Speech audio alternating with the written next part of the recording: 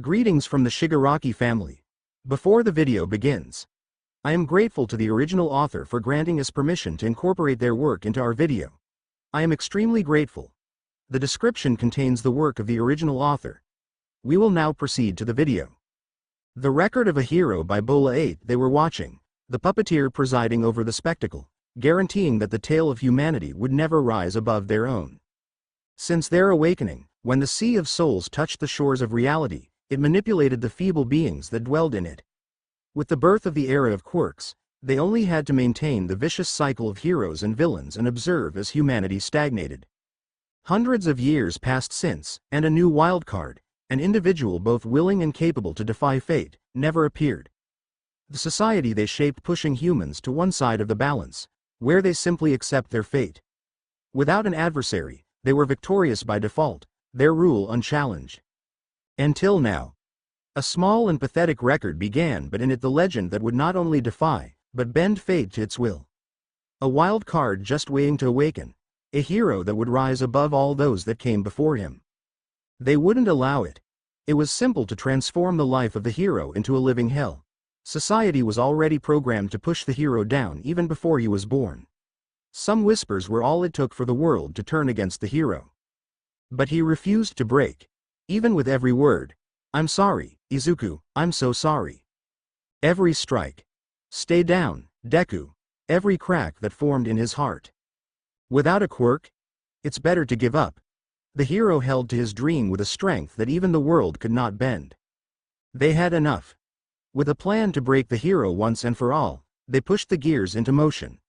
A series of events that would make even those with hardened determination crumble. The attacks fell, one after the other. Take a swan dive out the roof, a perfect meat suit.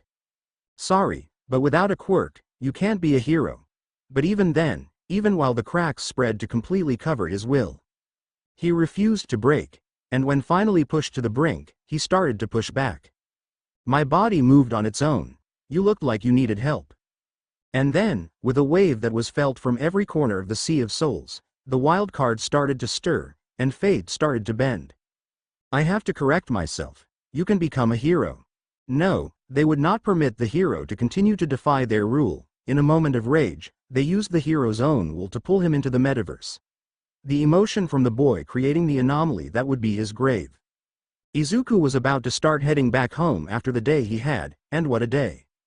From his childhood friend turned bully trying to suicide bait him, he was sure he didn't realize the gravity of what he said, but he wouldn't do it anyway, so better let it go. To being attacked by a villain, just to be saved by All Might. And getting his autograph. Only to learn a pretty dangerous secret that could threaten the current peace that society currently lived. And let's not forget he had his dreams crushed again. He was actually used to it at this point. To top it off, saving his frenemy from the same villain after he escaped All Might, only to be saved by the man again and scolded by the unseen heroes in the process. Oh, and then, he was chosen by All Might to be his successor. The man offered him his quirk after deeming him worthy of it. He still couldn't believe it, but after all that happened he didn't have the energy to question his notion of reality anymore, so just for today, he would leave his millions of questions aside. And just roll with it. Later he would look back at this moment and laugh at the irony of it all. When he thought the long day he had was finally over and he was free to go back home, hug his mother, and hope that she hadn't seen the news or flood the building with her tears again. He could take a long shower and try to wash off the disgusting smell of sludge, eat as much of his mother's cooking as physically possible, fall in his bed, and sleep for the next 14 hours. That was when it happened. Around him, the world started to twist, folding on itself. Izuku was hit by a wave of vertigo so strong he fell to his knees. The typical neighborhood street turned into something else before Izuku's eyes. The sky became a toxic green hue, the street turning into a barren dirt road, the houses twisting into walls that trapped Izuku on a desert path. What? Where am I? Izuku's voice was weak, the effects of whatever happened to him sapping the last of his energy. He heard the sound of footsteps behind him and slowly turned to face them. His mind turned at what he could only perceive as an amorphous shadow. The figure approached him, and Izuku couldn't help but think, as it was his most powerful and only tool in his life. Who is this? Is this their quirk? Is it a villain? Another one on the same day? What do they want? Thoughts manifested in Izuku's mind faster than an average person could comprehend. The figure stopped, and, from all around him, a voice echoed. It sounded like a million people speaking simultaneously, the multiple tones fusing into one amalgamation of sonorous information. You have struggled long enough. Stop this pathetic and pointless rebellion and accept your fate. With it, the voices of all the people that pushed Izuku down during his life started reverberating in Izuku's mind. Useless.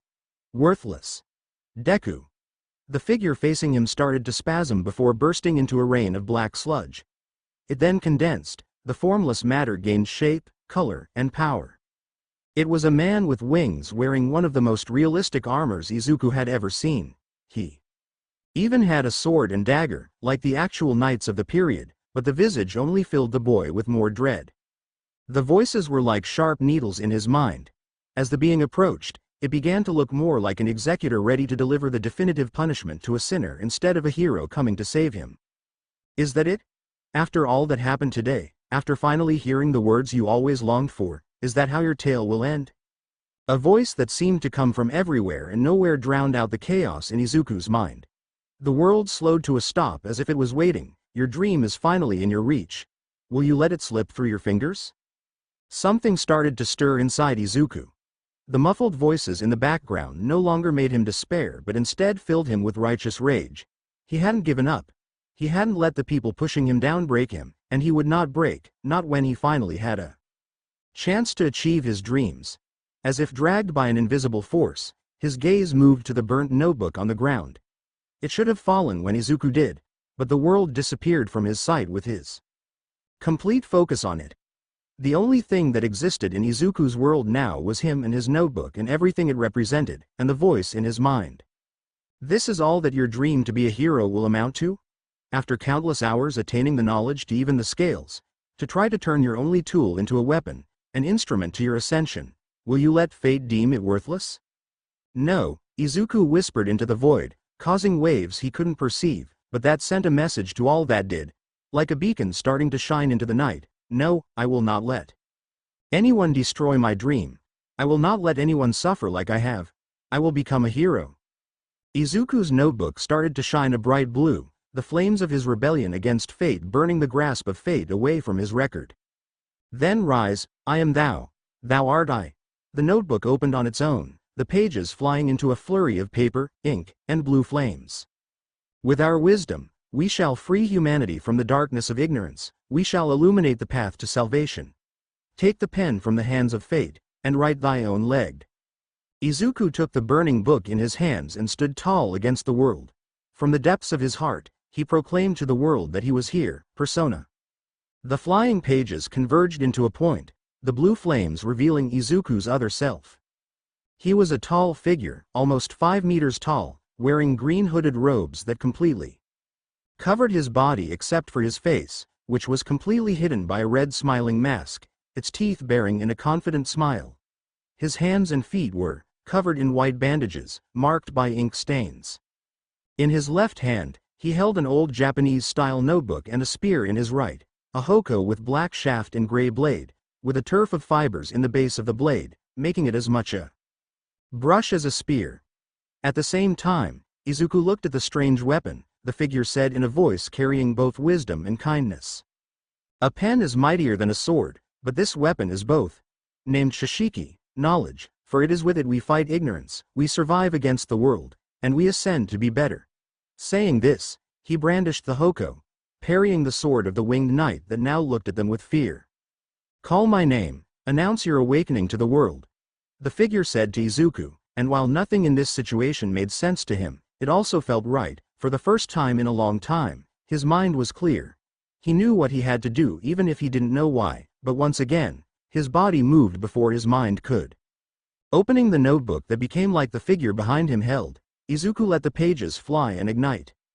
Omoikane. Illuminate the way. The figure, Omoikane, laughed in joy before lunging. Archangel, they are the second lowest of the angels. The 4 heralds were originally depicted as being of this rank.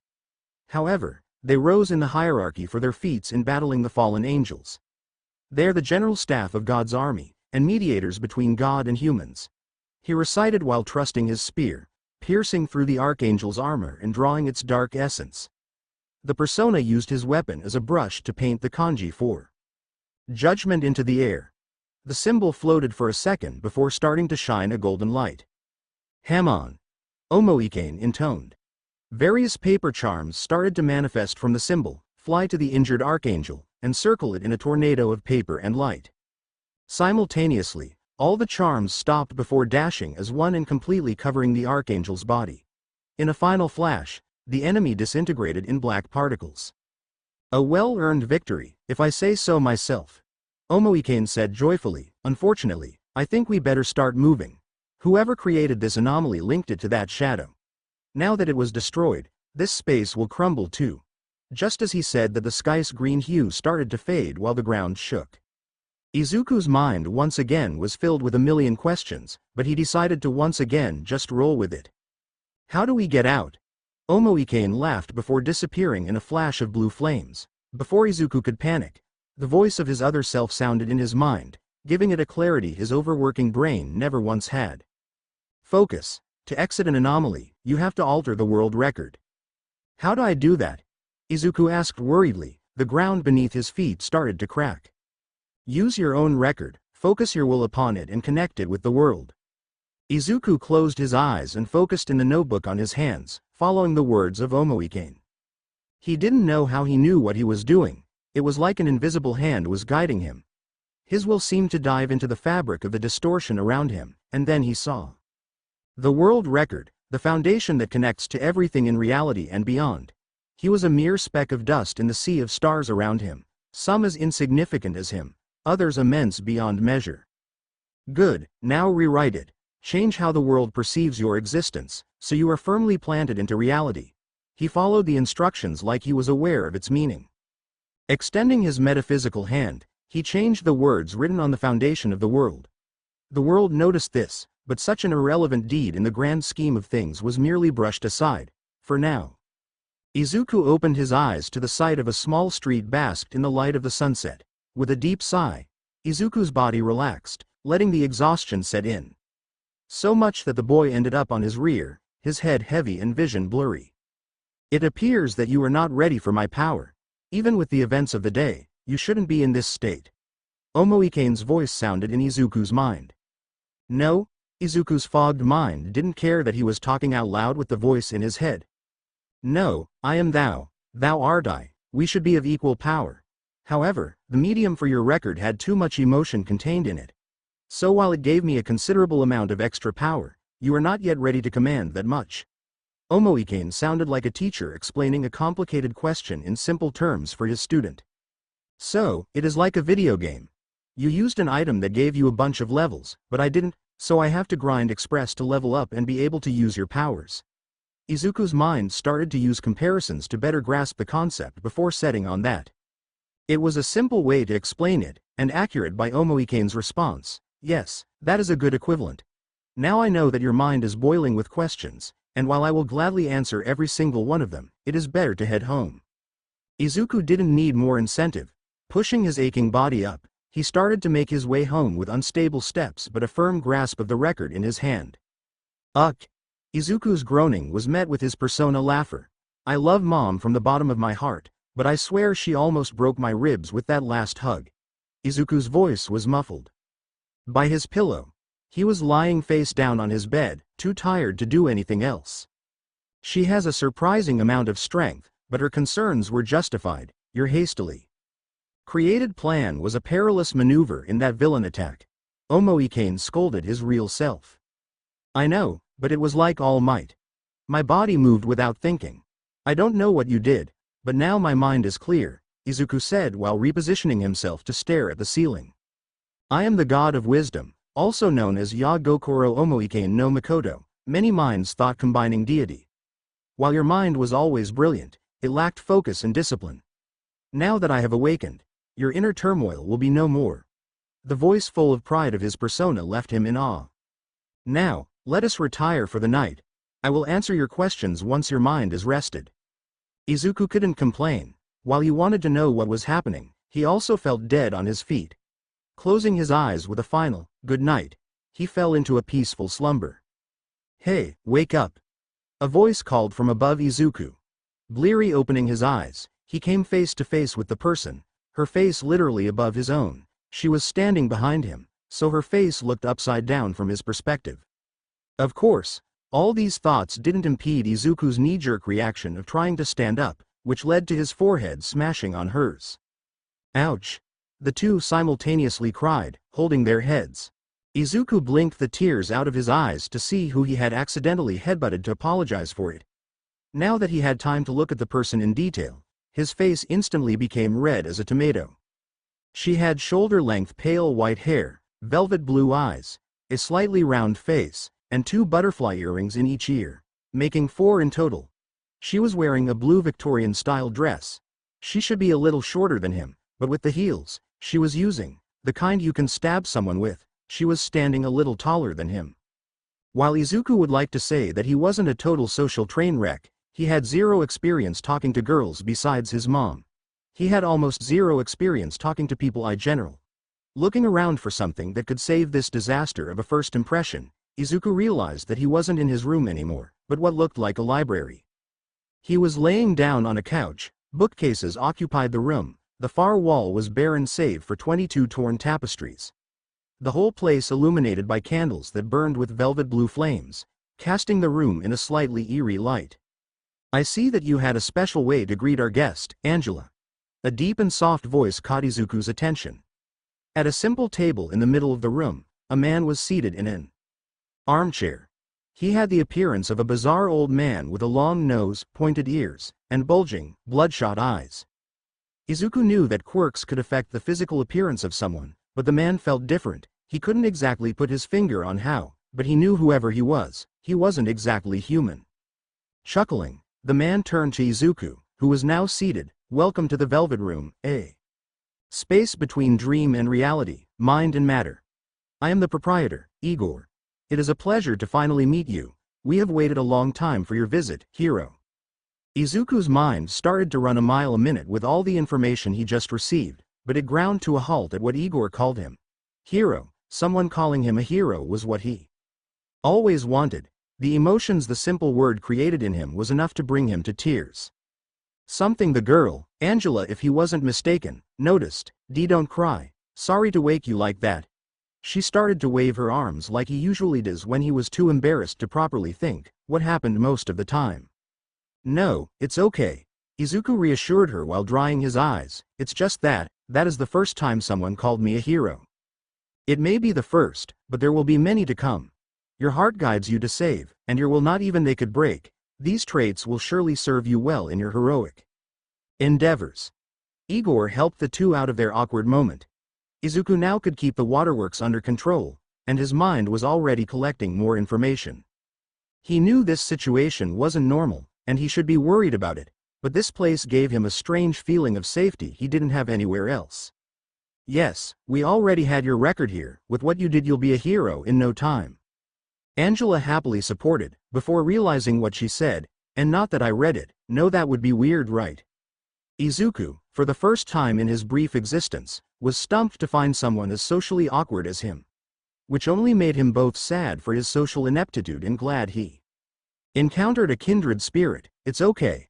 I read about heroes online all the time. It's normal to want to know more about them. Not that I really am one. But you are. Even before your awakening, you saved that bully after everything he did. And now you are the wild card." She hastily slapped her hands on her mouth, giving the panicked look of someone who talked too much. With a sigh full of fond exasperation, Igor said, "Yes, you hero, are the wild card. An individual capable of escaping the grasp of fate and oppose the world." Before Izuku could choose one of the many questions passing by his head to ask, Angela jumped in and started to talk. "Yes, you opposed fate, awoke your persona, and beat a shadow, all at the same time. Your persona is also surprisingly strong, with the amount of power you have. I wasn't expecting that, not that I think you're weak. It's just that it is so much stronger than you that you probably can't use it now, not that I'm doubting you." Then she descended in a storm of apologies and justifications that reminded Izuku of his mumble storms. After once again reassuring the girl, and reminding her to breathe. Yes, he saw the irony. he started to ask his questions. Angela-san, can you explain to me what is happening? What is a persona? How do I have one? Why do I have one? What was that place with the archangel? What is this place? Izuku caught himself before he too started to speak more than what was probably healthy. Oh, yes. Well, a persona is your metaphysical counterpart, your subconscious self-given form in the sea of souls. Everyone has one, but few can awaken theirs. That place with the shadow, the archangel, was an anomaly, a distortion created by emotion. It connected the metaverse with reality. Angela recovered from her little episode and dutifully started to answer his questions. Izuku could understand most of it, excluding some terms he didn't know the specifics but could guess their general meaning. Anomalies are focal points of emotion, labyrinths of cognition created from the residual mental disturbances in the general state of the mass unconscious. Left to fester, they can plague the mind of the people, but if destroyed, the mental wounds of the public will heal in time. Igor then supplied a more in-depth explanation. So, if there's a villain attack, the feelings of the people caught in it will create an anomaly. If I enter it and defeat the, what did you call it, shadow? He got a nod from Angela. If I defeat the shadow that holds that place together, the people that created the anomaly will heal from their trauma of the event? Yes, you caught on quickly. Now for this place, the Velvet Room's purpose is to help you, the wild card. I, as your attendant, will do my very best to assist you. Angela gave Izuku a smile so bright he got blinded by it, but the feeling of having someone supporting him, for the first time in his life, made him so happy he couldn't describe it. Now, our time is drawing to an end, we will speak again soon, hero. Igor's voice was accompanied by the sound of a bell ringing. The sound made Izuku eye heavy. He blinked, a feeling of weightlessness washing over him, the velvet blue turning dark. Izuku was brought back to the land of the living by the sound of his alarm clock and his persona. Rise and shine, young hero, the day has begun, and your last escapade only lets us with more to think about. Omoikane's voice was far too joyful for that time in the morning, but while Izuku's body was still sore, he had to leave the comfort of his bed and start the day. You saw all that? He asked while making his bed. Yes, while not an anomaly, that Velvet Room seems to be located in the metaphysical part of existence. Everything they told me was true. Izuku would like to believe the only people to treat him with more than pity or contempt since he was 4, but unfortunately, his mind always considered every possibility. Yes, they tell the truth. I believe we can trust them unless they prove themselves untrustworthy. Izuku perked up at that. Having someone to trust was something so rare to him he valued it like a treasure. The decision, plus the smell of breakfast, told Izuku that today would be a good day. He left his room and the universe didn't take 2 seconds to destroy the feeling. Good morning, Izuku. I'm almost finished, his mother said from her spot in the kitchen, but Izuku didn't respond, his gaze fixed in his living room. There, floating in front of the couch, was an anomaly. Izuku knew it was one. What else could the distortion that seemed to suck the light like a black hole be? It was something twisted and wrong. Izuku's mind was already working in overdrive. What he learned while asleep gave him the clues to solve the mystery. What? Omoikane confirmed. It seems our mother indeed worries too much, but we shall deal with this problem. Izuku agreed with his other self wholeheartedly. Plans started to form while his determination hardened. They would save her from whatever was that caused this, he swore while clenching his fists. Izuku, are you feeling well? Inko's voice broke Izuku from his thoughts. She was looking at him with eyes full of concern. Izuku realized he should have been glaring at the empty living room to her. Yes, I'm just a little sleepy, that's all. His hasty response didn't convince his mother. I think you should stay home today. I'll call your school and let them know you are not going. Izuku was about to protest when he realized that would be the perfect opportunity to deal with the problem currently festering in the house. Okay, Mom. She smiled at him and they started to eat. Let's wait for a chance to enter the anomaly. It is best if we deal with it in secrecy. More concern from Mother will only cause the anomaly to grow in power. Izuku agreed. It would also leave him the chance to prepare. He wouldn't count on luck this time. If he would become a hero, he needed to be capable to stand against adversity with his own feet. After a hearty breakfast and some small talk with his mother, Izuku put his plans into motion.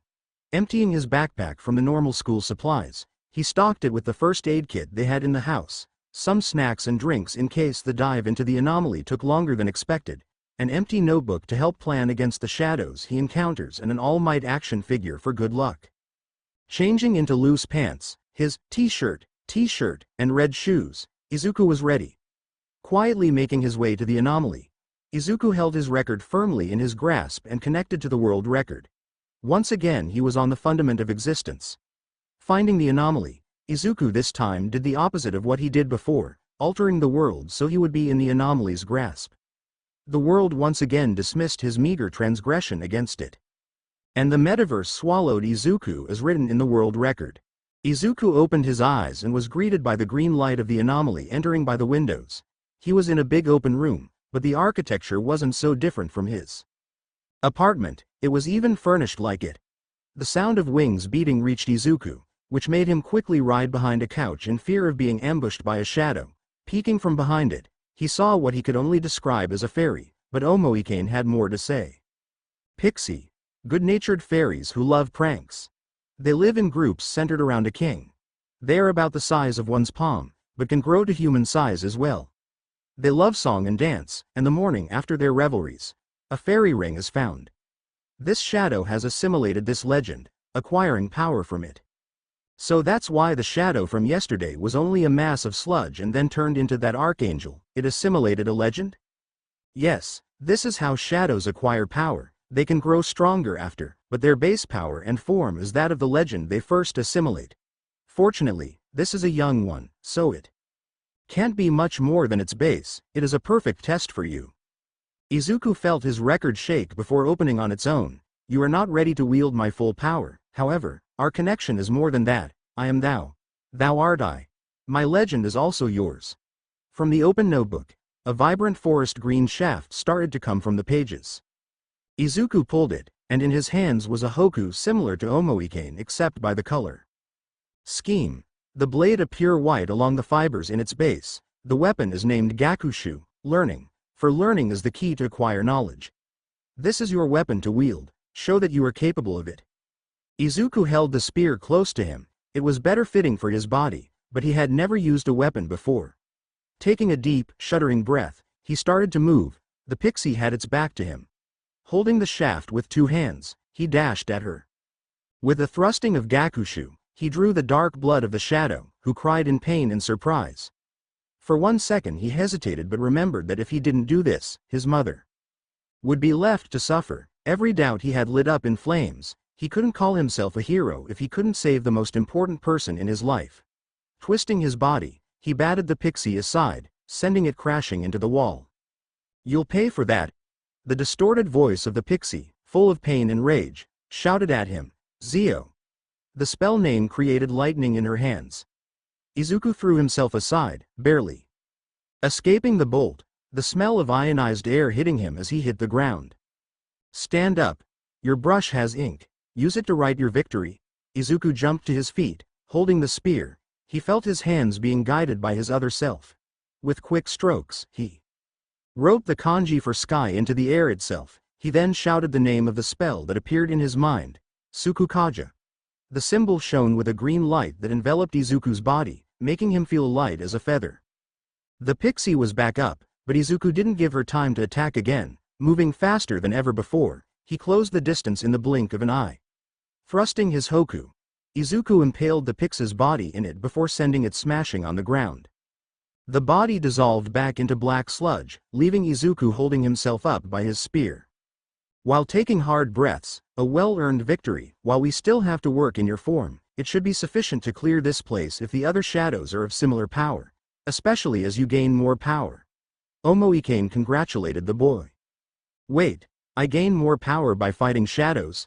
His earlier comparison with video game mechanics came to mind. Yes, you gain power as your legend grows. Every victory, every achievement, they are all feats that will be marked in your record. So while cleaning this, not only will we help Mom, but I'll get stronger. Izuku's mind was already formulating possibilities. With this, with his powers as the wild card, he could achieve everything he ever wanted. He could help people, he could be better, he could become a hero. While All Might had offered him his quirk, one for all, it still didn't feel real to Izuku, but this was in his reach. He could finally see a way forward. Izuku's record appeared in his hands. the flames in his heart materializing into the notebook. He could do this. He already heard someone say he could become a hero, but now he could finally say it himself. Let's go. Mom needs a hero, and I'm not letting her wait any longer. He grabbed his weapon and stepped forward, in the direction of his future. Ooh! Izuku ducked, avoiding a jack-o'-lantern lunging to his head, but that bought time for the other two of the identical shadows to cast their spells. Aggie! Fireballs flew at Izuku, and he didn't have time to dodge now. Bracing himself for the pain, Izuku was surprised when a mirrored barrier appeared, sending the flames back to the aggressors. What? Izuku didn't know exactly what happened, but he took the chance. While the jack-o'-lanterns weren't too bothered by the flames, they were still surprised. Izuku slashed the pumpkin head of the first one, making it burst in sludge. Using the remains as ink, Izuku cast his spell, Tsukukaja. Speeding up, he batted his other two enemies to the wall, ending the fight as they hit it and burst into the black substance that made them. What was that? He asked his persona. Omoikane was quick to answer. Shadows and personas have their strengths and weaknesses. While some were resistant, or can even null certain elements, some can repel them or absorb it to heal themselves. Izuku took one notebook from his backpack, entitled Shadow Analyses for the Present. Izuku noted it down. So you can repel fire. Anything else? He opened Omoikane's page and started to write his resistances. I am also resistant to psychic attacks, and as bless is my element, I can absorb it. It seems pretty self-explanatory, but just to make sure, resistant means you take less damage from an element, and null that you are completely immune to it, right? Precisely. Beware, even if only resistant, the damage suffered is tremendously reduced. Okay. Any weakness that I should be careful of? Yes, curse is my bane, be mindful of those who wield it. Izuku made a warning on his entry and put Tei notebook on his backpack. Okay, let's go. Izuku headed out of the room he was in. Until now the anomaly was a maze of hallways and empty rooms, and while some side ones led to dead ends, the path seemed pretty straightforward. Remind me to bring a watch next time, I don't have any idea of how long we've been here. The green light coming from every window didn't help Izuku's sense of time. Yes, I believe that keeping track of time will be useful if the anomalies end being too extensive to traverse in one try. For now, it should still be safe. He was sure that he was only there for a couple of hours, so he still had time to explore it. In the worst case, he would come back tomorrow, knowing his way around would drastically cut the time he needed to reach his current position. Reaching a fork in the road, he saw that one door was much the same like all the others, a simple wooden door with a silver knob, but the other one was different. Is that my bedroom door? The All Might-themed nameplate in the door would make him believe that yes, that led to his bedroom, but being inside an anomaly made him cautious of it. Yes, the distortion is weaker here, must be a weak point on the anomaly, consider it as a safe zone, in merity of your last analogies. Omoikane's assessment made Izuku relax. He was thankful if that was the case. A chance to sit down and rest a little sounded heavenly to his tired body. Entering the bedroom, he saw it was a perfect copy of his real one, which meant that it was covered up and down with hero merch, especially All Might's, except for the toxic green light entering through the window, painting the room and its contents in a green hue. Sitting on his bed, Izuku opened his backpack and fished out a granola bar and box of juice. Things worked differently in the metaverse, as the point between reality and the Sea of Souls. It was a middle point where the rules of the two sides combined. Here a simple snack had an effect, metaphysical propriety that affected its user, turning something that could stop hunger into something that would nurture, helping heal Izuku's body as few quirks could. This place isn't actually that bad, Izuku commented absent-mindedly. What surprised him was the answer he got, or more specifically, from who he got. Yeah. The number of hero things you have here has some strange charm to it. Izuku turned his head aside to see Angela looking at his posters.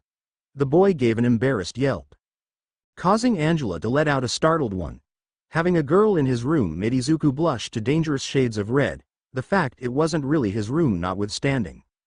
What are you doing here? He said while trying to cover his collection of hero memorabilia with his body. I came here to help. I wasn't stalking you, I swear. Angela entered an embarrassed panic of her own, which caused them to waste some minutes with excuses while being incapable of looking each other in the eye. After finally recovering from their little episode, Angela Explained the reason for her visit. I came here to take you to the Velvet Room. There are some things you can do now that you have gained more power. Oh, okay. How are we getting there? Just have to go through that door, Angela said, pointing to the oak door with a velvet blue stained glass in its upper part that wasn't there a second ago. Where did that come from? Izuku asked while rubbing his eyes to make sure they were working. Don't worry about it. Let's go. Angela dragged Izuku through to the book-filled velvet room. Hero, it's good to see you again, and so soon at that, Igor said while motioning for Izuku to take a seat. Back on the couch, he occupied the night before, Izuku went straight to the point. You wanted to see me? Yes, with your dive into an anomaly, you started to accumulate feats and power. Now you are ready to wield the greatest weapon of the wild card, Igor said joyfully. Izuku's quick progress and hard work mentality led him to be ahead of most wildcards before him. What is it? Izuku asked expectantly. Anything that could help him deal with the anomaly in his house was welcome. Angela hopped in front of him and excitedly answered his question. You have the ability to wield multiple personas. As the wild card, you are not bound by the rules of the world. So while normal people can only have one, you can have as many as you can handle. The sheer possibilities and Angela's enthusiasm were enough to hype Izuku too. If he could find a persona to cover every element, he could always have the upper hand in any battle. That is right. Now Angela, why don't you guide the hero in his first summoning? Igor said while indicating a corner of the room that had a table, writing materials, and an open side. Space. Yes sir. She once again dragged Izuku over and sat him on the table. She ran to one of the bookshelves and grabbed a book, almost tripping on the way back from her quick strides. She recovered with an embarrassed laugh before depositing the book on the table. Izuku stared at the book for a long second before taking a deep breath and opening it, revealing a blank book. Angela giggled at Izuku deadpan at the empty pages. You have to fill it silly. When you enter in contact with a legend, by battling a shadow that assimilated it or in some other way, it too becomes marked in your record. You can use this echo to transcribe it to an empty record and then assimilate it on your own. Got it? She ended up unsure of her explanation, but Izuku understood what he had to do. Okay. Any suggestion of what one to do first? Izuku asked her. She pondered for a second, tilting her head and pacing, before snapping her fingers. Why not a pixie?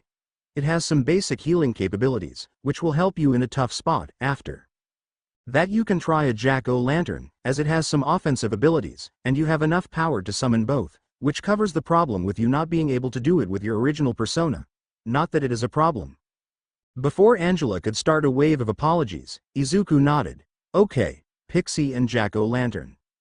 He summoned his record, the notebook appearing in a burst of blue flames on his hands. Searching among the pages that described every action and thought of his, but never seemed to run out of pages, Izuku found the entries of his battle against the shadows. First was his duel with the pixie. It had a detailed sketch of the shadow and an in-depth description of it. Izuku picked up a pen and the blank book and started writing. He kept going, entering the state of mind that let him break a hero fight down and study every single aspect of it, writing faster and faster, the legend of the pixie being transcribed, analyzed and recorded. In a blink, Izuku filled the book, and made his own sketch on the last page. Wow, that was amazing. Now you just need to connect your will to it and let your rebellion ignite and bring it to life. Angela had stars in her eyes. She was in awe at Izuku's ability to record legends, and being there to witness his first persona summoning also contributed to her excitement. Okay, here goes. Izuku focused on the book in his hand and the feeling of his rebellion. The pages started to fly and lit up in blue flames. They condensed in the middle of the open space beside him, taking form. Hey boss. Nice to meet you. Let's have lots of fun together. The azure flames-covered pixie said in a bubbly voice while Angela and Izuku stared in amazement. The pixie then turned back into a storm of burning pages that fused with Izuku's record. Picking it up, Izuku could feel that even if it hadn't changed physically, it was still more. You did it. Angela jumped up and brought Izuku in a hug, which made the boy develop an atomic blush. Then she realized what she was doing and released the boy. And not that I didn't believe you would, she quickly tried to cover up. So, a jack-o'-lantern now. Izuku gave his own awkward contribution. Yes. After the same process, Izuku had one more persona.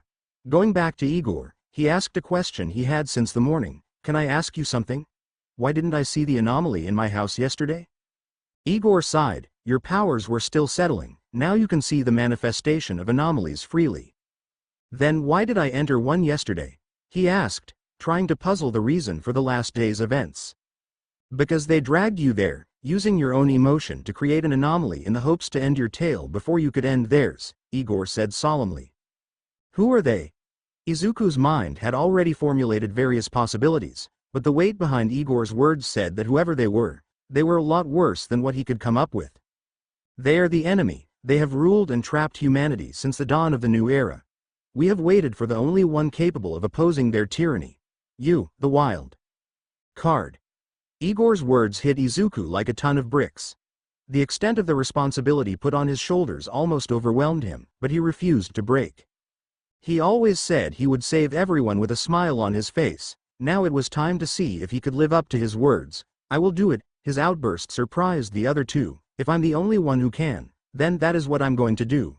All I ever wanted was to be a hero and save people. The world couldn't make me give up then, and I wouldn't do it now. I'll get stronger and free humanity from whoever the enemy is. His words echoed in the room and beyond. Feeling something stirring up in him, Izuku heard Angela's voice in his head, while in the empty wall with the tapestries, the leftmost started to glow. You have acquired a new oath, with it awakening the fool persona. You have changed the fate of a life, turning chains into bonds that will become power to attain freedom. With the voice and the light dying down, the once torn tapestry was now repaired and looking brand new. It depicted a long-nosed man giving a book to a kneeling green figure. What, was all Izuku could say. My, it seems you always exceed my expectations. Igor gave a surprised laugh, but who could judge him? The hero had just shown him once again there was hope to humanity. You had just acquired an oath. It is a bond that connects you to one of the 22 major arcanas. Arcanas? Like those in tarot? Izuku asked confused. He had a feeling it had a greater meaning, as everything in the metaphysical side of existence normally had. Yes, they have the same meaning, however, while individuals had a connection to one arcana, both their real and other selves, they had a more special one to you. Igor pointed at the tapestries. The arcanas represent a journey. Your journey is the fool, to the world. While you used me as a conduit to create this oath, it represents your arcana. Normally being called a fool would have hurt Izuku, but now he could understand what was behind the word. Upright, the fool represents beginnings, innocence, spontaneity, and a free spirit, while reversed it means holding back, recklessness and risk-taking. The fool is numbered 0, the number of unlimited potential, and so does not have a specific place in the sequence of the tarot cards. The fool can be placed either at the beginning of the major arcana or at the end. The major arcana is often considered the fool's journey through life, and as such, he is ever present and therefore needs no number. That is why I'm the fool. Right? Because that is the arcana of the wild card? Izuku, by virtue of having an inexistent social life, had time to study various subjects that caught his attention over the years. One of them was tarot, as it seemed like a way to see the future even without a quirk, and also because of an tarot-themed hero that Izuku analyzed, but no one needed to know that. It was finally proving its worth now. Precisely. For every new oath you forge, your connection with the other arcanas will grow, and that will give you the power to triumph against the world and fate itself. Igor's words gave Izuku an idea of how he could progress forward. After all, he had a journey in front of him. How can I make new oaths?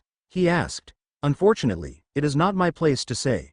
Fret not, if you continue to surge past my expectations as you have, you will learn sooner rather than later. Izuku's cheeks reddened at the compliment, but he wouldn't disappoint. He now had people that believed in him, that counted on him, and he would not let their hopes be misplaced. Right, I'll make sure to go plus ultra and complete my journey. We will help you every step of the way. Angela too made her position known. Izuku nodded at her with a smile before standing up. Well, I better get going. I have someone to save. With some last goodbyes, Izuku exited the velvet room. The first thing he perceived was that there were more voices in his mind than what was considered normal, even for him. Whoa! This place is cool. The voice of Jack-o'-lantern sounded in his head. Yeah, all these hero things make it really colorful. Pixie too gave her opinion of Izuku's room. Oh boy, I know my mind could never keep quiet, but things will get messy, won't they? Izuku weakly tried to joke, but he was silently dreading the idea of hearing multiple voices in his head. Worry not, I am still the ruler of the domain of your mind, and I will keep my word, you will not be plagued by inner chaos. Omoikane's commanding voice ceased the other personas. Chatter, if you do not have something helpful to say, then remain silent, okay? Sure thing, boss. Pixie and Jack-o'-lantern quickly accented to Omoikane as the leading persona. Izuku had the mental image of two children being scolded by a teacher for misbehaving, which made him chuckle. Okay, let's go. Exiting his bedroom counterpart, Izuku marched to the other door with renewed energy, confident he could now see this anomaly till its end. Opening the door, he saw a lone shadow occupying the room. It was a bicorn, one of the shadows Izuku had more difficulty facing. Hey boss. Choose me. I can make that horse light up like a Christmas tree. Pix's overactive voice said. Izuku was curious what a persona was capable of when manifested. And what better test than his first summoned persona? His record appearing in his hands in a burst of flames, Izuku let his rebellion flare and bring his chosen persona into being. Pixie. The burning pages started to fly, from the blue fire and spectral figure manifested. Pixie gave a euphoric laugh. Let's have some fun. Izuku felt himself being washed by a wave of joy. Coming from the fairy, giving in to the excitement, he pointed at the bicorn, who now had already noticed their presence and was coming straight at them, intending to trample his enemies. Zio. They shouted in unison, Pixie casting a bolt of electricity right in the bicorn's head. The shadow cried out in pain before crashing on the ground. It's weak to electric attacks. Izuku noticed the spasms of the shadow were too exaggerated for that amount of electricity. The bicorn was almost limp on the ground, which gave Izuku time to follow up his offensive. Pixie, one more time. The Phi laughed while spiking an orb of lightning in the downed horse, which disintegrated into black particles after the spell connected. Pixie high-fived a startled Izuku before disappearing in azure ambers, the sound of the other personas congratulating her sounding in his mind, but the boy could only focus on how easy the battle was. Manifesting Pixie and having her use her spells drained him a little. He felt like someone had directly taken some of his energy from within him, but compared to how difficult the battle would be without exploiting the bicorn's weakness, it was more than worth it. If this was how he could progress through anomalies with the help of his personas, then he had to get better with his powers of the will card fast. He was sure there would be countless anomalies plaguing humanity, and the faster he got rid of them, he could save more than people's lives, he could save their hearts. With his will to better himself shining brighter than ever before, Izuku started to march ahead. He would save his mother today, humanity tomorrow. That was his oath to himself. That's the last one. Izuku stood in front of the only door left in the anomaly, his mother's bedroom door. Izuku could recognize this door anywhere. The knob a little bent from when he was little and perched himself in it, the washed-down drawing he did when he spread his art through the house walls, the small indentation when he ran into the door playing hero with his mom. It was all there. That's why the sobbing coming from the other side made his heart clench. His logical side said that couldn't be his mom, she was safe and sound in reality, but his emotional side shouted to him to enter there and comfort his mother. His body listened to it before his mind could make a decision. Barging into the dark bedroom, Izuku saw Inko kneeled on the ground, crying while repeating, "I'm sorry," over and over. The boy approached his mother. "Mom, what's wrong?" he said softly. The woman turned her face to him. Instead of the soft green that always welcomed him, two glowing yellow eyes, still full of love, but also so much sadness, gazed at him. She slowly stood. "Izuku? Izuku, I'm so sorry." She threw herself at him, hugging the boy close. "I'm sorry I couldn't give you a quirk. I'm sorry I didn't say what you needed to hear. I'm so sorry." She sobbed into his chest. Izuku slowly hugged his mother back, whispering to her while spilling tears himself, "It's okay, Mom. You don't have to cry. I'm over it. You make up for it by taking care of me all these years. Without you, I wouldn't be here now." She stopped her sobs at this point, just holding her son while silently letting tears fall. "You stayed with me even when everyone left. You loved me when everyone hated me. Don't cry, Mom. You deserve to smile after everything that you did." Izuku's voice was cracking with all the emotion in it, He finally put into words what he always wanted to say to his mom. His mother hugged him tighter before pulling back. Her golden eyes looked in his emerald ones. Even while tears fell, she had a smile only a mother could give her son. I love you too, Izuku. And I promise to support you now. I won't make the same mistake again. He smiled too, but before he could respond, slow claps started to sound. Yes, lie to the kid. First, you can't see he is worthless. Now you're going to feed his deluded fantasies? An annoyed voice came from the far side of the now expanded room. Izuku whipped his head around to the voice's direction, only for his gaze to lock onto the yellow eyes of the man that gave up and abandoned him before anyone else. Midoriya Hisashi looked exactly like Izuku remembered from all those years ago, the snarl of disgust that he showed when Izuku was diagnosed quirkless being perfectly copied by the shadow. Izuku didn't feel anything from seeing the man, but his words made the flames of his heart turn into an inferno. Shut up! He shouted at the shadow while standing, putting himself between the man and his mother. You don't have the right to talk to her or me. Especially like that, the only one worthless here is you. With the fire of his rebellion burning, Izuku's record appeared in his hand in a pillar of azure flames. You think you can speak to me like that, boy? Your own father? The shadow shouted in rage, its form starting to twist. You are no one to me. Izuku glared, pulling Gakushu. He pointed the spear to his enemy. You've made Mom suffer for long enough. I'll free her from you here, then make her forget you out in reality. I'll save her from the worthless man that left his family. Izuku spat every word with conviction. He would free his family from the shadow that loomed over them. The shadow exploded in black sludge before taking form, a crimson medieval knight with a yellow-furred cape, his helm having long horns, in his hand a silvery spear. He was riding a black horse with a white mane. Omoike's voice sounded in his mind, a threatening edge to it, his other self as enraged as Izuku. Eligor, also known as Eligos, Abigor or the Great Duke of Hades, is the 15th demonic spirit of the Ars Goetia and a fallen angel. He governs over 60 legions of spirits. He is a great duke and appears in the form of a goodly knight carrying a lance, pennon, and a scepter. Alternatively, he is depicted as a ghostly specter, sometimes riding a semi-skeletal horse or the steed of Abigor. That is a minion of hell itself and was a gift from Beelzebub. It was created from the remains of one of the horses of the Garden of Eden. This shadow has more power than the original legend, but that matters not. We will destroy this filth by its transgression.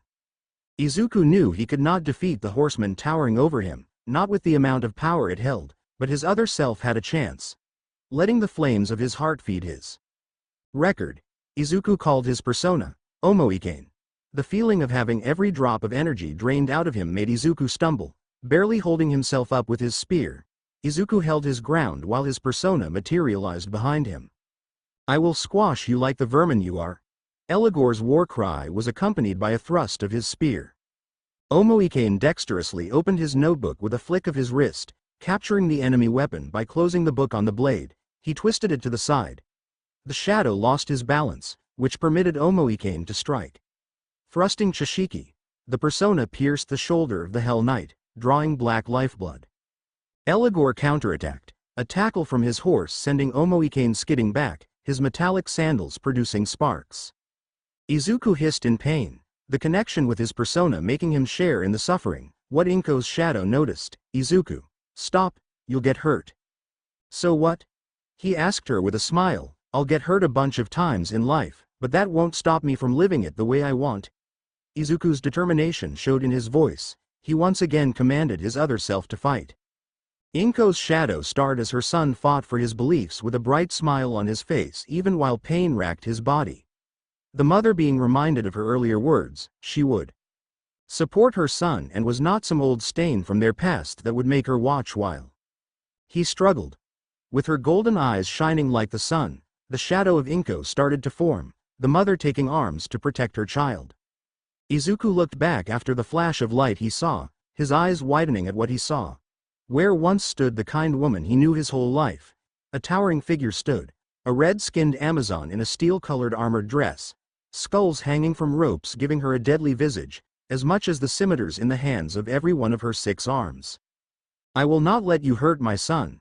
The warrior's shout was followed by a magenta-colored wave of psychic energy. While Izuku and Omoikane felt only a calming and comforting feeling wash over them, to the Eligor it seemed as every synapse of his body was on fire. The horseman's cry of pain was cut short by the slashes that rained on him, the six-armed shadow tearing the Eligor apart with brutal fury. Izuku watched in awe, but his face grew pale when the shadow turned to him and Omoikane. In a blink, he felt both his selves being squished by six powerful arms. "My son, are you hurt?" Izuku felt a massive relief. His mom was her caring self, didn't matter the form. Omoikane gave a disbelieving chuckle. Kali, the Hindu goddess associated with death, time, and destruction. Who could imagine our kind mother had such an imposing side to her? The persona said while their mother shadow fussed over both with her six arms. "Mom, I am fine," Izuku groaned. "I just hope you are as well. I cleared this place, so you, in reality, will stop worrying too much, right?" The soft smile was a contrast to the woman's new appearance. "I am your mother, it is my duty to be concerned for your well-being. However, I will not let it stop me to support you any longer. I will make sure my real self knows it as well." With a flash of light, Izuku was now alone with his persona. She returned to her real self. "Now we better follow. This anomaly will start to fall apart soon." Omoikane returned to Izuku. Not a second later, the room started to shake, the walls cracking, letting the fading green light enter the room. Izuku quickly focused on his record and made his escape, leaving the anomaly behind, letting it and the painful emotions contained within disappear into oblivion. Izuku stumbled back into reality. The midday sun shining through the window of his mother's bedroom, he must have stayed inside the anomaly for at least 4 hours. Heaving a sigh of relief, Izuku let his body relax. He had survived. No, he'd done more than that, he'd won. Exiting the room, Izuku left his backpack on his bed before walking into the living room, where he confirmed his success. No sign of the anomaly remained. The feeling of achievement, of helping someone important to him, made Izuku smile like the sun. The heavenly smell of his mother cooking reached him then and seemed to embrace him in a warm blanket, a well-deserved respite after his adventure on the other side. "Hey, Mom. What's the menu for today?" She turned to him. Her green eyes seemed clearer and she now had a tone of confidence in her voice. "I'm making katsudon. After everything that happened yesterday, you deserve something special." The smile he gave her could melt a glacier. Izuku set the table and the small family of two had a pleasant meal, now without the weight of the past on their hearts. After Izuku devoured his third serving, he was a growing boy that had just spent the last hours fighting fantastic beings. He had the right to eat his fill. He helped his mother wash the dishes. They worked in comfortable silence, a peaceful atmosphere settling in the small apartment. The feeling of safety was what gave Inko the courage to start speaking. "Izuku, we have to talk." Izuku blinked and looked at her, his mind snapping back into focus from its haze. He could feel his personas in the edge of his perception also paying attention. "What about?" "I'm proud of you. What you did during that villain attack was dangerous, but it was the right thing. Doesn't matter what others say." She stopped the mechanical movements of washing plates and gave her son her full attention. "I know you want to be a hero, and I didn't support you, but that changes now." Izuku quietly listened. He knew his mother needed to say that to him, for both of their sakes. Inko held her son's shoulders, looked him in the eyes, and said the words she wanted to say years ago. "Izuku, you can be a hero." The effect was instantaneous. A tidal wave of so much emotion broke through the last of their deeply rooted regrets. Izuku pulled his mom in a hug and they both let their tears fall freely. "Thanks, Mom. I'll make you proud. I'll be the best hero I can be," he whispered to her, his voice cracking from all the feelings contained in it. "I know you will, and I'll help you every step of the way." With those words sounding in the small home, the world slowed to a stop, the melodious voice of Angela filling the soundless void. "You have acquired a new oath, with it awakening the Empress persona. You have changed the fate of a life, turning chains into bonds that will become power to attain freedom." The world slowly started to move again. Izuku pulled away from his mother's embrace and gave her a wet smile that contained so much happiness that betrayed the waterworks falling from his emerald eyes. After finishing with the dishes and almost flooding the apartment again, Izuku walked to his room, set his backpack on the floor, and crashed on his bed face first. "I knew this day would be tiring when I saw the hole in the laws of physics in the living room, but not that it would be both physically and emotionally tiring." He groaned in his pillow. His personas laughed at the boy's misery. Come on boss. It wasn't that bad. Pixie giggling and jack-o'-lantern full-blow laughter only made Izuku groan more. Omoikane also chuckled, but his focus was on something else. You formed another oath. Mother being the Empress does not surprise me. Yeah, I'll make sure to fulfill it, Izuku said with a determined voice. The bond with his mom and her arcana felt like a string connected to his heart. It gave a warmth that felt like her loving and encouraging words. That feeling and Izuku's exhaustion were fast to pull the boy into a peaceful slumber. Izuku. The sensation of being shaken awake made Izuku jump.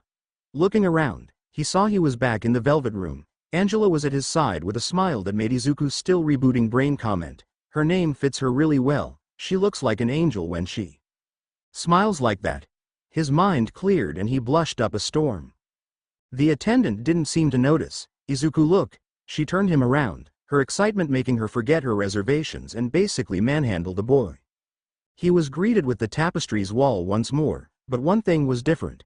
The fourth tapestry from left to right was repaired. It depicted a woman sitting on a throne of flowers in a green valley. The connection with his mother appeared in the forefront of his mind. A smile spread on his face. It's perfect. I'm sure Mom would like it, he said while turning to Angela. The two smiled at each other for a moment, before they realized what they were doing and snapped their heads in opposite directions, both blushing a bright red. Igor chuckled, getting their attention. You now have another oath, hero. It is still weak, but with time it will grow, gaining power as the bond between you and the Empress grows. Izuku nodded before looking at the tapestries one more time. He still had a long journey ahead of him, but that only made his smile grow. He would see it to the end.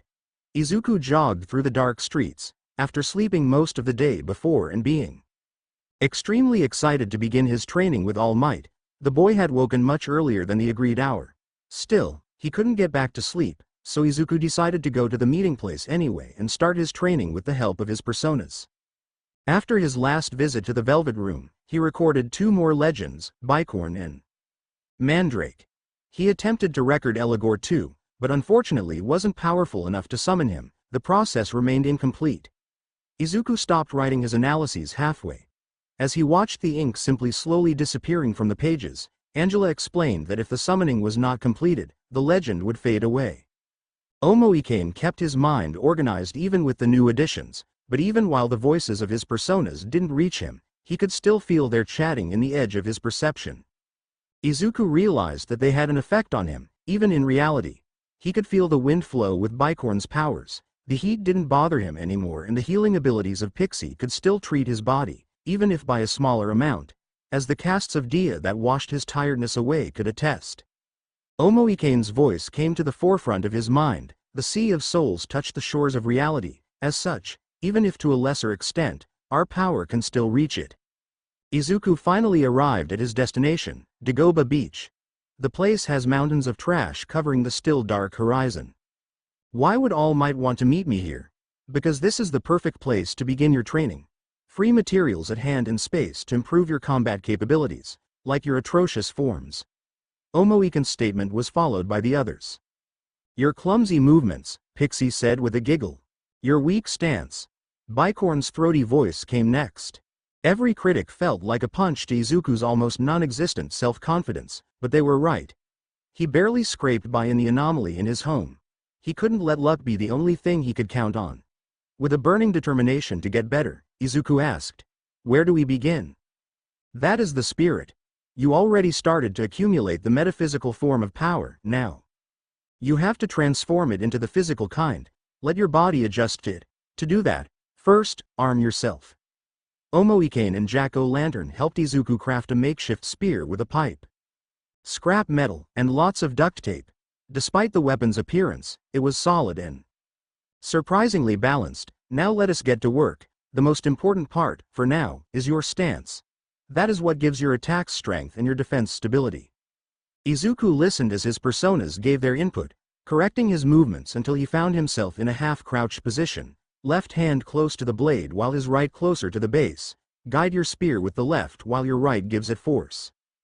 Don't tense your legs too much. You want to move freely, so relax a little. Feet grounded. You have to be ready to lunge or hold your ground. And the most important part, smile. Jack-o'-lantern's voice made all the other pause. The mischievous spirit wasn't bothered by it and continued. You want to be a cool hero, right? Then smile. Show everyone that you got this. The words made Izuku's face split in a confident smile. His persona was right. If he wanted to be a hero like All Might, then he had to show the world his smile. The proof that he would be the one victorious doesn't matter what adversity he faced. Time passed. Izuku worked non-stop. His will carried his body to follow the movements his other self imparted into his head. A stab, a swipe, a block, over and over again. Build your foundation. A solid base will be what will lead you to success.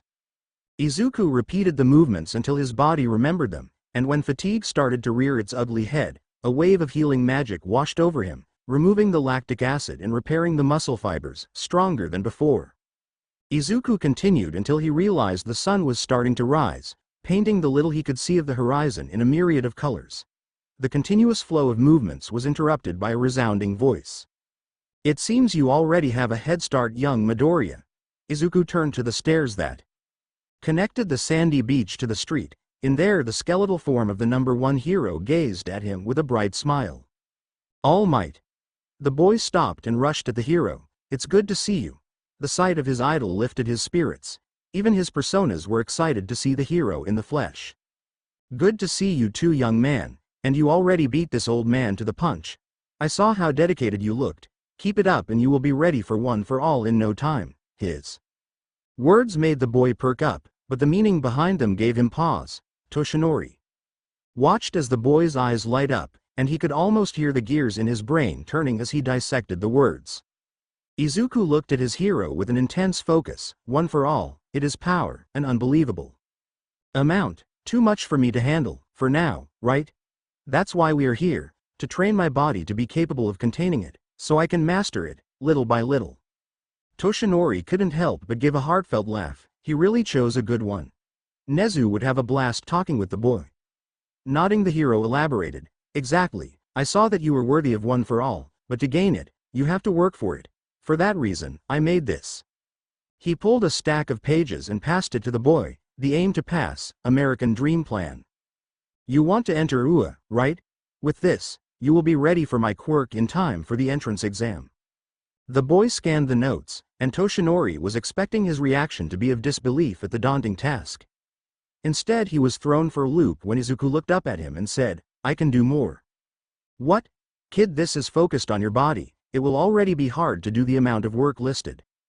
Toshinori saw the boy's eyes, the forest green orbs burning with a fiery passion to it. This wouldn't help me close the gap between me and everyone else. The other applicants have a decade of advantage over me with their experience with their quirks.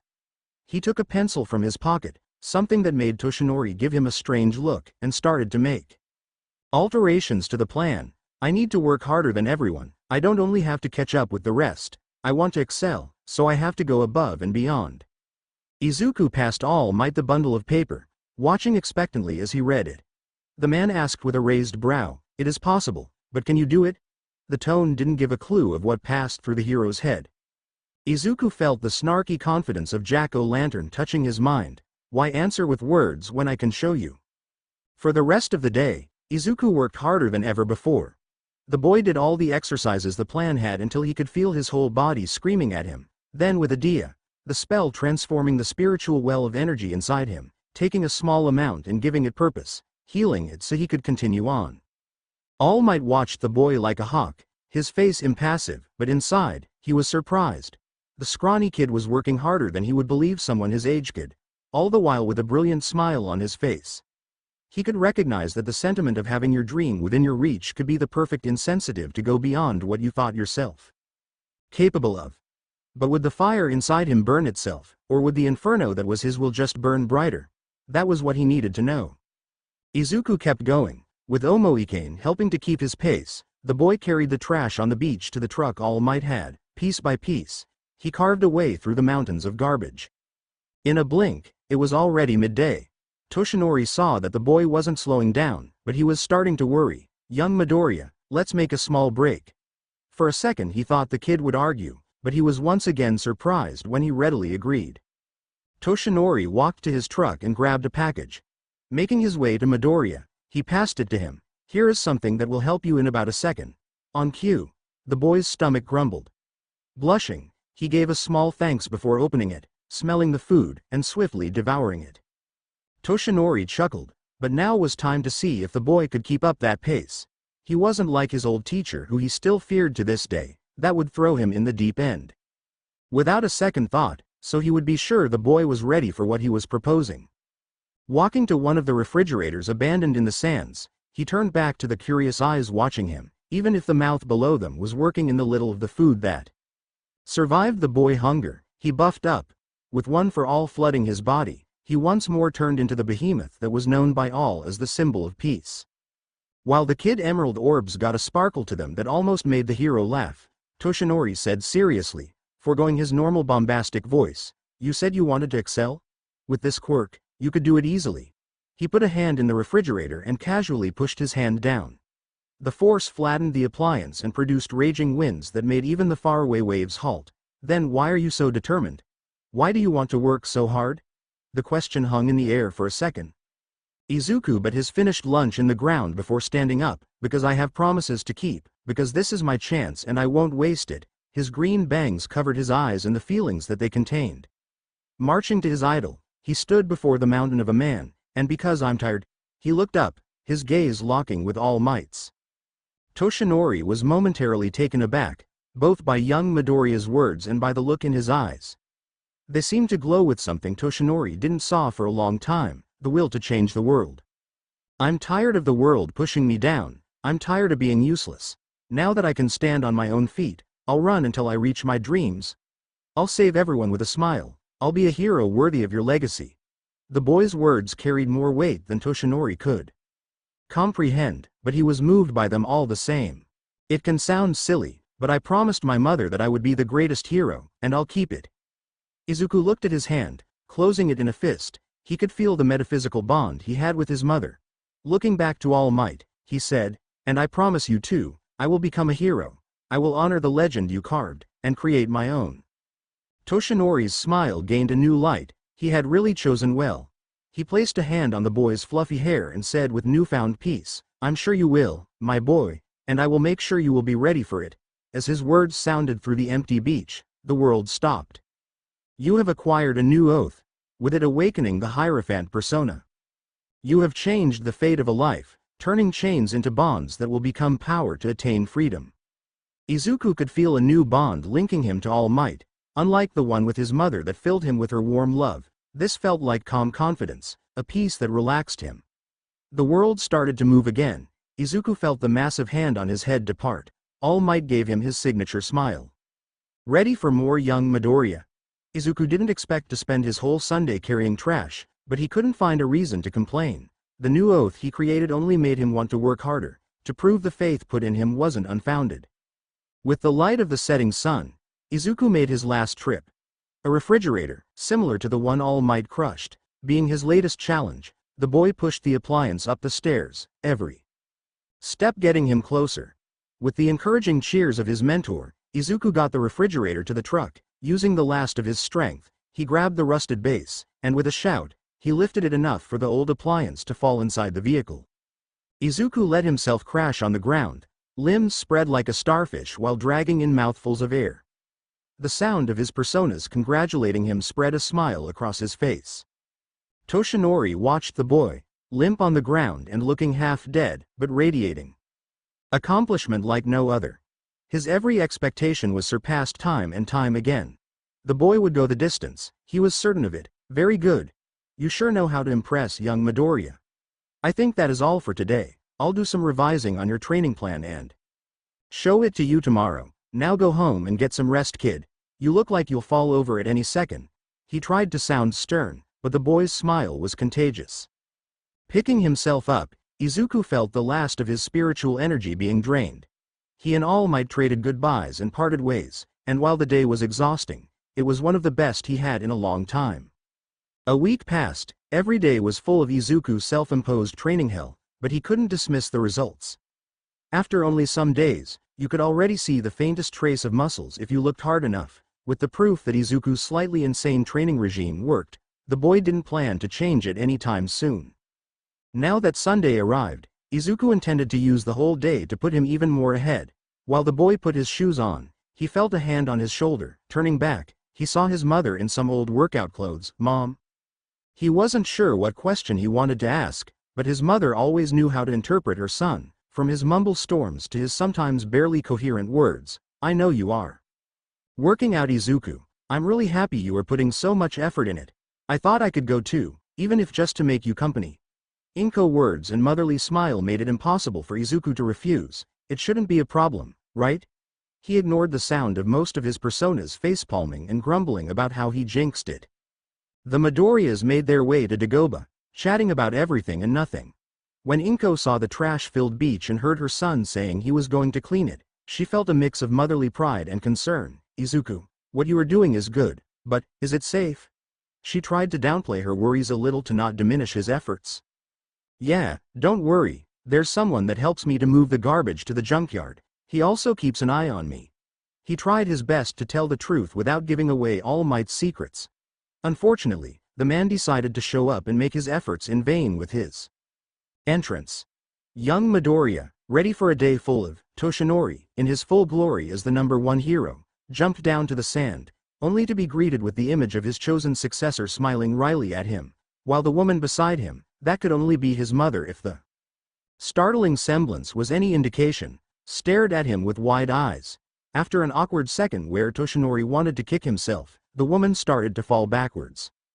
Izuku laughed while he held his mother up. "Mom, hey, it's okay, Mom." His mother's penchant for passing out aside, the boy couldn't contain his mirth as the whole situation and its hilarity, especially while Jack-o'-lantern and pixie hysterical laughter filled his mind. "Look, his face," they said. Izuku couldn't judge the two. All Might was as stiff as a statue, his smile shaking while sweat fell from his face like a waterfall. After he got his mother back on her feet, and she accepted that yes, that was All Might, he tried to explain the best he could. "So, yeah, All Might has been helping me in my training." His awkward attempt to be casual about it only got him a flat look from his mother. "You too, explain." Now, her commanding voice surprised him and made All Might even more nervous. "You saw her other self, so you cannot say she is not capable of asserting her authority. All Might is also certain of this. Is his reaction as any indication?" Omoikane chuckled at the image of a mountain of a man like All Might being terrified of the woman that was half his size. Toshinori knew he dug his own grave there, and seeing the scalding glare of the woman made him realize where the younger Midoriya got his passion. The fact didn't bring him any comfort. "Yes ma'am, you see, I encountered your son during the incident with the sludge villain, and he impressed me with his actions. I then decided to help him in his training to enter UA. He hoped, speaking the truth, even if not all of it would resolve things, but her glare only intensified." "So you're saying that of all the people you encountered, you only decided to help my son? And neither of you said a thing about it to me?" Her gaze switched to her son for a second, making the boy gulp and give her a shaky smile. "I don't believe it, and I'm not letting my son in the care of someone I don't trust. So you better speak the true reason you're helping him, or #1 hero or not, I'll make sure you can't hurt him." Her voice was dead serious, her tone sending a shiver up the man's spine. "Young Midoriya, why didn't you say your mother was so scary?" Toshinori looked at the boy for help, only to see his panicked but resigned face. Considering his options, and that the woman in front of him cared so much about her son she would even threaten him, he knew he had to compromise. Letting one for all go, he deflated to his emaciated form. "Well, is better if we sit down, this is a long story." The woman was surprised, but she was still on edge, putting herself between him and her son, who was only panicking even more. "So you want to pass your quirk to Izuku? Is that why he's training here?" Inko, after all the surprises of the day, didn't even have the energy to be mad at her son for keeping all this from her. The skeletal man, who she still found hard to accept was the symbol of peace, nodded. "That's right." She turned to her child, who had been quiet during the whole conversation. "I'm glad someone finally saw what I see in you, and I already said I'll always support you, but the next time you do something like that without telling me, you're grounded for life." What terrified the other two the most was how calmly she said it, and Izuku knew he was going to have to explain his misadventures on the other side someday, but for now, he only nodded. "I can see that you also want what is best for my son, so I'll trust you with his well-being." Before they could perk up, she continued, "Under one condition." Toshinori knew it was never that easy. Of course, if it's doable I'll try my best to do it. I want to help too. That surprised both of them. Izuku was the first to speak. Mom, it's okay, you already do more than enough. No, I don't. I didn't do enough for a very long time, but that changes now. I'll make sure to compensate for all the years I took to get myself together. I'll make sure you will be ready for life when you go out to be the hero I know you'll be. With tears in her eyes, she pulled her child to a hug that returned it with equal vigor and tears. Izuku felt his bond with the Empress growing, a second layer being added to it, making it from as thin as a hair to a string, the feeling of her love flowing through it with double the intensity. Toshinori waited as the Greenettes had their moment. After they dried their tears, he got up. I can agree to that. He gave his signature smile, but this one had a softer tone to it. I'll make sure to keep you up to date with your son's whereabouts. Thank you, Inko said while standing up too, for giving him the chance I couldn't. Mom. No talking down on yourself. Izuku felt the irony of himself being the one saying that, but he ignored it in favor of being concerned about his mother. You did more than you give yourself credit. I have to agree, I'm pretty sure young Midoriya got his sharp mind and caring side from you, ma'am. You raised him well, I'm only showing him how to throw a good punch. He laughed at his joke. Now my boy, you are still ahead of schedule, but that's no reason to let up. I too promise to transform you into a great hero, and I'll look bad in front of your mother if I don't, so get moving. Izuku could feel All Might's confidence in him growing, his bond with the Hierophant becoming as strong as the Empress. He had people that believed in him, he had their faith in him giving him power. Now Izuku would show them that he would make them proud. Inko and All Might watched as her son trained with even greater vigor, the boy putting his all in his task. She turned to the hero. You two have to take care of yourself, you have to look after him. Toshinori sighed. That was easier said than done. All I can promise is to do my best. It's all I can ask for, but if you need help too, you can always come to us. She gave a soft giggle. I'm sure even the great All Might could use some help from time to time. His snort was accompanied by a shake of his head. You have no idea. And you can call me Toshinori. I think you deserve it after all that. Then call me Inko, or things will get pretty confusing. They laughed, a quiet peace settling on the beach. The only sounds of the crashing waves and the efforts of a boy to become a hero. At the end of the day, Toshinori gave the Midoriyas a lift to their apartment. On the way, he gave his successor some advice.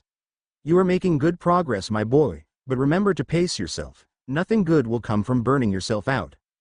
Inko agreed. Yes, you said yourself that you were ahead of schedule, so why don't you rest tomorrow after school? Izuku was about to protest, but the two pairs of eyes giving him that parental kind of concern made him swallow his arguments. Okay. After a shower, Izuku sat down to eat dinner with his mom while they watched the news. He always listened to the reports of hero fights for his analyses, but now, he had another reason for his interest. While the TV drowned out the details of a villain attack that happened early, Izuku's mind was already formulating a plan. After all, he had a free day. I do not think this is what they had in mind. However, if these incidents indeed created new anomalies, we are the only one capable of clearing them. Omoikane reached the same conclusion he did, not surprising considering he was his other self. Izuku was already making a mental list of supplies to stock himself when he laid in his bed. In a minute he fell into a peaceful slumber, the sound of a bell dragging his consciousness to the beyond. Izuku opened his eyes and sat up. The velvet room greeted him once again. Running his eyes by his surroundings, he saw the sixth tapestry, the one representing the Hierophant, restored to its full glory. It depicted a frail man in blue, red, and white clothes. Behind him his shadow reached massive heights. His hand was outstretched, offering it out, an aurora of colors dancing out from it. Izuku saw how the image was more vivid than normal, even the Empress tapestry was more vibrant than before. He quickly concluded that it was a representation of his now stronger bonds with his mother and idol. Welcome, hero. Igor's greetings pulled Izuku's attention out of his thoughts. I brought you here today to reward you for your efforts, Angela. He nodded to his side. Izuku traced Igor's line of sight to another corner of the velvet room. Located on the other side of the open space where he usually summoned personas, in it Angela was standing beside a table. It had elevated supports connected to it. Angela smiled brightly at him before gesturing to the table. This, hero, is the tool where you will be able to fuse your personas into newer and stronger ones. She spoke grandly, before taking a deep breath and muttering, "Thank goodness I didn't stutter." Izuku was about to reassure her that she spoke perfectly when her words registered. "Wait, I can fuse personas?" He jumped up and in a second he was beside Angela while asking a million questions too quickly for her to understand. Seeing he was overwhelming his attendant, Izuku stopped his barrage of words and tried to speak at the speed of a normal human being. "Angela-san, how does it all work?" He asked a broad question that covered most of what he wanted to know. Angela started to explain. "When you fuse two or more personas, you combine their legends into a new one. In the process, you will sacrifice the legends in your record, but don't worry." She then pulled a large book from seemingly nowhere. Izuku thought that this was what it looked like for people when he does the same his notebooks. "This is Le Grimoire. I register all the legends that you record in it, so you can always recover the legend that you sacrifice later." Izuku quickly made his appreciation known. "Thank you, Angela-san," he said while bowing. Angela got flustered by the action. It's okay. I'm just doing my job as your attendant, that's all." She tripped over her words while hugging Le Grimoire to her chest. Izuku at the sight of the girl blushing could only think one thing: cute. What caused the two socially awkward individuals to be blushing and avoiding each other's eyes? "So, persona fusion," both said at the same time, trying to put the conversation back on track, but only Angela continued. "All you have to do is tell me what personas you want to fuse and I'll do it." Izuku quickly started to run the possible combinations in his mind. "I want to fuse Mandrake and Bicorn, please." Angela nodded and started to work. Izuku saw she used empty records in the elevated supports, and a final one in the table. Angela turned to him. "Now you just have to use your record to transfer the legends." Izuku complied. In a flurry of azure flames, the two suspended books were filled. "Now, let these legends give birth to a new one." The books started to bleed ink. The liquid fell like a waterfall into the blank record below. Izuku and Angela stared with rapid attention as the last drops touched the pages. In a final flash of light, a new persona appeared in the open space beside them. Kelpie, you worthy rider."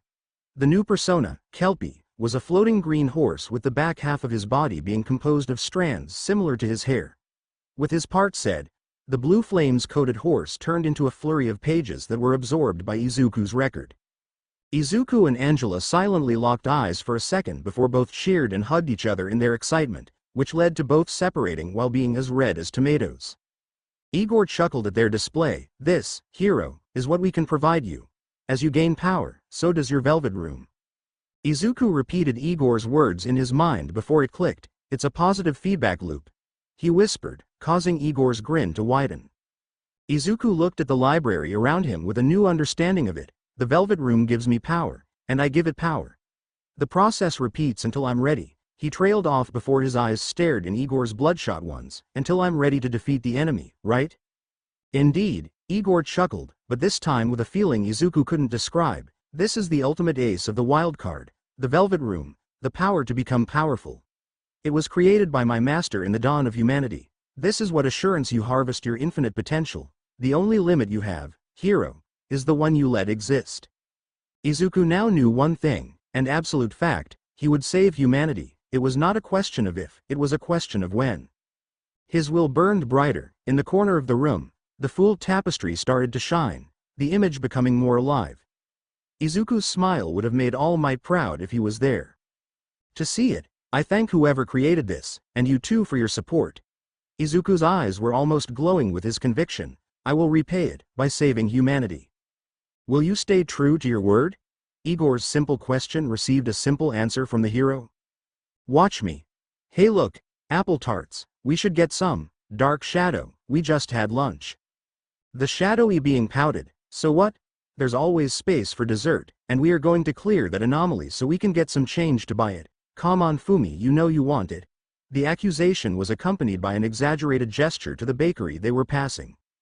Fumikage sighed. He knew that denial was useless, as he couldn't lie to himself, no matter what self it was. "After we complete our mission, I suppose we could reward ourselves."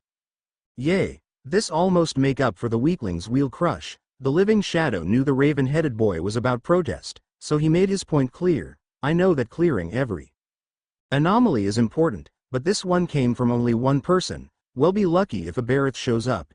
Even without defined facial features, Dark Shadow could perfectly show his exasperation on his face. You were correct, but you saw the same as me. That villain ended up causing severe trauma to his victim even if she was not physically hurt. The boy could still see it in his mind, the young woman almost catatonic while being tended by paramedics in the background while the reporter of the TV station covering it interviewed the hero that captured the criminal. It was not an uncommon theme, and while Fumikage's morning could have started better, the news was always a good way to find targets. After watching the report on the incident, he prepared his supplies and headed to the local area to deal with the problem. Hey, I said it was important, it's just that it will be boring, Dark Shadow shrugged. Maybe, but we won't know for certain until we go in and see for ourselves. The teen walked down the street where the villain attack occurred. In no time at all, he found it. The hole in reality where the Beyond awaited, trading a quick nod with his other Fumikage. Approached the anomaly. His record already at hand, the black leather-bound book was deceptively light for its volume. Finding a quiet corner, the Raven closed his eyes and dove into the metaverse. Eyes opening, Fumikage was greeted by green skies and a twisted festival street, stands with food and games stretching everywhere. Nothing new here, what was novel was that another person was already there. The boy was about his age, sporting an untamed mane of green hair and in casual clothes. He almost snorted at the t-shirt with the kanji for t-shirt on it, wielding a spear while fighting an Orthrus, a canine shadow with two heads, a yellow body and green fur that actually looked similar to the boy's. The boy pulled his record, shouting the name of what could only be his persona. Omoikane. Tokiyami was barely believing his eyes. There was another like him, another one that awakened to his true self. The prospect left him feeling beyond himself in exhilaration. It seems we are not as special as we thought. The laughter in his mind confirmed his counterpart feelings on the matter. Fumikage watched as the green-robed persona used a Tsukukaja, the boy accelerating and now easily dodging the shadow's attacks. He was about to join the fight and help his fellow persona user. Just the thought made him smile, when something that went against everything he knew happened. The boy pulled his record and shouted another name and manifested a different persona. A Jack Frost, a white impish snowman wearing a blue hat and boots, appeared from the flurry of burning pages, casting bufu and hitting the enemy weakness. Fumikage couldn't comprehend what he just saw. It was impossible. A person could only have one persona as they had only one metaphysical counterpart, but the proof he was wrong was just in front of him. Before he could spiral down in his existential crisis, a roar sounded. Two more Orthrus joined the first, pushing the green teen onto the defensive. We will have time for questions later, now we have to help him. Breaking out his stupor with the shout on his mind, Fumikage nodded and opened his record. A handle came from the pages, and he drew the silvery katana, Sukiakara. His guarding moonlight. Without losing any more time, he dashed ahead, slashing the flank of one of the shadows.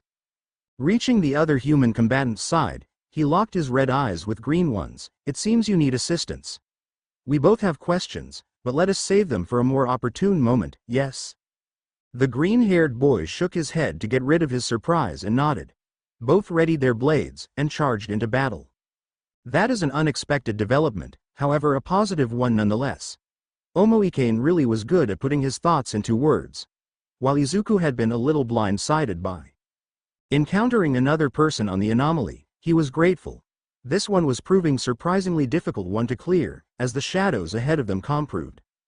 Izuku still had enough power to summon Omoikane, and his ability to repel fire was already making itself useful. The three Orthrus sent Agelaus in their direction. Izuku quickly opened his record and summoned the God of Wisdom. He stood between the boys and the shadows. Spells, letting them hit the mirror wall that manifested and sending the fire back. As glad as Izuku was to see them reflected, it did them no good as their enemies absorbed the flames and healed themselves. I think it is my turn now.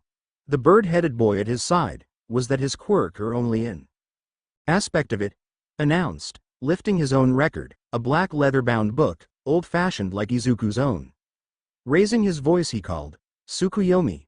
The storm of ages and flames that sprung from the book converged and from it a towering figure emerged, pale silvery armor covering the humanoid body, while a black feather-patterned cloak fluttered with the wind like open wings.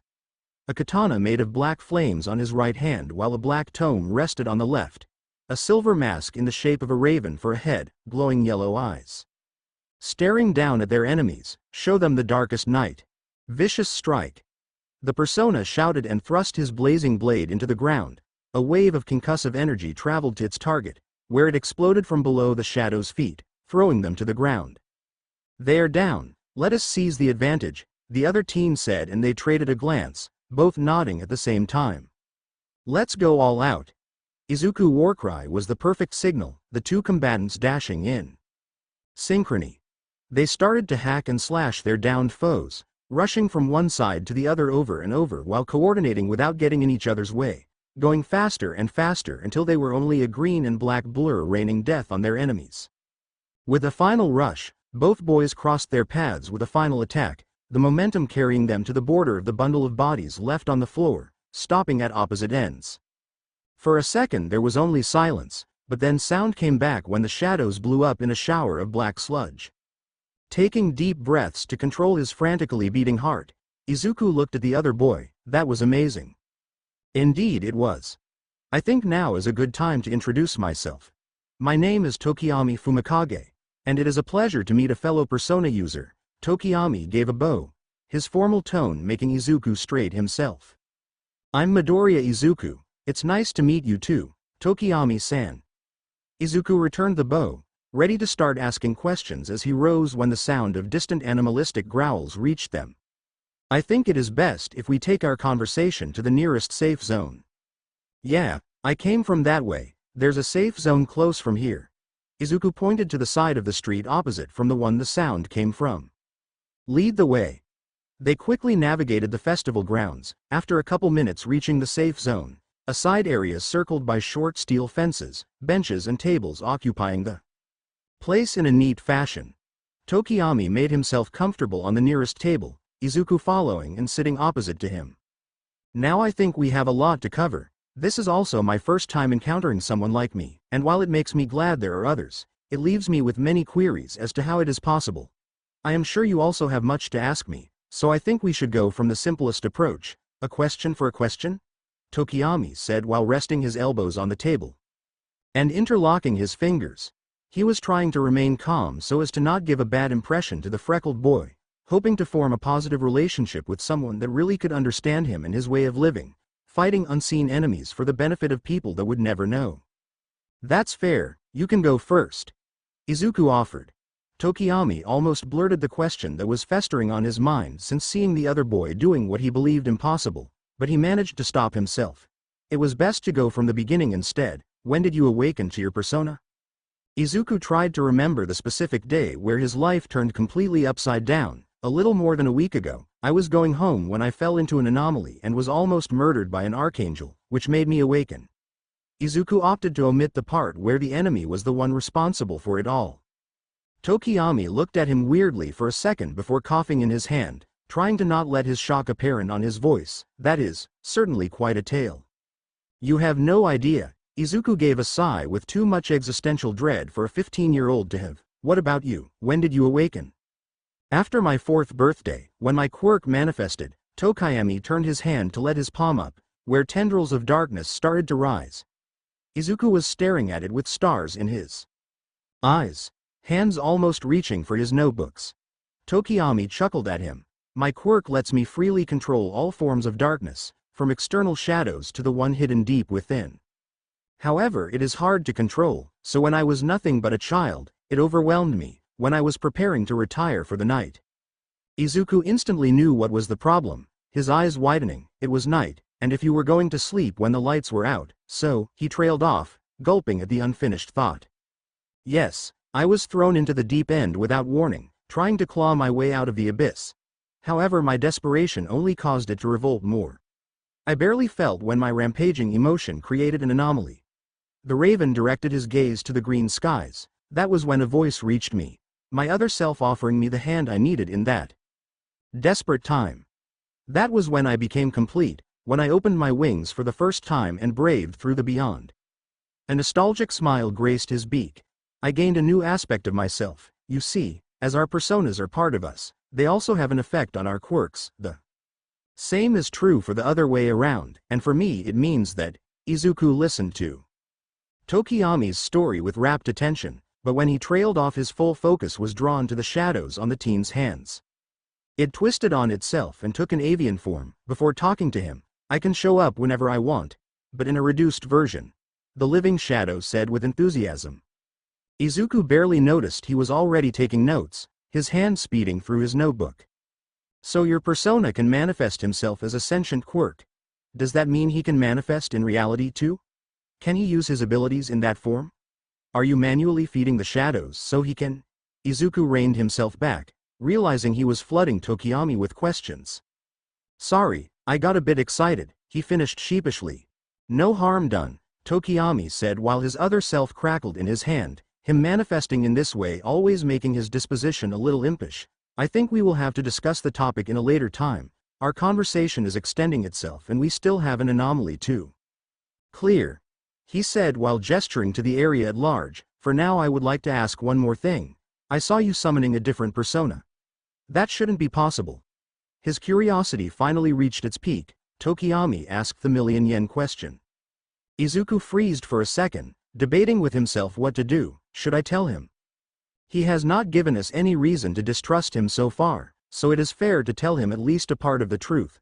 While leaving the more glaring details aside, Omoikene's argument was simple and convincing, but Izuku was talking with himself, so that should be expected. You see, I am something called the wild card. I'm not sure myself what exactly that means, but from what I know, it lets me use more than one persona. All true, and while Tokiyami seemed to perceive there was more to it, he fortunately didn't pry. A wild card, does that mean you're a fool? He asked, and while most people would be offended by it, Izuku knew what he was talking about and did not take it as an insult. Yes, that's my major arcana, he answered honestly. That is surprising. I have not encountered many shadows of that arcana. Tokiyami nodded to himself, seemingly reaching some conclusion, before standing. Well, I think we should start making our way if we want to clear this place today. The shadows here are stronger than I was expecting. Midoriya-san, have you entered this place once already today, or any other anomaly before? Izuku also rose from his seat. Yeah, I cleared 3 anomalies today, he said, a little proud of himself, but Tokiyami only gave him an awkward look. You see, when you enter an anomaly, you have to alter the world. The first time you do, it will barely notice it, but if you start to make numerous alterations in rapid succession, the world will react, first by sending increasingly stronger shadows into the anomalies after you. Luckily we met before you did your 5th dive, or you would have encountered the Reaper. The tone Tokiyami used sent a shiver down Izuku's spine. Names had power, and just saying that one chilled the air around them. Izuku scratched the back of his head in embarrassment. Sorry, I didn't know that, I just made it more difficult for us. Tokiyami shook his head. Do not fret, I have also committed this mistake and many others, when I first started. You will learn, and I would like to help you. The duty to protect mankind from the dangers from the metaverse falls upon us, so I think that uniting our strength would be best. He offered his hand. Izuku looked at him in surprise. That was true, they were the only ones that could help, so both of them had to do their best to do so. Smiling, Izuku shook Tokiyami's hand. Let's do our best to protect humanity. With his words, the world stopped, a voice reaching him, as softly as the beat of a butterfly wings, but resoundingly clear in the deafening silence. You have acquired a new oath, with it awakening the magician persona.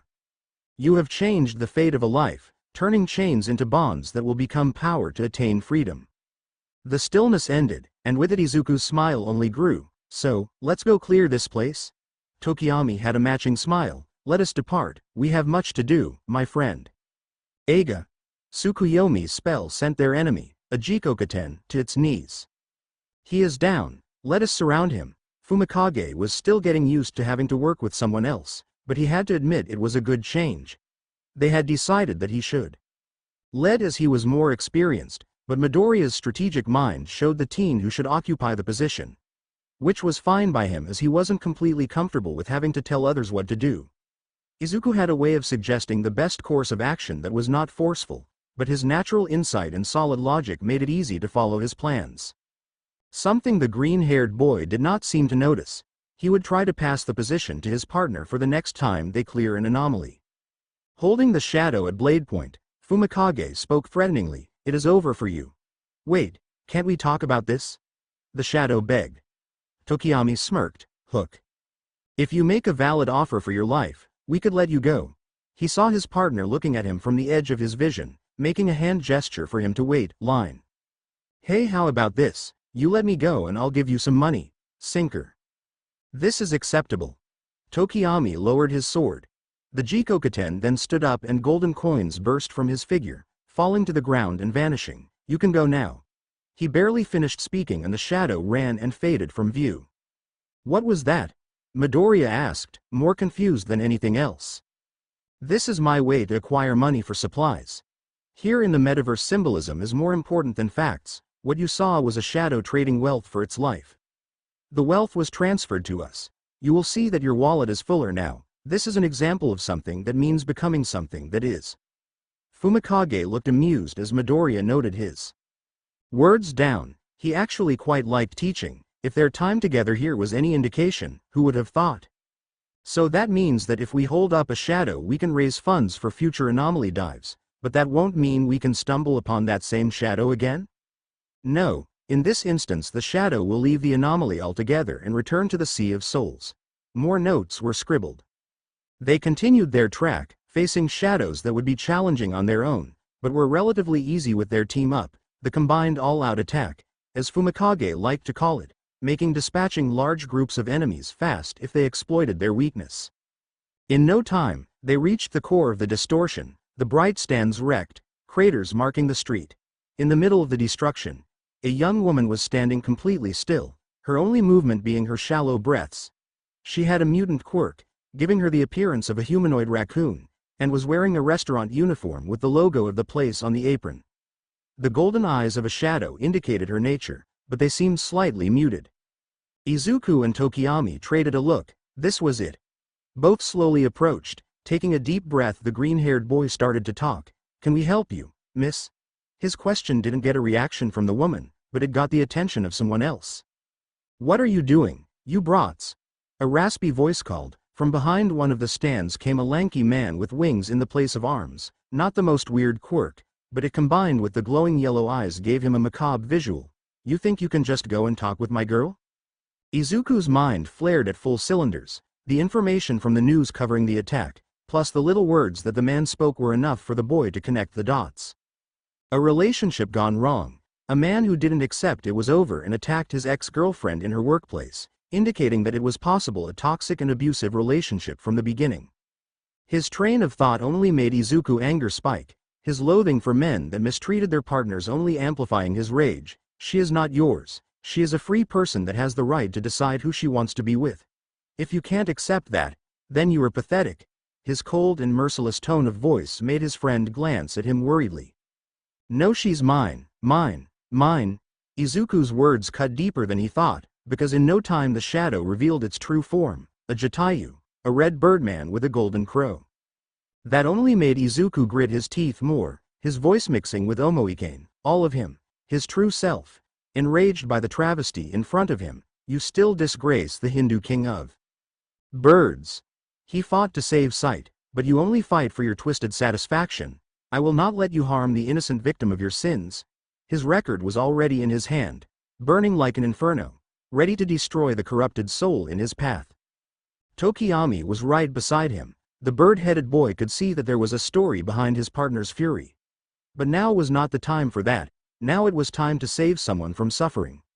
Record in hand, both released their personas, Izuku's Barith using Tarukaja on Tokiyami, making Tsukuyomi's next attack even stronger, rising slash. The blade of dark flames cutting through the air and his enemy. The shadow cried out in pain, but as he recovered his hate-filled eyes locked on the god of the night, Garula. With a beat of wings, wind blades rained on his persona. Izuku heard Tokiyami's grunt of pain and quickly summoned another persona. Kusi Matama, to cast Dia. Tokiyami nodded in thanks as the healing spell washed over him. The Jatayu dove at them, causing both to jump to the side and let him hit the ground. Before the shadow could regain any altitude, Izuku jumped on its back, impaling his spear on the wing joint. The birdman crashed to the floor, leaving him open to Tokiyami. The raven assumed an EI stance, legs apart, his right one ahead of his left, knees bent in a half-crouch and body slightly turned, the blade at his side as if sheathed, one hand on the handle and other on the blade. With it he let his quirk flow, the sword being coated in darkness. He dashed at his foe, moving so fast it left an afterimage of the inky blackness of his blade, as he slashed through the shadow and made it fall to its knees. Izuku saw their opportunity to end this battle. Tokiyami, let's finish it. They traded a glance and together they struck, their figures blurring as their attacks fell like drops in a storm. With the last hit, the silence reigned for all of a second, before the shadow burst in black sludge and ashes. Izuku took a second to catch his breath and put his weapon back in his record before walking to the woman, her yellow eyes looking a little more focused. It's okay now, he can't hurt you anymore. He can't? Her voice was fragile, her expression grasping for the hope of leaving the nightmare behind. No, he won't hurt anyone ever again. You're free now. Izuku gave his best smile, trying to be like his mentor and pass the sense of safety she needed. Thank you. She gave a shy smile, small but relieved. Her form started to glow before vanishing in one last flash. Tokiyami approached and put a hand on Izuku's shoulder. Good job, my friend. Our mission is complete. Now let us depart, before this place crumbles. On cue, the ground started to shake, the anomaly fading now it didn't have an anchor. Both pulled their records out and made their escape, and now that Izuku was paying attention, he could feel like the world was almost glaring at him, invisible eyes leering at his form for his transgressions against the natural order. The boy gulped when his feet hit reality. Yeah, you're right. I should have paid more attention to what I was doing. Having the world mad at you is not fun, he shivered. Indeed, now I suppose here is where we part ways for today.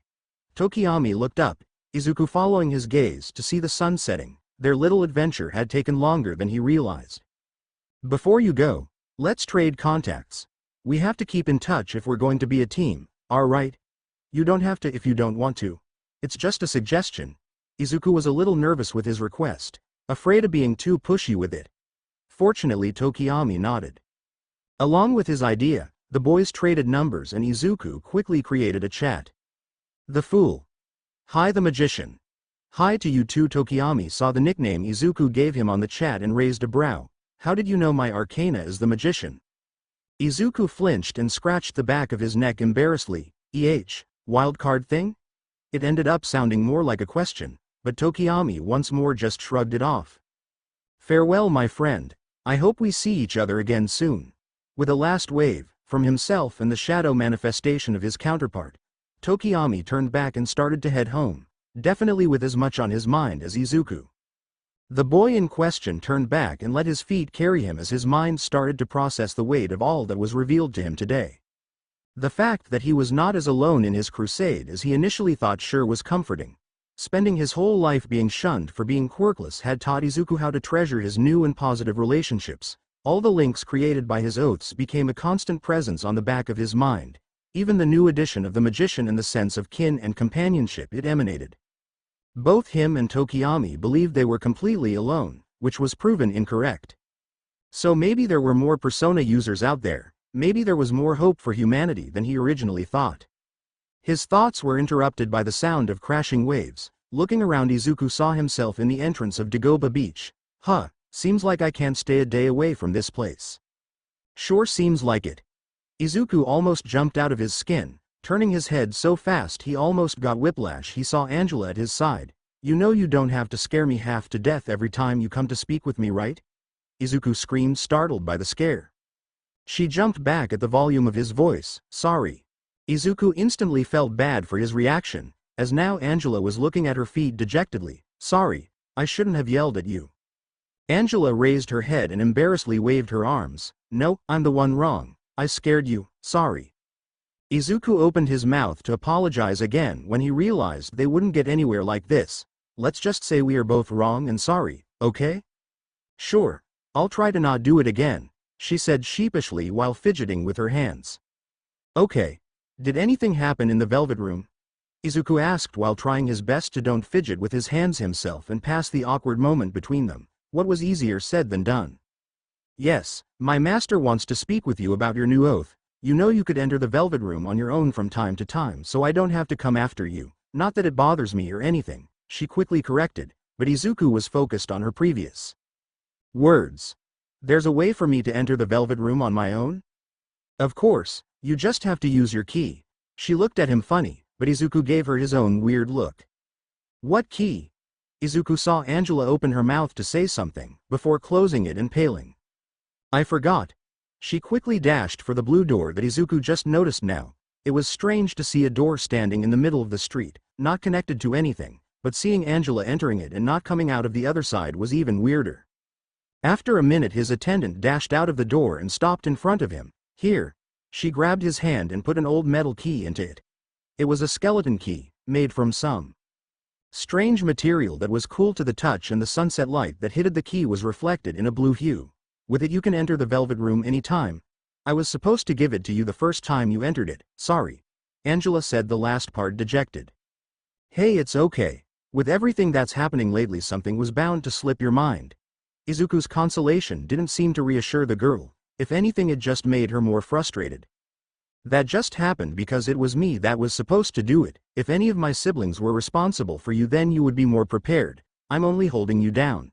Angela had tears in her eyes. The sound of her voice cracking stabbed at Izuku's heart. That's not true. His outburst surprised both of them, but Izuku kept going. You helped me more than anyone, Angela. There are people that believed in me now, that are helping me chase my dream, but you've done the most. Her eyes widened at his words, but she only gave him a sad smile. Even then, is it enough? She looked away from him and at the setting sun. You have so much weight on your shoulders, more than any wildcard before, and me, the only one that is different, the youngest, clumsiest sister is the one that was left for you. I'm sorry, if my master hadn't created me, then you would have someone better at your side. Angela let tears freely fall while refusing to look at her guest. Don't say that, Izuku all but shouted, turning Angela around and holding her shoulders, surprising the girl. You deserve to exist as much as anyone else. You say that because you don't understand. Angela stared at her feet. When my master created me, he tried to make me like other of his creations, the embodiment of human hope. He tried to use the rampant human emotion at the time to make something that could aid more the next wildcard, but at the time the only emotion that he could gather was determination. Instead of being similar to the others, I was born, more human than all the others, more flawed and feeble than all the others. She was openly crying now, all of her insecurities crawling from the depths of her mind. Izuku could only say one thing, amazing. What?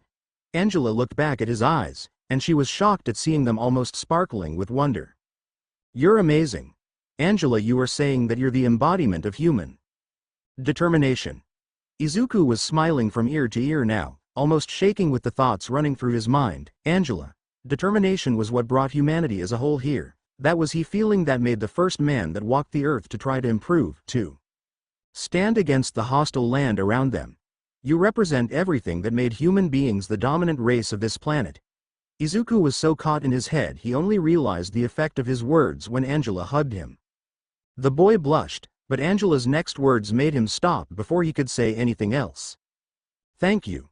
Her voice was muffled from burying her face in his chest, her tears staining his shirt.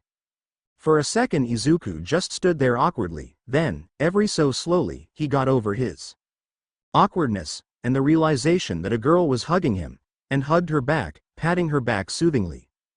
For some minutes they remained in there, just letting the sound of the ocean and the last rays of the sun wash over them. After their little moment, Angela gently pushed Izuku away and dried her eyes. Opening the biggest and brightest smile she could, she made a vow of her own. You're right. I can't just keep saying that I can't do something. I have to do my best to be able to do everything that I set my mind into.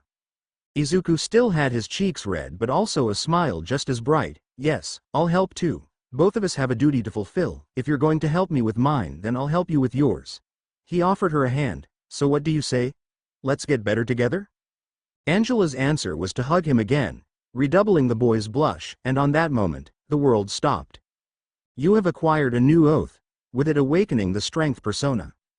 You have changed the fate of a life, turning chains into bonds that will become power to attain freedom. When the sands of time started to fall again, Izuku felt the new connection flooding him with sentiments he couldn't describe. There were some he could pinpoint like appreciation and care. But above it all there was a determination so strong he almost drowned in it. The only times he felt something like that was when he risked his life to save his old childhood friend from a villain and when he awakened to his persona. A feeling that couldn't be measured, an overwhelming drive that empowered every fiber of his being. Izuku had to take a deep and shuddering breath to try to center himself. It was a lot, but at every second that passed the feeling settled a little more, with it his burning drive to improve and turn his dream into reality shining brighter. He chuckled, she really was determination incarnate.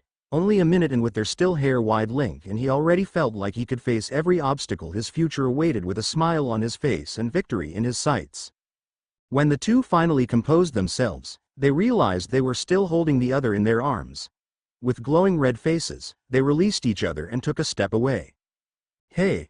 The two spoke at the same time, causing them to pause and trade a glance, the absurdity of it all getting to them. Angela was the first to break, giggling slightly, what made Izuku snort and chuckle. "We also have to work on our social skills, right?" Angela nodded at Izuku's words. "We're a mess, aren't we?" She then turned back to the blue door. "Well, we left my master waiting long enough. Shall we?" Izuku said while using his newly acquired key to open the door. Both then crossed the gateway between dream and reality, mind and matter.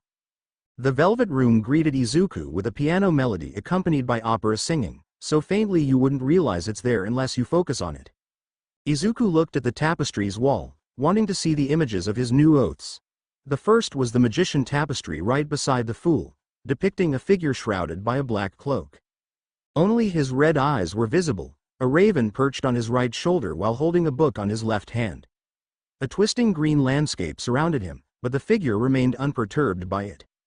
The other tapestry now restored to glory was strength, the ninth from left to right. It depicted a girl with ivory hair donning a velvet blue dress sitting on the ground while calmly petting the mane of a green lion lying at her side. Both were looking up, at the fading sunset. "It seems you had quite the eventful day, hero. Sit, there is something I would like to tell you." Igor's cheerful voice got Izuku's attention. Looking at the master of this realm, Izuku had the impression he was more excited based on his smile. Taking his seat on the couch he was growing progressively more familiar with, Izuku listened to Igor's next words. "You encountered another like you today. Someone that had awakened despite the current state of society, a very fortunate development. This vow will be much needed in your mission, hero, as a lonely pillar is bound to crumble against the weight of the world." Igor's words made Izuku glance at the Hierophant tapestry. "You are right, as the saying goes, united we stand, divided we fall." He looked the long-nosed man in his pinstriped eyes. "I wanted to be a hero like All Might more than anything, but now I see that's not enough. It never was. He was only one person. I'm only one person." He looked back at the tapestries, the restored ones and those that were still waiting for their day to showcase the representation of his oaths.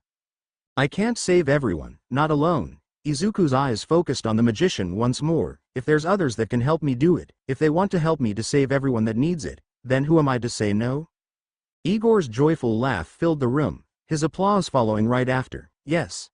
This world that stands against you, ruled by a twisted being that already won a game where no one could oppose them, will need more than a single individual could ever be capable of. The true power of humanity is what if not to face impossible odds together. If you can find those that swear to stay at your side, then humanity will prevail." Igor then calmly, almost sadly, finished. "Maybe then you can right my wrongs against my master." Igor's final words shocked Izuku. He looked at Angela but she was as surprised as him. Sighing, he shook his head. One more question, one more person to help. And he would help them all. More days passed, each filled with training and diving into the beyond, now with the guidance and help of his new friend. Izuku had almost settled into a routine. Wake up, train, go to school, train, see if Tokiyami wanted to dive in any anomaly they had found or look for one if there wasn't any, train, sleep, maybe dream with more training, and repeat. The weekend was much the same, but without school he had even more time for training and anomaly hunting. Now at least the time he had to spend in attending school was more tolerable with his personas to keep him company. The insults and mean-spirited jokes were nothing more than white noise in the background compared to the voice of the other parts of himself dwelling within his mind. Of course that caused its own share of trouble, as Izuku caught himself more than once spacing out when in a silent conversation or chuckling at a joke only he could hear. But all in all, his school life was getting better. As if mocking him, his childhood friend turned bully came from a corner he was about to turn, causing both to collide. Bakugo Katsuki turned, his eyes burning with a molten rage. He glared at Izuku, which was pretty much what Izuku expected these days. Izuku was about to apologize out of habit when a sparkling palm flew towards his face. New instincts, beaten into his body by battles against monsters and demons, made him take a half step back, dodging the strike, and let Omoikane take the lead in his mind. His persona protected him against the explosion to his face, the inherent ability against fire keeping the heat and smoldering smoke away from damaging him, leaving only the blunt force that Izuku was more than capable of withstanding, being used to it as he is. I'm so glad that you have repel fire. With the experiences that you had endured under the flames of those blinded by their ignorance, it is not unreasonable you had such an aversion to it that I acquired this natural ability. Omoikane's matter-of-fact and clinical way of speaking helped Izuku to detach himself from any painful memory that might have popped up. With a surprisingly clear mind, Izuku's voice cut through the not-so-clear air. You can't just attack everyone that stumbles upon Bakugo, you could hurt someone. Shut the fuck up. You can't tell me what to do, you're useless Deku. The enraged shouts got the attention of everyone in the near vicinity. Various pairs of eyes focused on the scene, even if not a finger was raised to stop it. Izuku knew a small part of him was still scared of Bakugo, but that part took a backseat to the steady presence of the personas within his mind. All of them had wonderful powers capable of bringing ruin, bending the elements and much more, and they were all a part of him. This was what he was working for, to be a hero, to stand against anyone that tried to cause harm to others. How could he be like that if he didn't stand up to a bully that wasn't half as scary as some of the weaker shadows he faced just the day before? Look, I am just trying to say that something could happen if you're not careful, not telling you what to do, not everything has to be about you, Bakugo. The use of his real name was enough to make the boy flinch back, as Izuku never called him by that, ever. What did you call me? Bakugo seemed to default to his usual response, anger. Bakugo. Izuku said, more clearly, not backing down from the murderous glare he was receiving. That is your name, isn't it? I won't waste my time calling someone by a nickname if they clearly don't want to be my friend. I should have stopped a long time ago. With his piece said, Izuku passed the boy and continued on his way, not bothering to look back. But he should have, then he would have seen the twisted shadow that started to form in what was once his friend. Izuku finished hauling one of the never-ending fridges Dagobah held within its mountains of garbage into the truck. All Might had excused himself to take care of a villain attack in the vicinity, leaving the boy the only one on the beach. Or at least he thought so. Good job, Angela's voice came from the side, where the ethereal blue door stood, the girl leaving its side and approaching him. Hi. Paying a visit? Yup, that, and I wanted to see if you're busy. Izuku raised an eyebrow at that. Not really. I was about to stop for a minute either way. There are only so many fridges I can carry here before it gets boring. Really, how many of the things are there abandoned in the sand? He counted at least 50 since he had started. Angela giggled, I can imagine. So, I was working on something that could help you and finished it today. I don't know if it will work exactly as I want, but it should. And her spiraling words were interrupted by a hand on her shoulder. Hey, no need to worry about it. Let's go see what it is. If anything, maybe I can help you if it does not work like you intended. His reassuring words made the girl smile. Okay. Huh. You started to speak a lot more eloquently since you started to spend time with the magician. She softly laughed while Izuku blushed. He had noticed that too. Well, some of the credit goes for Omoikane. He too is better with the words. I'm trying to base myself in them to better talk with others. Is it working? He explained with a fair share of embarrassment. Yes, it's a little different but suits you, know what I mean? Izuku nodded. Yeah, more or less. Anyway, let's go check on your work. Let's. With a quick step over the door, both were back in the velvet room. Angela guided Izuku to a new station on a corner of the room, in it a chest with the emblem of the velvet room in its lid, above it an elevated slot for a record hung by chains, pipes. Connected it to the sides of the chest. Take off your shoes. Izuku did a double take. Wait, what? Trust me.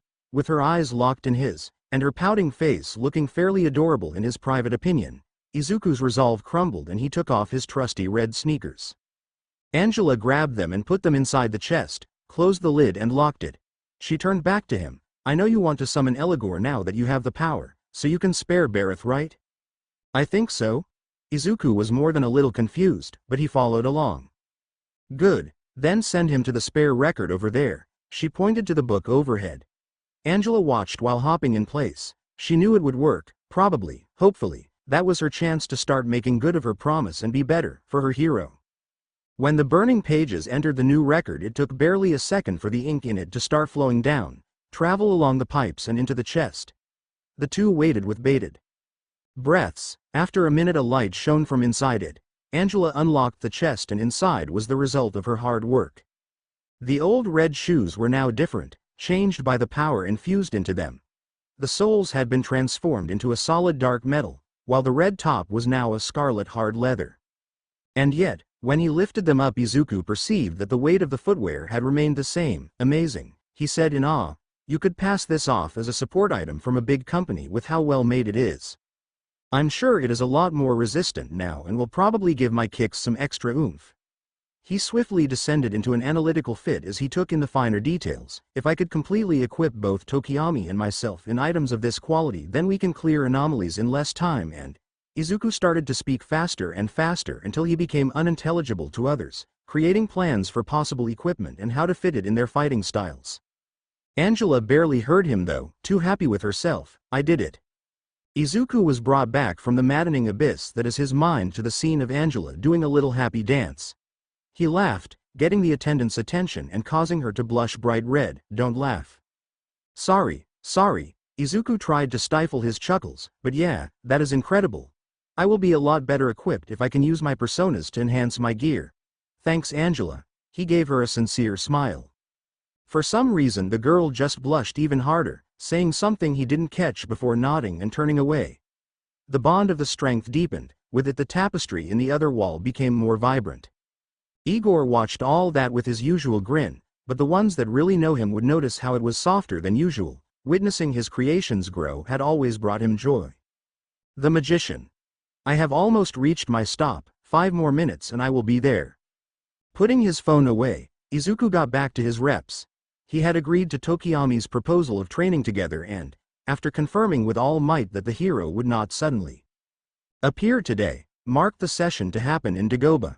Izuku wouldn't exactly call it hanging out, but spending time with a friend with a common interest would surely be a novel and hopefully pleasant experience. Not much later the boy heard the sound of Dark Shadow complaining about the smell and Tokiyami trying to calm him down even while agreeing. Izuku finished his set and walked over, the feeling of his improved shoes still new to him. It was capable of much more traction even in the sand. Even better, they seemed to resist sand getting in. Tokiyami. Good to see you. You as well, my friend, Tokiyami said while petting a distraught Dark Shadow who was covering his beak with both hands. The capability of the persona manifestation by the Quirk being able to smell made Izuku's finger twitch for his analysis notebooks. How are things going for you? Izuku asked, guiding Tokiyami to his current training area. Very good. My parents are still quite joyful knowing I have a fellow persona user to accompany me in the metaverse. That made Izuku pause, a subject he had been delaying with all his might, and the procrastination a teen could muser coming to the forefront of his thoughts with a vengeance. Oh. Your parents know about everything? Noticing the shift in Izuku's tone, Tokiyami threaded his way forward in the conversation carefully. Yes. Since I was a child, my parents were the first people that I sought for guidance. Some convincing was needed, especially after my awakening. However, they never truly doubted me. They only tried to understand the truth of my situation. He weaved the words carefully to best convey events to his friend, and Izuku's current state of deep thought indicated that the boy was weighing every single one of them. Your family should be the people most deserving of your trust. If you cannot share your burdens with them, even if for the tiniest amount, then who can you? Izuku gave a deep sigh, more pain escaping in it than he thought. I know, but it is hard when they already broke my trust once already. Fumikage reached out and put a hand on Midoriya's shoulder, grasping it firmly. The him Within, already agitated by the boy's downcast mood, I am here to hear if you are willing to speak. The green-haired boy smiled appreciatively, even if it carried a deeply rooted sadness. I'm quirkless, and for a very long time, that seemed to mean I was useless. Fumikage didn't react outwardly at all, but inside he was shocked, not for the lack of his friend's quirk, as for him it was inconsequential in the grand scheme of things, but for what it said about what Midoriya had to face since the tender age of 4. Pieces started to fall into place, and for everyone Tsukuyomi's rage only grew. Only by heavily exerting his willpower did Fumikage stop any curse energy slipping over to reality. Didn't matter how weaker it would be, it still was more than dangerous. Izuku didn't notice any of that, too focused in a distant but oh so painful past. My sorry excuse of a father, he spat the word. He left me and my mother without a second thought, right when we needed him most. And even Mom didn't believe my dream of becoming a hero could be achieved. While my father isn't someone I would spare any time of my day, my mom has been there with me all the way. She's worried for my safety and wishes for my happiness, even if she believed it impossible. But lately she changed. Insert him looking up or something like it asterisk. After I removed the source of her suffering. Drawing a sharp breath to help calm down the wrath bubbling inside himself, Tokiyami whispered, there was an anomaly. Izuku nodded. Yes, I dealt with it the day after my awakening. It took barely the same amount of time that I spent in it to see my mom get better. I want to trust her, I want to believe the reason she didn't support me right from the beginning was because of him, but I'm still afraid. They stayed silent for a long minute, then Tokiyami spoke, in a surprisingly serious tone. Even compared to his normal self, take this leap of faith instead of letting your past shackle you. Either way, you will find the closure you need.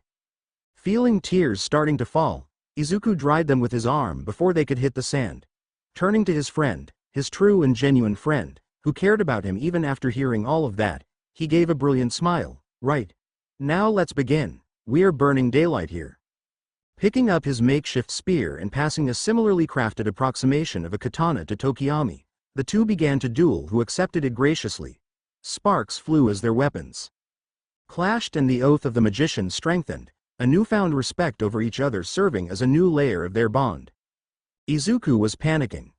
Omoikane seemed to be the part of him that knew what he was doing, but Jack Frost was laughing in his face, but that's neither here nor there.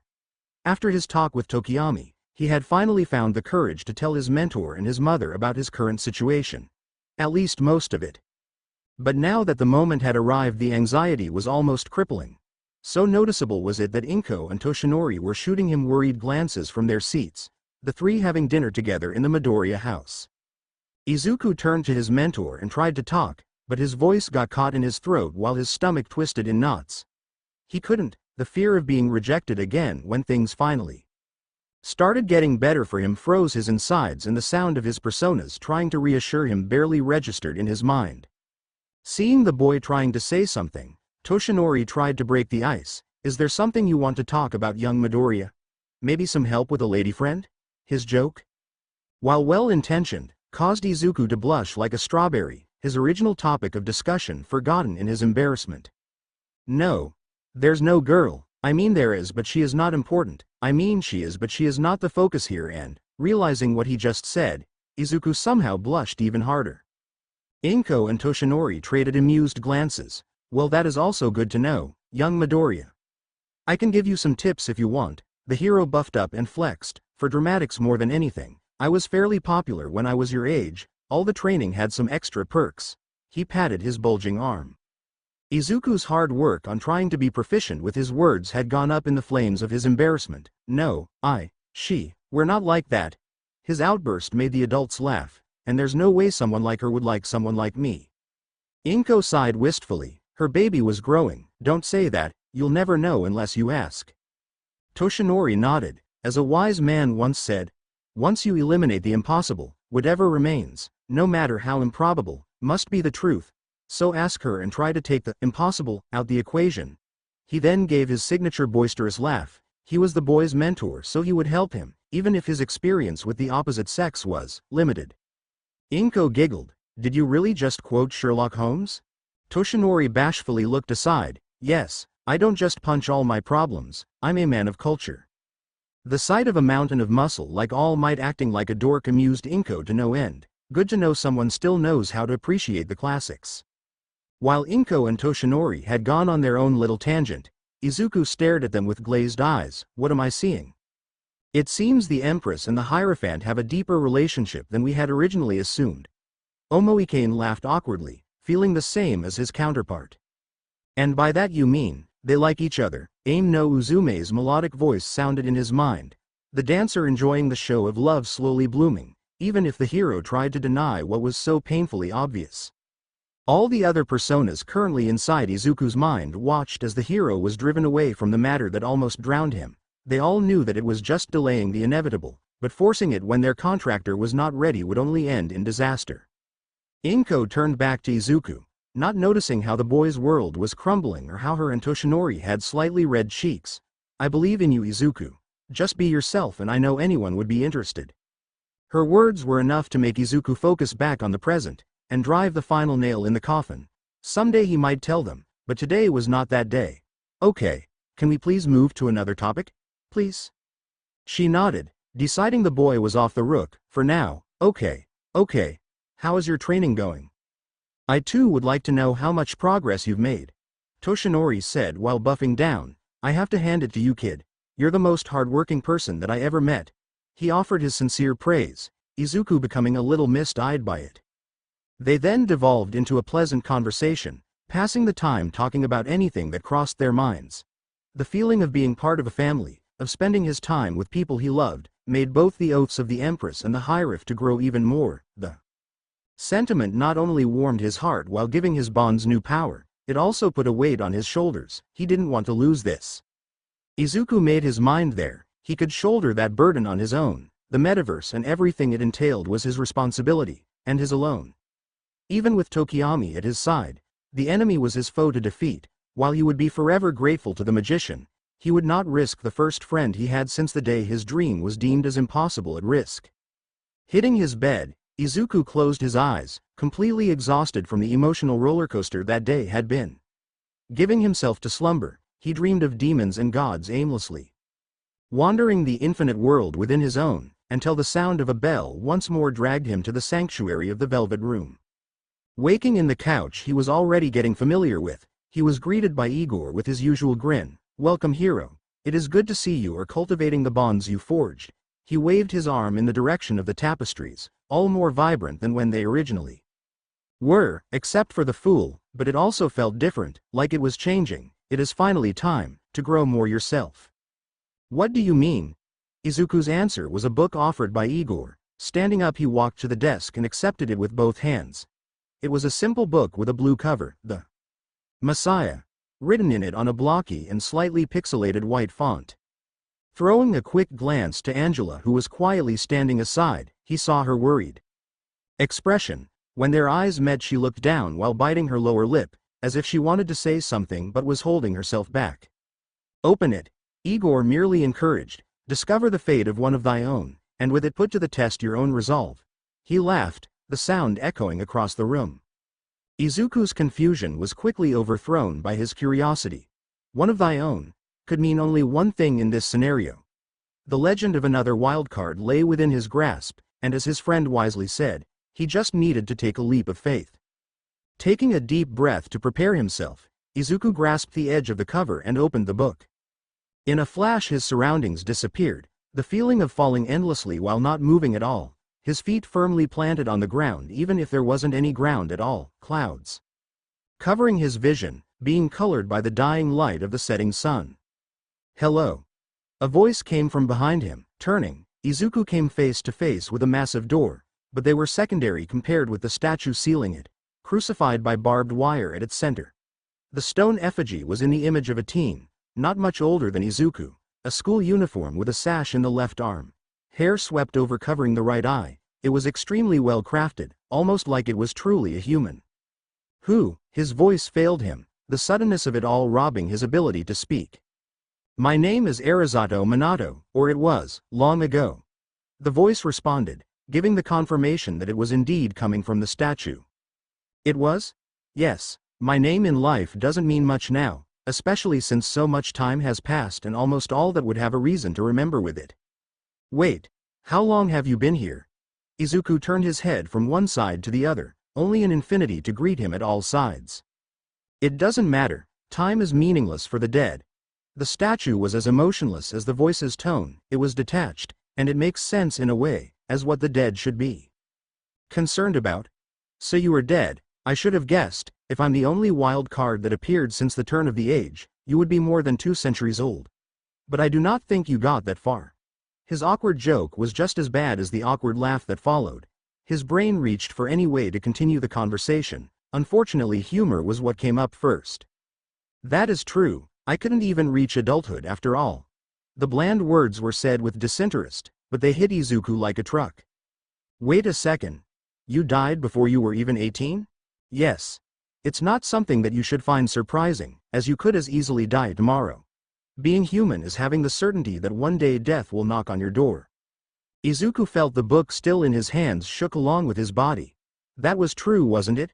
One day the road would end. You will suffer less if you accept it. Humanity already has. They desire it, the end of their suffering. As the words traveled along the immensity of clouds, something shifted. A shadow grew, countless cries of dread formed a cacophony of despair, and from the deep abyss beyond, a pitch-black hand arose, moving to the sealed gates. Izuku kept his back to it, his heart dropping to his feet. Humanity always had suffered, but had it really been to the point of coveting death? The thought of giving up, of taking the leap, not of faith, but of finality, made every single fiber of his being revolt. This is not the answer. The shout that clawed its way out of his mouth halted everything. Even the colossal dark hand that hovered just behind him, giving up is not the answer, rising again, as many times as it takes, is. It might be, but not everyone is strong enough to. The peace in the voice was broken by the events unfolding. It kept a serenity that bordered the apathy, but never crossed it. Not alone, but no one has to be alone. If one person does not have the strength to shoulder their burdens alone, then they can share it. If a person sees others suffering, then they can offer a hand.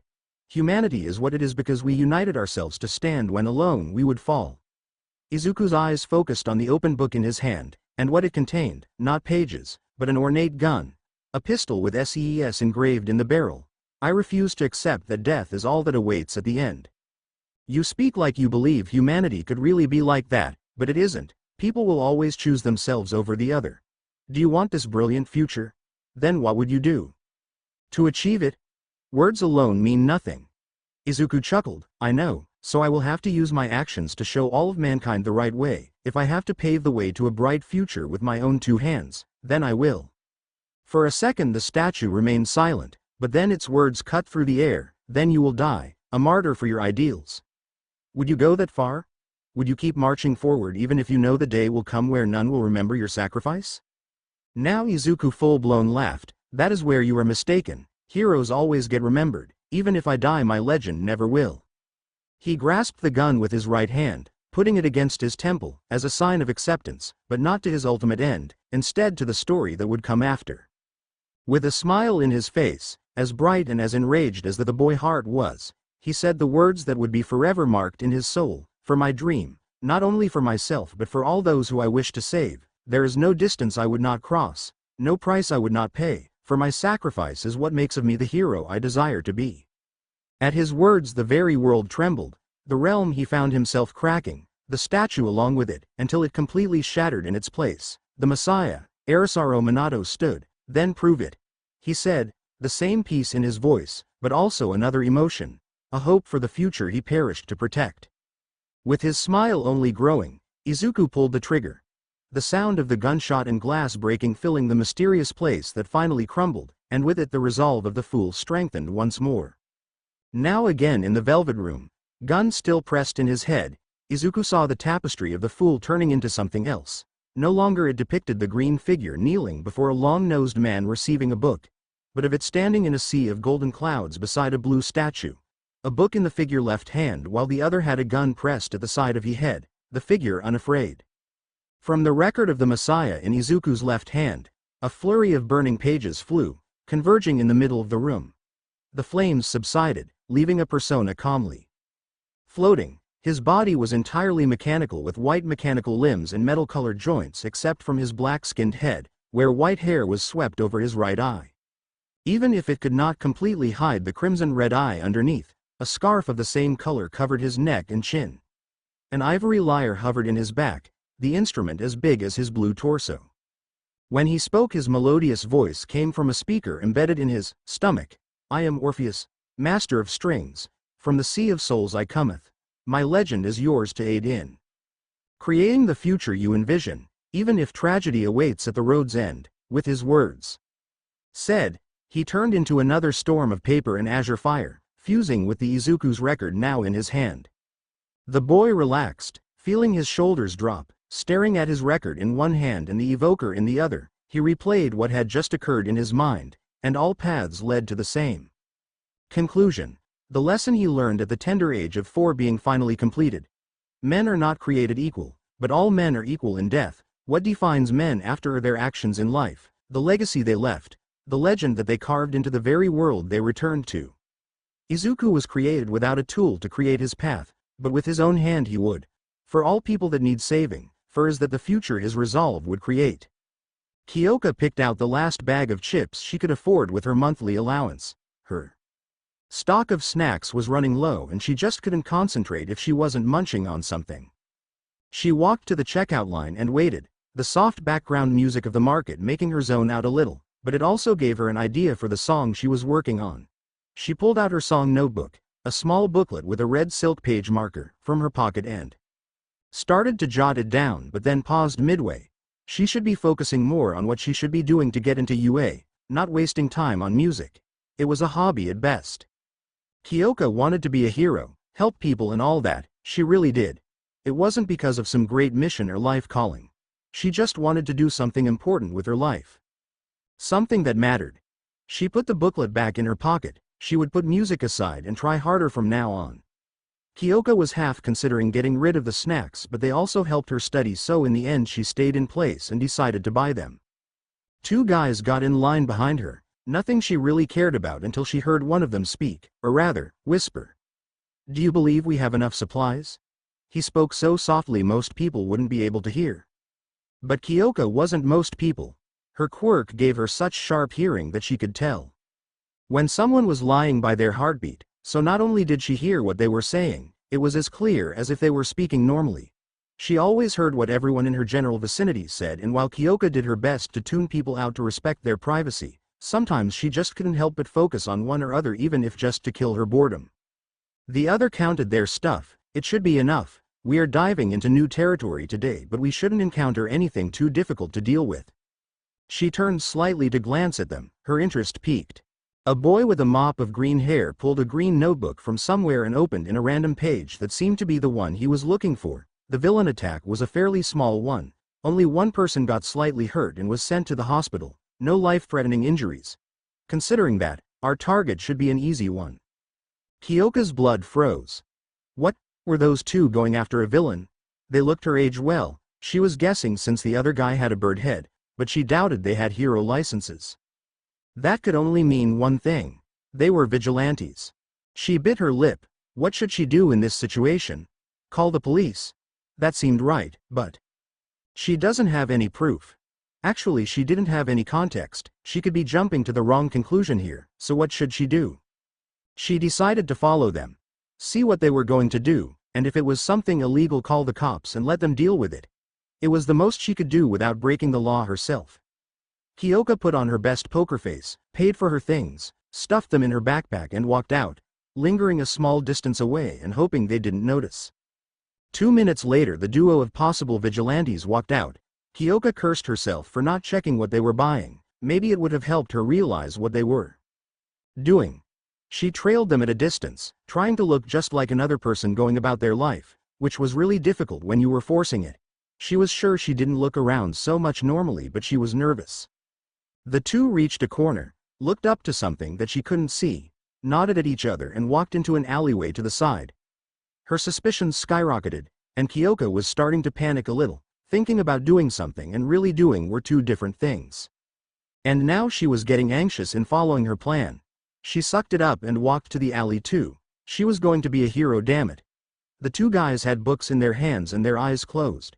She almost did a double take. What are they doing? It was weird but not illegal, unless it was one of their quirks, but if it was, she couldn't figure it out. Kyoka weighed her options. The only way to tell if she should call the police was if she caught them breaking a law. She put on her hero face and went to find out. As she entered the alley and sneaked towards them, she knew she wasn't intimidating being shorter than either of them. And considering the disadvantage of being outnumbered 2-1, her hope was to get in their faces and squeeze an answer out of them before they could realize that. Kyoka got at the green-haired one side and put a hand on his shoulder to shake him. Hey! When she made contact, the boy opened his eyes in surprise and then alarm, as the world twisted around them. Izuku was panicking so much, even his personas were in an uproar. He could sense Omoikane about to put order in his mind when the soothing sound of Orpheus' lyre filled his senses, his head turning from a war zone into a clear and calm lake. Thank you, Orpheus. Think nothing of it, hero. I am happy to help you. His melodious voice sounded over the ring of strings. Now Izuku had the peace of mind to process the fact he dragged an innocent person into an anomaly. The girl was about his age, with purple hair and eyes, wearing a leather jacket over a shirt with a band he didn't recognize, ripped jeans and boots. Her quirk seemed to be a mutation. Type: ropey skin hanging from her earlobes drawing to, were those ox jacks? Izuku would love to analyze them if the situation was any different. What is this? She asked, eyes widening at the twisted reflection of the world around them. The anomaly took the form of a colossal body of water with small sandy islands littering it. A pagoda stood on each, tall and imposing, all with different heights and colors. Wooden bridges connect them, each side marked by a torii, a traditional Shinto gate, at each side. It was a strange but captivating sight, the toxic green light from the anomaly sky mixing with a yellow radiance coming from the water making it even more ethereal, even if the dissonant colors were jarring, but it only served to show the distorted nature of the anomaly. The girl took in the fantastical sights around them, then looked back at Izuku. In a second she was right in his face, panicked and more than angry. I don't know what you two did, but you better get me out of here. Her voice made Izuku shrink into himself, old instincts literally beaten into him taking hold. Tokiyami came to his rescue, putting himself between them. Calm down. We do not know how you followed us here, but if you want to go back to reality safely you need to keep your voice down before you attract shadows. He tried to be imposing, but the girl wasn't impressed. What the hell are you talking about? She shouted in his face. With ruffled feathers Tokiyami sighed, stop, calm down and let me explain. His words had the opposite effect. Don't ask me to calm down. What's this? All this? She waved her arms to the surrealist surroundings. Tokiyami took a deep breath to keep his cool. If he too became agitated then the situation would only escalate. Please, stop before a shadow comes. A shadow? What are you talking about? The dark reflection of the true self. Just as he finished talking a shadow busted out of the pagoda on the island they were on, or that, if you want a more visual example. He sighed exasperated. It was a large shadow with a black body, yellow pawed legs with stripes, a snake for a tail and a white furry head with a black face, on it red glowing eyes and hauntingly white teeth. The girl gave a startled yelp and stepped back, eyes wide and fear in her face, an appropriate reaction to a monster more than double her size. Dark shadow coming out cackling, you just had to say it. The bird-headed boy shot the aspect of his other a glare but said nothing. Pulling his blade from his record, he started to walk to the beast. Stay back, I will be done in a minute, he said over his shoulder to the girl, who was staring at the shadow with wide and fearful eyes. Izuku snapped himself from his trauma-induced lockup in the sight of real danger and armed himself. It is immune to curse. Be careful, Tokiyami-kun. The raven swordsman gave a nod before dashing at the shadow, before it could move to attack. Tokiyami slashed its hind legs, making it fall into its behind with a pained cry. The snake snapped at him but with a quick twist Tokiyami danced around the deadly fangs. The new brought both his arms over his head and smashed them down with a roar, die.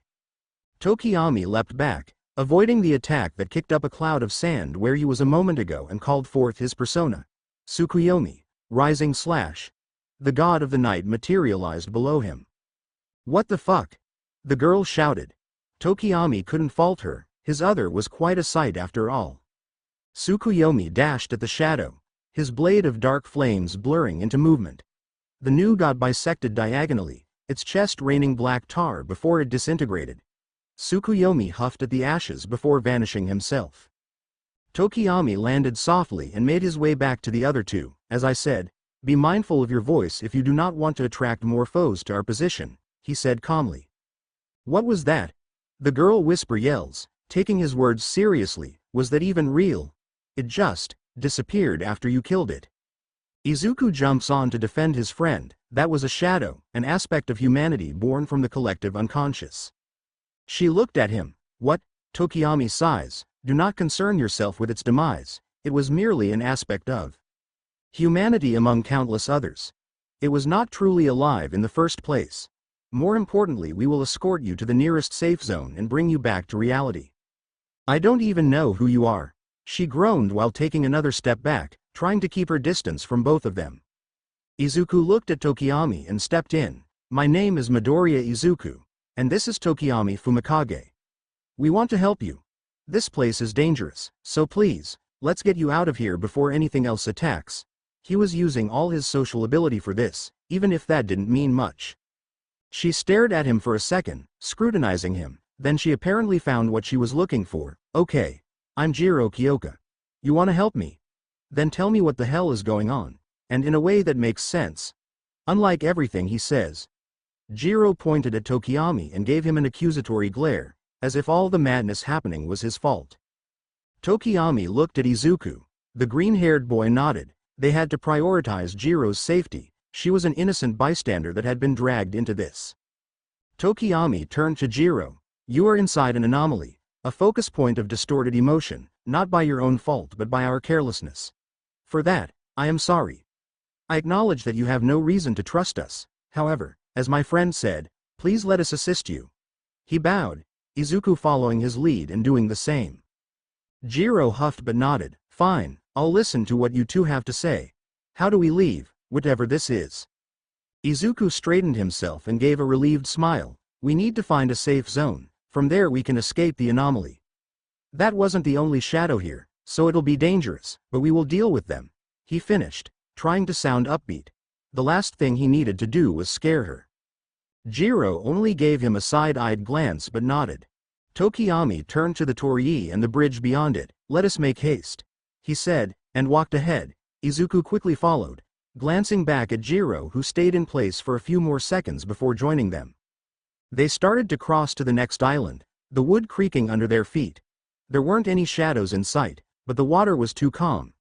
Izuku was already sketching a map of the path they were making in case of a future attempt of clearing the anomaly. He was looking from one side to the other to keep an eye out for enemies and to get the general details of the surroundings when Jiro tapped his shoulder, concern visible in her face. Did you hear that? He stopped to listen, Tokiyami also pausing and closing his eyes to sharpen his hearing. Jiro looked from one side to the other, but then she glanced down, just as both boys heard it. Look out! Izuku shouted, grabbing one of Jiro's arms while Tokiyami seized the other. A giant form burst from below the bridge, sending splinters of wood raining down from the section of the bridge that it pulverized. Izuku stared at the monster in fear. It was a snake thicker than a train car in just the part. Above the water was taller than a 3-story building. Certainly, it was the biggest enemy he found in an anomaly until now. It had sickly yellow scales marked by scarlet red ones, the eyes being a blind and milky white, a blue biforked tongue shooting out to taste the air. What is that thing? Another shadow. Jiro's cry snapped Izuku from his fear-fueled awe. This isn't a shadow. Tokiyami took in a sharp breath and shook his head. No, it is a cognition. At his partner's confused glance, he explained, here where beliefs take form, a thought given power. A twisted perception created by cognition and emotion can come to life. This is a cognition. Izuku gulped. So basically, the monster that the person who created this place fears is the monster that we face. Tokiyami's only answer was a grim nod. How do you plan to fight something that big? Jiro's question was an extremely good one. Unfortunately, Izuku didn't have an answer. The snake turned its massive head towards them, and he decided to think about a plan in a better position. Run. They all followed his panic-filled order, rushing back to the island they started on. The snake snapped its jaw at them with enough force to nearly send them flying. They ran back under the torii and kept going, but when Izuku risked looking over his shoulder, the snake was sinking back underwater. "I think we can stop now," he gasped, winded from the desperate sprint. He would have to up his training later. Tokiyami was the first to stop at his words, letting go of Jiro's arm along with Izuku, not even breathing deeper. He was used to suddenly having to run for his life inside anomalies, and watched the broken piece of the bridge, waiting to see if the snake decided to attack again. Jiro kept going for a little more, but then she stumbled to a stop and gasped for air. What the hell was that? There's no way a snake can be this big. And explain it without the damn poetry. Izuku glanced at her but then avoided her eyes. Talking with a girl was still a little hard for him, plus years of being ridiculed and then dismissed that still popped up every now and again. If his earlier froze up was any indication, he pointedly ignored how easy it was to talk to Angela. Why did Izuku have such an easy time talking to her when with almost everyone else he was a pile of nerves? I think that was a cognitive manifestation of the villain that attacked the person who originated this place, just blown out of proportion by their fear. In the metaverse, how you see things take a much more literal meaning, so it would make sense the cognition would be a giant monster or something equally terrifying. The person that created this is scared. It makes sense that they would see who attacked them as a monster. Tokiyami finally turned to him and asked, "The villain had a snake quirk, right?" Jiro frowned and tried to understand what they were saying. At every minute that passed she believed more and more she was going insane with all the crap those two were dumping onto her. Izuku nodded and answered Tokiyami's question more in deep to hopefully get an idea of how to proceed. They had a transformation-type quirk. They could turn into different non-poisonous snakes. They also has interesting application to both rescue and reconnaissance, as reptiles are heat-sensitive and snakes have a sharp sense of smell. His began to descend into an infinite abyss of quirk analysis was interrupted by Jiro snapping her fingers in front of his face. "That's nice and all, but how are we going to get past that thing?" Izuku started to break down their current dilemma in hopes of solving it, not noticing how Tokiyami crossed his arms and waited for his thoughts before giving any input. "The serpent is not one I recognize, so that will not help. It can also only be a fabrication of the metaverse and not a real snake. It stopped chasing us when we retreated to the island, so that means it has marked the water as its territory and will not leave it." Or, Izuku's eyes widened and he looked at the red gate that separated the earth from the water perfectly. "The gates. What's the problem with the gates? Aren't they just normal temple stuff?"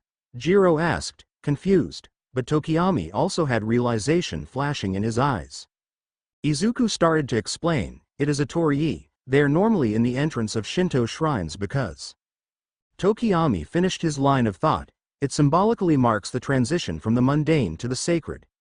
In the metaverse, it not only symbolizes, it is." Izuku nodded his head frantically. "Yes. It separates the cognition's territory from what I suppose is the shadow domain. The mundane threat of an animal to the divine threat of wrathful gods and evil spirits, apart only by the threshold of our beliefs." "Fitting." Tokiyami looked from the torii to the pagoda. "I am certain one of these pagodas will be a safe zone. We only need to find it." "That's great to know, and you two really have a promising future with poetry, but we need to get past that giant-ass snake first. Any ideas on that?" Jiro snapped at them. Dark Shadow came out, startling Jiro and cackling. He got in her face and gave a smirk visible even in his indefinite features. "Like this."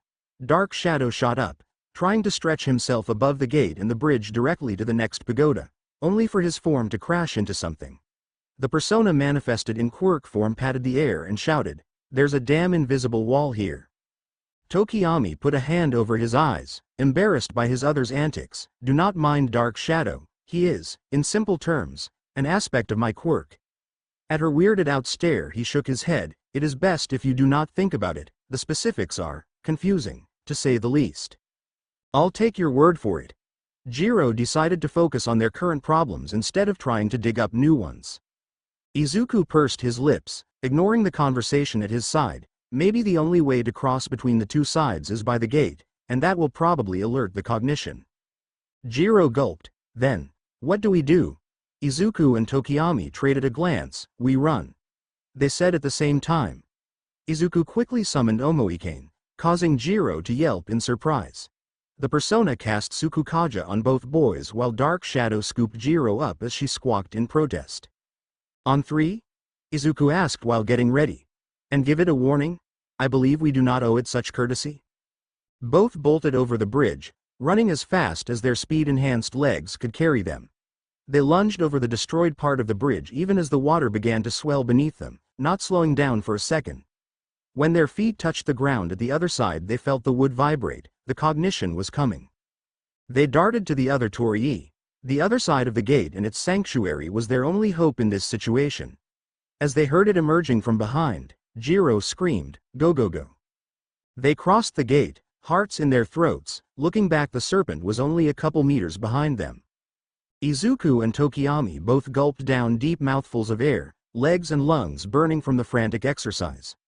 Unfortunately, the universe wasn't going to give them time to rest as, from the pagoda in the island, 2 other news and a Niji Matama, a blue floating tomo with a smiling face, came out. This will be a long one, will it not? Tokiyami sighed. Izuku's only answer was a resigned nod.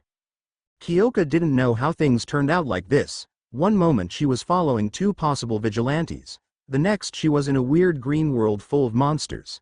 She first thought it was one of their quirks, but then they explained, or tried to explain what was happening. Kyoka didn't understand everything. Actually, she didn't understand most of it, but she could hear when someone was lying, and when the 2 said they wanted to help her she heard the sincerity in their voice and their steady heartbeats. With no other option she decided to follow along. Kyoka wanted to be a hero, yes, but the insanity currently happening around her was too much. She just wanted to go home and forget this ever happened. Midoriya and Tokiyami weren't that bad.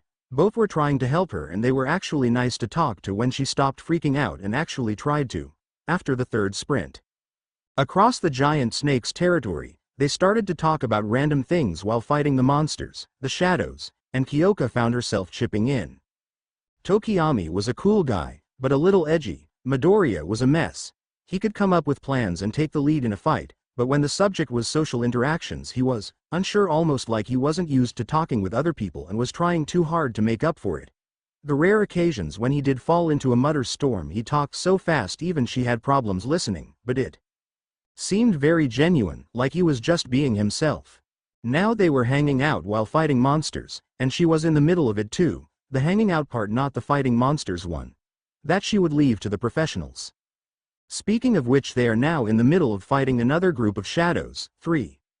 This time, some snake men with shields and lances called Naga according to Midoriya. What was with this place and snakes? Oh yeah, the guy that made it was so afraid of snakes that now there was a giant one lurking around. Midoriya parried one lance and kicked another's shield with his metal soul shoe, causing it to ring and Kyoka to flinch. Tokiyami was running circles around his soul victim and slashing it with his katana, and Jiro could tell he wouldn't take long to wrap up his part. Midoriya leapt back and pulled his green notebook from somewhere. It was as if it simply appeared in his hand. Ghoul. Magaru. A lanky humanoid with dark skin appeared behind him from where the burning pages that came from the notebook flew. It swung his arms and wind blades cut into the Nagas, causing them to fall to the ground. Tokiyami, let's go all out.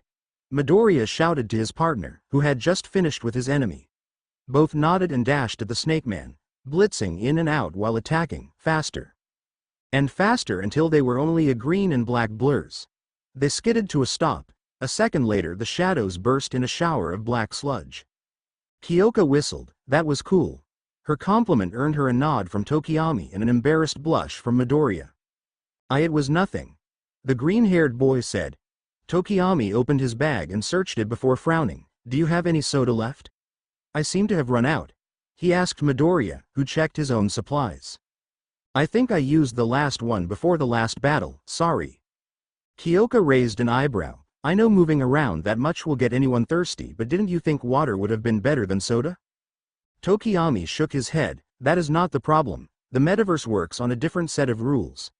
Here a soda can restore your energy, food can heal your wounds, and a collector copy of All Might's card from his time in the United States can teleport you out of a battle, he said the last one while shooting Midoriya an amused smile. The other boy yelped and hid his head between his arms. We agreed we wouldn't talk about that. Midoriya blushed. He had put the card in his bag by accident. In the end it helped, but it was still embarrassing, like the time he brought his figurine collection to class. Kyoka snorted in amusement, mostly at Izuku's embarrassment rather than the nonsensical magical powers random items had in the world they were now in. Give me the deets on that later.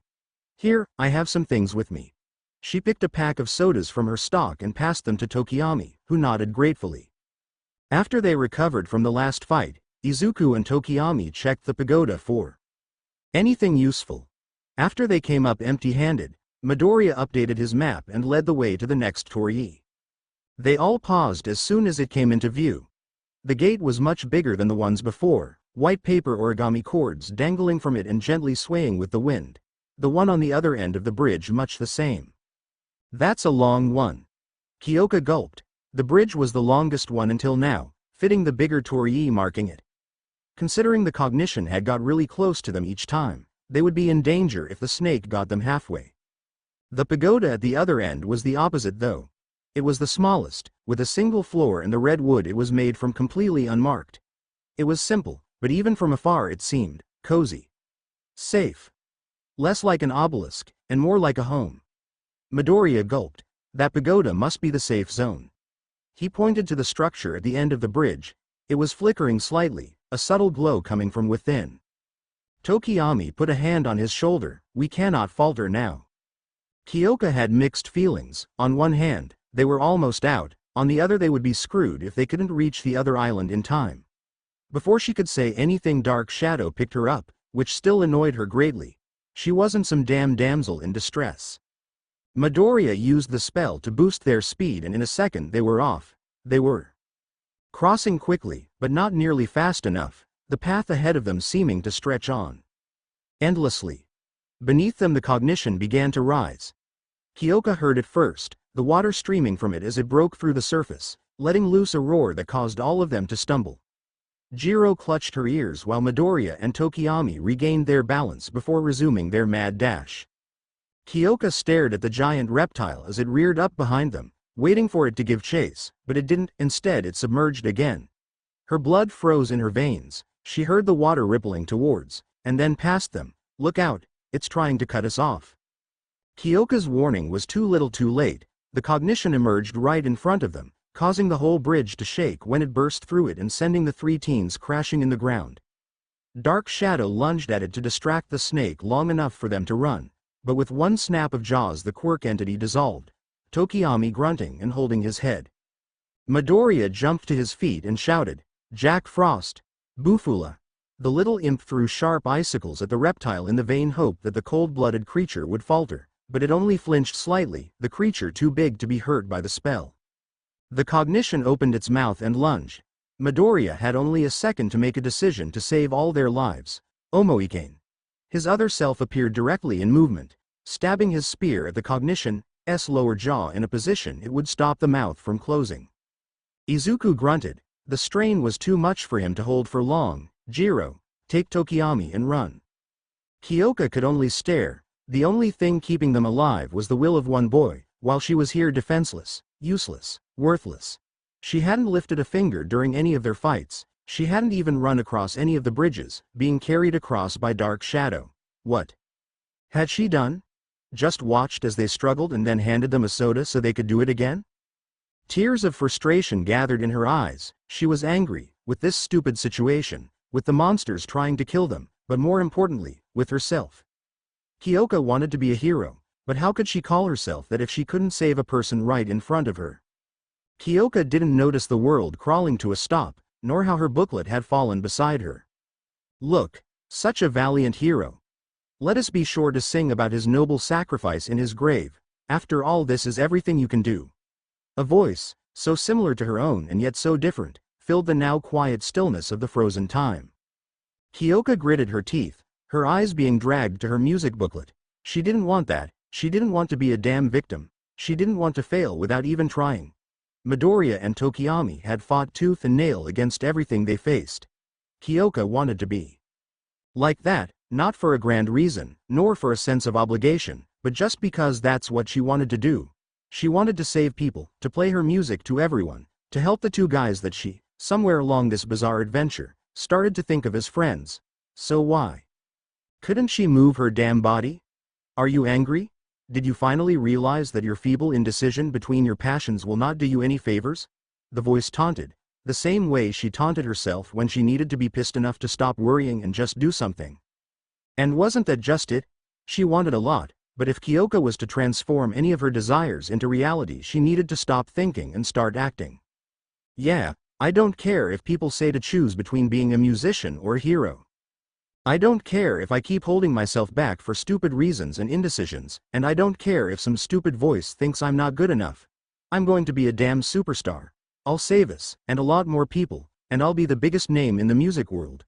And not you or a damn overgrown lizard are going to stop me. Casting all her doubts to the wind, she let her passion ignite the flames of her heart. She grabbed the booklet on the ground and stood up. The small and simple book filled with her ideas lit up along her rebellion, and with that it was reborn.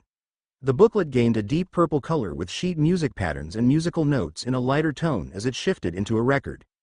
The voice laughed melodiously in a voice identical to hers but completely different. Wonderful. It was about time you decided to stop hiding and start to shine. Now let's start this show. I am thou. Thou art I. Together we will make our voice be heard by all. Our dream a beautiful song carried by the four winds.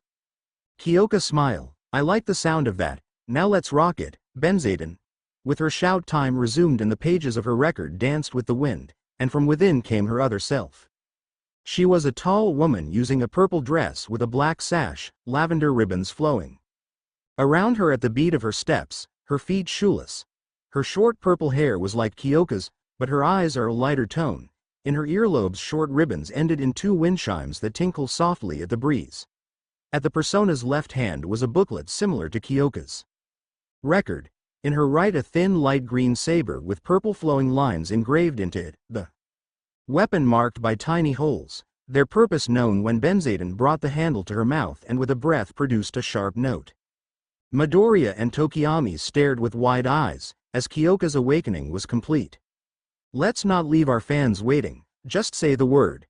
Benzaden smirked, Kyoka mirroring her and pointing to the cognition. Tarunda. Her persona brought her weapon to her mouth and from it an ominous song filled the air. The cognition's body glowed a dark red and lost its strength. Omoikane seized the opportunity to push it back, the god of wisdom laughing merrily, Benzaden, goddess of everything that flows, words, speech and of course, music. It is a pleasure to meet you. However, there is a pressing matter we have to take care of. He bowed to the other persona before vanishing. Midoriya knew what his other self had in mind, as both shared the same plan, being the same person in the end. Jiro, I have an idea but I need your help. The girl nodded, lead the way, mop head. Midoriya didn't pay attention to what Kyoka called him, focusing on his record he called, Orpheus, the master of strings materialized. Kyoka's eyes widened, then she grinned, that's what I'm talking about. Benzaden, let's make our debut a duet. The personas started to play, the song picking up the pace. From the lyre embers flew into the fast wind caused by the flute. The cognition's body, still weakened so much it could barely keep itself above the water, was violently surrounded by the blazing gales, a tornado of infernal flames that made it give out a pained hiss. The cognition, with scales blackened from the fire, hissed one more time before retreating back under the water, the cold soothing its burned flesh preferable to pressing on. Kyoka slumped while Midoriya fell on his rear. Their personas traded a nod and a final bow as fellow musicians before vanishing. That was a rush. Kyoka chuckled between mouthfuls of much-needed air. It is like that the first time. Just be glad your persona didn't nearly knock you out just by being summoned. He laughed in relief, so tired he didn't bother being embarrassed and threw a verbal jab. Tokiyami, after finally recovering enough to talk again, the damage Dark Shadow received took a lot out of him. You awaken to your real self. After so many years alone, now there are two others, now there are more of us. His low laugh had too many emotions to count, but his mist-filled eyes told of how overjoyed he was. Midoriya put a hand on his shoulder in support. Noticing Kyoka staring, he explained, I had my awakening last month, Tokiyami-kun had his when he was 4. And I have reasons to believe we might be the first people to possess personas since the dawn of Quirks. Kyoka blinked. Wait. With dawn of Quirks you mean since they appeared 200 and something years ago? Midoriya nodded slowly. Wow, wow. And she thought she was special before. Tokiyami stood up. Let us depart, there is much for us to talk about. The other two followed the bird-headed boy to the safe zone, all more than ready to finish exploring for the day. Izuku drank his tea slowly, his tongue numb after so many sodas in the metaverse. Jiro sat facing him and Tokiyami, who had his eyes closed and was holding the bridge of his nose and trying to ward off the headache that having his persona in Quirk form temporarily destroyed cause. The girl was absorbing their explanation of what awakening meant for her. So you two are like other dimension heroes? Izuku tried to come up with a better way to put it but in the end just shrugged, more or less. Jiro hummed for a second and nodded to herself, I want in. Izuku choked on his tea. What? Really? Izuku had spent the whole time after they exited the anomaly trying to come up with a way to convince Jiro to join them. With the long history of things not going his way, he thought it would be another battle to have her join their group. For her to be the one that asked for it was more than a surprise. She gave him an unimpressed stare. You heard me, I just entered the really exclusive club of people who can fight shadows on their rules. I want to be a hero, so I won't miss the chance of being one in the metaverse too. And if you think that you can boot me out, I'll find my way back to that place myself. Jiro all but threatened the boy. She would stop saying she wanted to help and start acting on it. Izuku gave out a relieved sigh at the same time as Tokiyami, who probably felt the same and also had spent the last minutes thinking of what to say to expand their numbers. That will not be necessary. Tokiyami opened his eyes and locked them with Jiro's. We were about to ask if you wanted to join us. Jiro's tough front cracked as she cracked a smile. Then we don't have a problem. Izuku nodded quickly. Yes. He locked his eyes with hers, a seriousness Izuku could only muster when lives were on the line clear in his eyes. Only we can solve problems on the other side. We can't fail, because if we fall there's no one else to take our place. This is dangerous, but there is no one else to face this danger. I also want to be a hero. I know how you feel and I promise that if you help us I will do everything in my power to help you too. He bowed his head until it was parallel with the table. Jiro stared at him. For a long second she heard, more than ever before, the sincere plight the boy was making, how his voice hardened with determination in his promise, and how his heart was steady. She smirked, glanced at both boys and said, I'll hold you up to that green, both of you. Izuku's head shot up. So that means, I'm part of the gang now. Jiro smiled, and the world stopped. You have acquired a new oath, with it awakening the star persona. You have changed the fate of a life, turning chains into bonds that will become power to attain freedom. Izuku smiled in return as the world started to move again. Welcome aboard, Jiro-san. Kyoka pocketed her phone and started walking, ensuring she was heading to Dagoba Beach.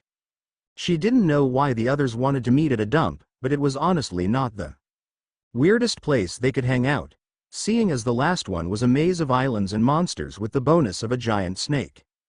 Benzaden hummed a melody inside Kyoka's mind, making her smile. Since she awakened her persona, Kyoka had been in a much better mood, having shaken off her funk, and she also noticed how her quirk changed into something more liberating. Kyoka never understood the saying words to the wind so well, what with her jacks now plugged into the air itself. Kyoka could hear everything.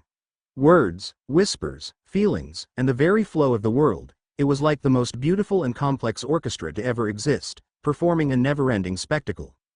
Where were you all my life? She let slip the whispered question, her lips parting in a smile. I was right beside you, always had and always will. Benzaden's joyful chuckle filled her mind. I am thou, and thou art I, we are one, my dear.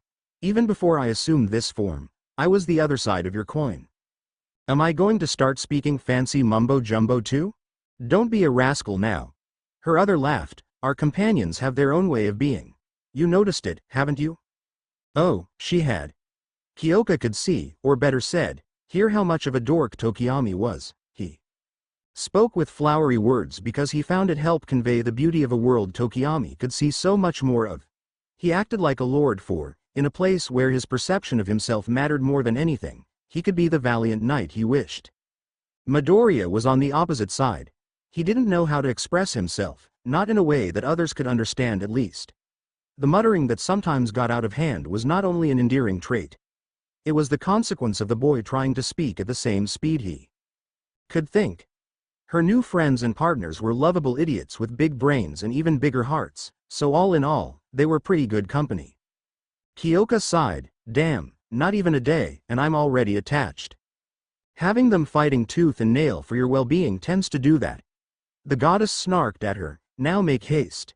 We cannot leave our companions waiting. Kyoka hurried her steps, jogging with a spring in her step.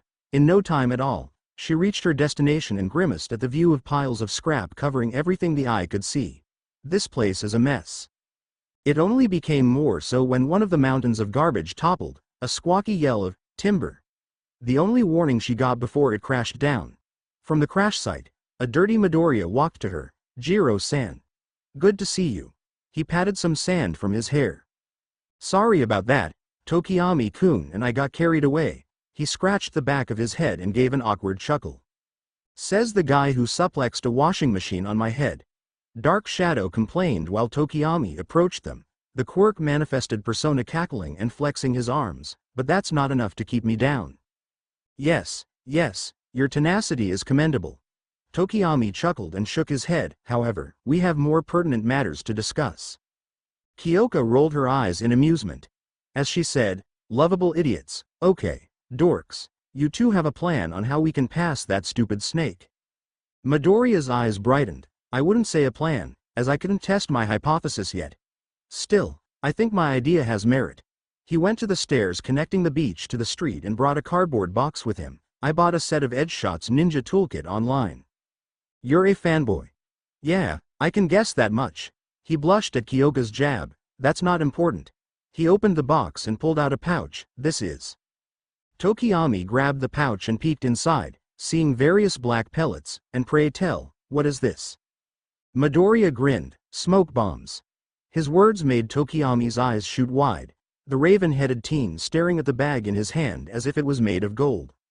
And you just bought it online? Kyoka knew some hero merch on the internet was weird, but that was pushing it. Midoriya scratched his cheek. They aren't that potent, not in reality at least. In the metaverse, they will work exactly like you think they do. He picked one of his notebooks, not his record, a normal one. Regular perception of many items don't match their real functionality, so their effects inside an anomaly usually are more in line with what you would see in movies. Kyoka took a deep breath. I can hear the capital letters on those words, literally. How the hell do you two do that? How did she also do that, for that matter? Tokiyami broke through his entranced stare-down with the pellets to look at her. Words have power. Remember it well, for simply speaking about concepts can interact with them. Calling a name, a skill, a spell, it is already enough to summon it, focus it. The same is valid for the laws that constitute the universe as we know it. Kyoka nodded, surprised to see she got what he meant, so, be careful of what you say. Got it. Her persona was a goddess of words, so it was no surprise she could grasp the idea. Midoriya, now with his backpack, got their attention. You guys good to go? We can take the next train if we hurry. Kyoka and Tokiyami traded a glance and nodded back to him, causing the boy to smile slightly. Okay, let's go then. Izuku knew something was wrong the second he entered the anomaly. Guiding Jiro through the process of altering the word record was easy. She grasped the idea after only a minute or two. She also made sure to bring a frankly exorbitant amount of snacks just to ensure they would have enough. Izuku hoped that consuming the items in the metaverse wouldn't mess with his diet plan. They had a plan, the supplies, and, more importantly, the courage to see this through. Some higher power must have taken offense at that, for instead of being greeted by the toxic green sky of an anomaly, the three teens beheld a boreal aurora in all its glory. Oh, you finally arrived. A deep and regal voice broke them from their shock-induced stupor. Turning to its source, Izuku gasped. It was a kiosk, like the ones you would find at a beach, and manning it was a penguin. Calling him a penguin was almost a disservice, for he must be the biggest imperial penguin of his species. Izuku was sure one of his biology teachers said they reached, at maximum, 1 meter and 22 centimeters of height, but just from him being head and shoulders over the kiosk's counter, the one in front of him must be 160. Not only that, his plumage, the white on the belly, blue-gray on the back, and the orange part on his neck were all covered by tattoos. The marks were all a glacial blue, depicting blizzards, snowflakes, and smaller penguins flowing. I know this place is weird, but is that penguin cleaning a class like a bartender? Jiro's question made Izuku look closer, and yes, he was cleaning a glass with a rag, an impressive feat when he did it with his flippers. Not only that, but Izuku now noticed he was also using a butterfly tie. I would say it's rude to stare. However, I know how young ones like you can get easily distracted. The penguin chuckled, sounding like an English gentleman from those old romance movies his mother liked to watch. He turned his eyes to Izuku, and the boy finally saw how they looked like two beady blue gems. Permit me to present myself.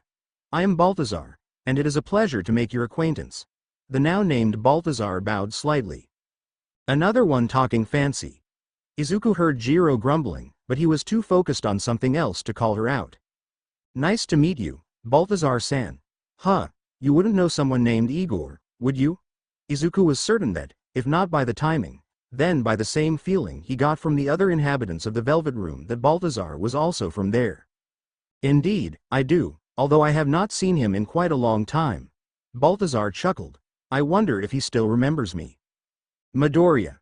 Tokiyami, not taking his eyes off the strange person before them, whispered to his friend. I respect your right to your secrets, yet I have to ask, is he trustworthy?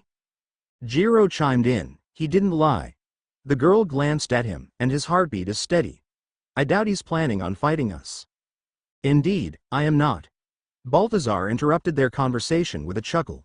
He pulled a small box from under the counter and offered it to Izuku. Here, a small gift to demonstrate my goodwill to your cause. Izuku gulped while slowly approaching, ready to jump back at any sign of hostility. He grabbed the small box. Another part of his mind noticed his first estimate was wrong. Balthazar was his height. Izuku fiddled with the box. It was rectangular and opened by sliding the cover down, revealing a scarlet-red bookmark with golden flowers emblazoned into it. A red ribbon ending in a fluffy tuft of fur coming from the top, adding more charm to it. What is this? Balthazar gave a soft laugh at Izuku's question, not bothered at how behind the boy both Jiro and Tokiyami had their records ready. This is a little trinket for your special book. Go on, give it a try. At the penguin's goading and partly because of his own curiosity, Izuku opened his record at a random page and put the bookmark on it. The change was instantaneous, Izuku felt something shifting inside it before the record spat his spear's shaft. He fumbled with it at the sudden turn of events, finally pulling it out after a minute. Izuku's weapon was now different. It was still the same weapon, the same gakushu, but now in another form, a Chinese guan dao. The shaft was a scarlet red, not as long as it was before, and ended in a broad gold-tinted curved blade, one side with a fine edge and the other with a serrated pattern like a flame. From where blade and shaft met, a ribbon with fun at its end fluttered in the wind. What? Izuku barely noticed his companions spoke at the same time as him, the weapon in his hand taking all his focus. Just from holding in, Izuku could feel it was stronger, but not only that, it had a heat to it that wanted to spill out and dance. Balthazar's amused laughter broke the boy from his shock. This is only a small peek at what I can offer you, young ones. This blade is not only stronger thanks to its new form, but the aspects of fire melded into it will leave any enemy that meets its edge afflicted with a severe burn. Izuku's mind was already boiling with new ideas of how to take advantage of his weapon's new power, but with even more questions of who was the mysterious individual before him. Thank you, Balthazar-san. Can I ask what else you can offer us? Yeah, it's not fair that only Green Bean gets a nice toy.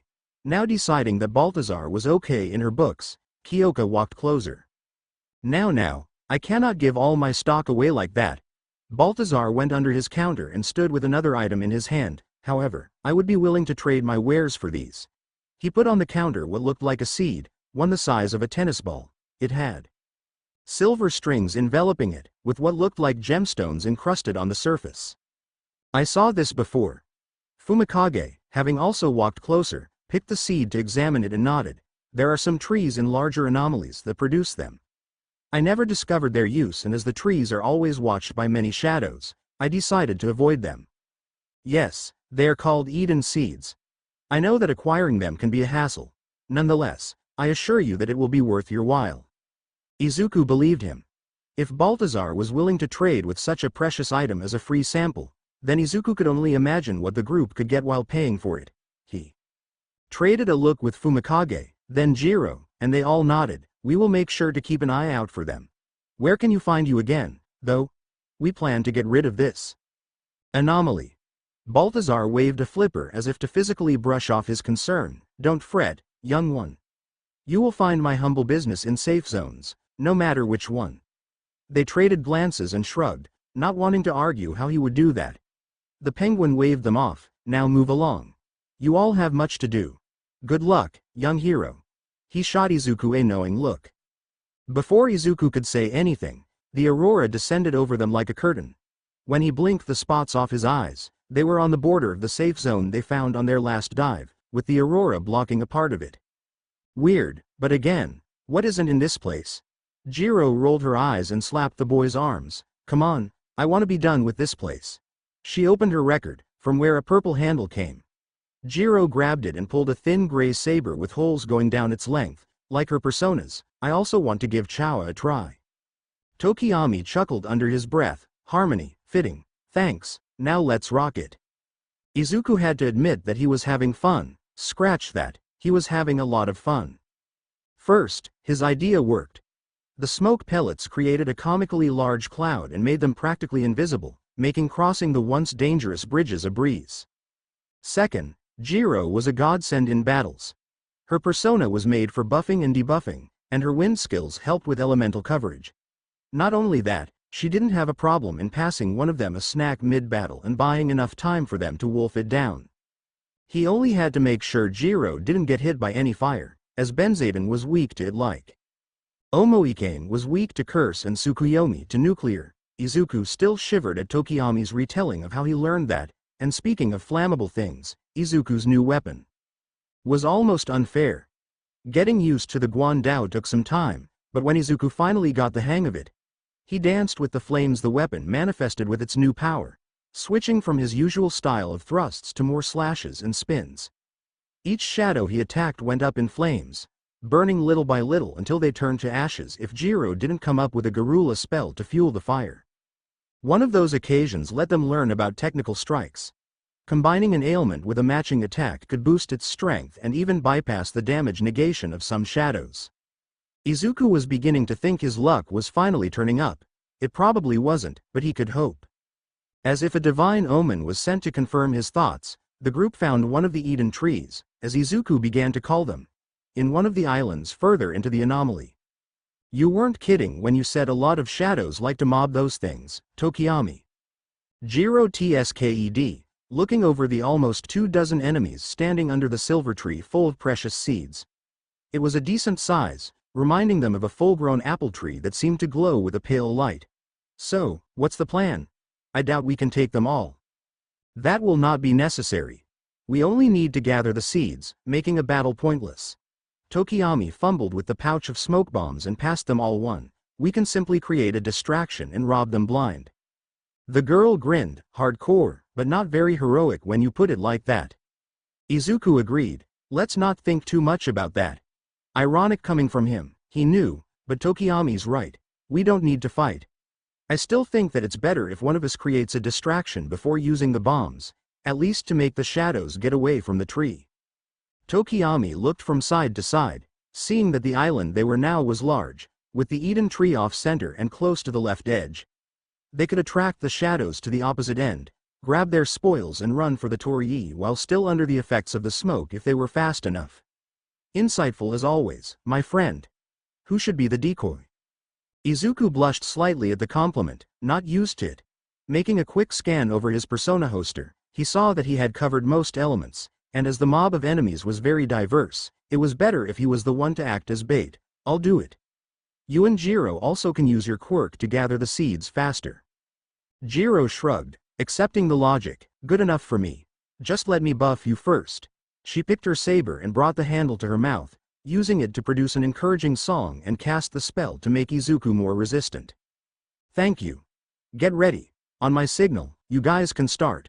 They all traded nods. The mission was a go. While it would be better to create another plan in case the first fails, it is solid enough to count on it. Omoikane's voice broke through the tension that settled in Izuku's mind as he slowly approached the mob of shadows. I recommend a wide area attack to ensure we capture their attention. Leave it to me. Hee-ho. Jack Frost quickly rushed to the forefront of the hero's perception, the chilly energy he produced almost at the tip of Izuku's fingers. His record snapped open, and pages flew. Jack Frost. Mabufu. The snow imp materialized and threw his arms wide, making icicles fly at the enemies. Some that were weak to ice fell, while all the others turned to Izuku with murder in their eyes. The boy gulped. Uh-oh. He turned tail and ran, the enraged enemies hot on his heels. When he reached the island's border, almost tripping and falling in the sickly yellow water, he turned and threw a smoke bomb. The pellet nailed a Naga on the head before flooding the surroundings in smoke. At the Eden Tree, more smoke surged, Tokiyami and Jiro having decided to aloe blind the downed enemies. With Dark Shadow and Jiro's jacks, they quickly snatched all the seeds on the tree. Just as the last one was plucked from its stalk, the Eden Tree gave a flash and dissolved into silver motes of light. Jiro was about to make a very snarky comment when Izuku came running. "You did it." The boy looked over his shoulder and panicked. "Let's run. The shadows can't see us, but they noticed the tree is gone." "Don't have to tell me twice. Move it." Fumikage was proven right to make Midoriya the head of their expeditions once more with how much progress they had made. The dive on the anomaly was going well, and they found another safe zone. True to his word, Balthazar was there, his kiosk offering a comfortable place to rest. The raven-headed boy was still unsure if the penguin was completely worthy of their trust. However, Midoriya vouched for him. Fumikage knew his friend kept his secrets close to his chest. Nevertheless, he still trusted him enough to defer to his judgment. It is not like the Boreal one is being unkind. Tsukuyomi had a valid point. Balthazar was nothing but cordial with them, and after their raid to an Eden Tree, where they acquired 23 seeds, he quickly showed the extension of his assistance. Fumikage flipped the bookmark in his hand, the cold blue color contrasting with the black edges. He equipped the accessory in his record, quickly pulling his blade to see if it was still a katana, but instead of silver, its body was ebony while the edge was a glacial blue. The cold it contained was less the one of metal and more the one of winter. Such power for the low price of 10 Eden seeds. Almost sounds like a scam, right? Jiro leaned closer to Fumikage, picking her own electric yellow bookmark and tracing the silver lightning bolts emblazoned into it. She cast a glance to Midoriya, who was quickly checking another of Balthazar products, a set of cards that they were still unsure of the utility, even if Midoriya seemed to be entranced by them.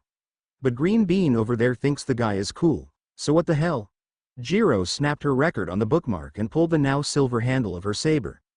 While still having holes along its now yellow blade, its form was jagged instead of curved, neat, even if swinging a lightning bolt-shaped blade sounds silly.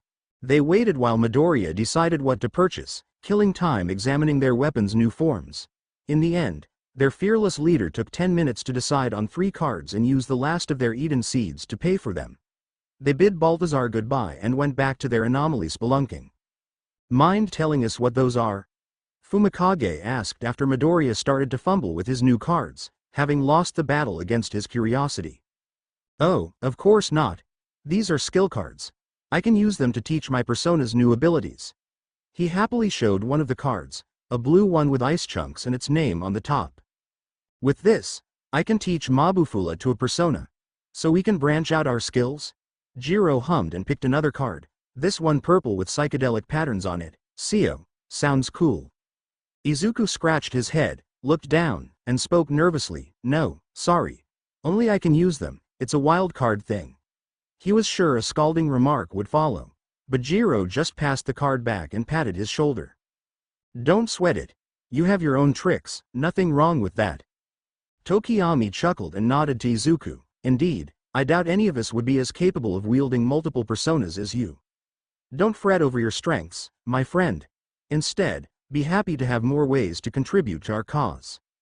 Izuku waved his arms frantically, not knowing what to do with the sudden positive encouragement. "You guys do a lot too. I wouldn't be able to do nearly as much without you." Jiro snorted. "Okay, you dorks, let's just say we're all awesome." Dark Shadow popped out of Tokiyami's stomach and made finger guns to Jiro. "Agree. We are the best." The 3 teens traded glances, then laughed. As strange as it was, They all felt more at home with their newfound friends, exploring the world beyond their own, than anywhere else. Izuku felt his bonds with his partners pushing him forward. They could do it. He knew they could. Let's go, we have someone to help and an anomaly to destroy. Being grateful for the few things that went his way was a mindset Fumikage adopted. Even then, he caught himself surprised more than a few times by how well his last ventures went. With the help of his companions, his friends, his partners' battles had turned into a much easier affair. They were still dangerous, and Fumikage still gave his all in each of them. It was impossible to deny any conflict faced in a group of 3. Each person with their strengths to bring to the table was not as difficult as doing it alone. He was not alone anymore. Jiro still was discovering the new world she found herself in and her role in it, and Midoriya still stretched himself too thin, trying to cover all the roles their group needed. He was the only one that could. They still had much to learn.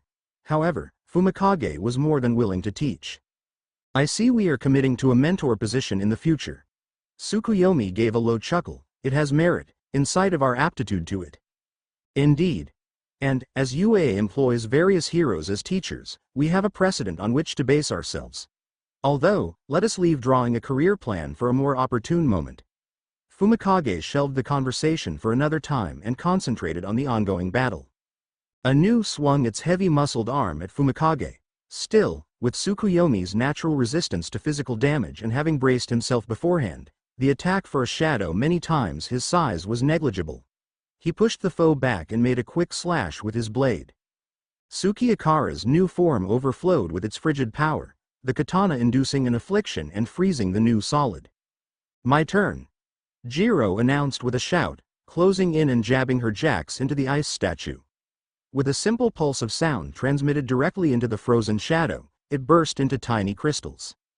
Fumikage gave a grateful nod to Jiro. Very good. The girl was progressing splendidly, both in her combat prowess and teamwork.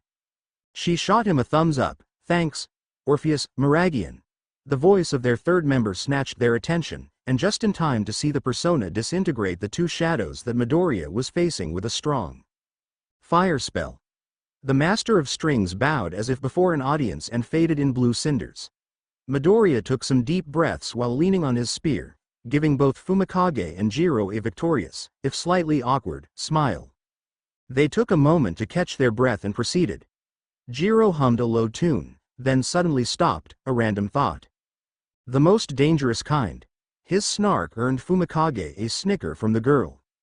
So, our personas are Japanese gods, ignoring Midoriya's wildcard thing. Is that because we are Japanese? She tilted her head, or that has nothing to do with anything, and someone can just have, I don't know, a Norse one or something. Her question made Fumikage contemplate the possibility. That is indeed a very curious matter to consider. We are the only persona users I know, so there isn't much of a sample. Still, nothing shouldn't be dictating the legend a persona embodies beyond its compatibility to you. He turned to Midoriya, seeing he was nose deep in a notebook. Writing so fast his pencil was only a blur. What do you think, my friend? Without stopping his deft movements, Midoriya kept taking notes while sharing his own 2 yen. If we look at our group, our personas and their legends match our personalities pre-awakening. Jiro is a musician and easily communicates with others, with her quirk also making listening to what others say easy. Benzaden being a goddess of words, compliments that at the same time it clicks with her is the best way I can put it. The girl nodded. I get it. It's not the most amazing way of explaining, but I get it. She smirked at Izuku's slight blush from her teasing. I never had trouble getting in someone's face and speaking my mind. She stopped for a moment, looking up in a sudden realization. Damn, that is how I ended here, fighting monsters with 2 dorks while we try to save someone's mental health. Her comment made Midoriya flush, while Fumikage just let it slip. She continued, and by the way that your brain works so fast your thoughts sometimes come spilling out of your mouth. God of wisdom fits you to a T, especially as every one of them is useful. Midoriya's red face was positively nuclear now, so much so that Fumikage took a step back just to be sure. While this conversation is very intriguing, we will have to continue it later. He looked at the next bridge, pulling another pellet. Fumikage needed to buy a supply of smoke bombs himself later. He deeply enjoyed their use. How much further do you guys think we need to go? Jiro questioned as the smoke enveloped them. Midoriya answered while jogging ahead of them, keeping his pace even to conserve his energy. This anomaly is much bigger compared to the ones we faced before. Putting it in scale, I think we have covered 80% of it, but that's only a guess. As good as any. Jiro brushed his uncertainty aside, and if you're right, we're on the home stretch. Fumikage agreed with the sentiment. Yes, let us make haste and end this. They picked up their pace, determined to finally end that anomaly. Did any of you ever wonder where these come from? Kyoka used one of her jacks to point at the bona fide treasure chest they found inside a pagoda. She understood that anomalies were more about what people think than what actually made sense, but even then, that was pushing it. She saw Tokiyami's plumage slightly puffing as the boy entered what she liked to call teacher mode, and hid a snicker. The rewards we find have less to do with the creator of the anomaly and more with our own cognitions.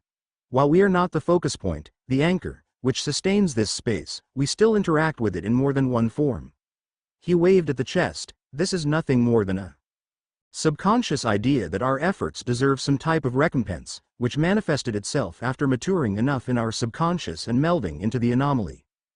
Kyoka clapped. Good lecture, Tokiyami-sensei. She tried not to laugh at how the boy bashfully turned his head away. She really did, but Benzaden's melodious chuckles in her mind tipped her over the edge. Trying not to embarrass her friend too much, she turned back to the chest, only to see Midoriya kneeling in front of it with a screwdriver and a paperclip in hand, slowly working on the lock of the chest. Kyoka blinked at the scene, giving a low whistle. Wow. I didn't think you would know how to lockpick, Midoriya. You look too much of the goody two shoes type. He startled a little but kept his hands steady. Oh, it's just something I learned along the way. Tokiyami brushed aside his embarrassment to give Midoriya a pointed look. A skill that made itself necessary thanks to your school situation? His question went unanswered for a moment, making dark shadow pop up from his chest and approach Midoriya.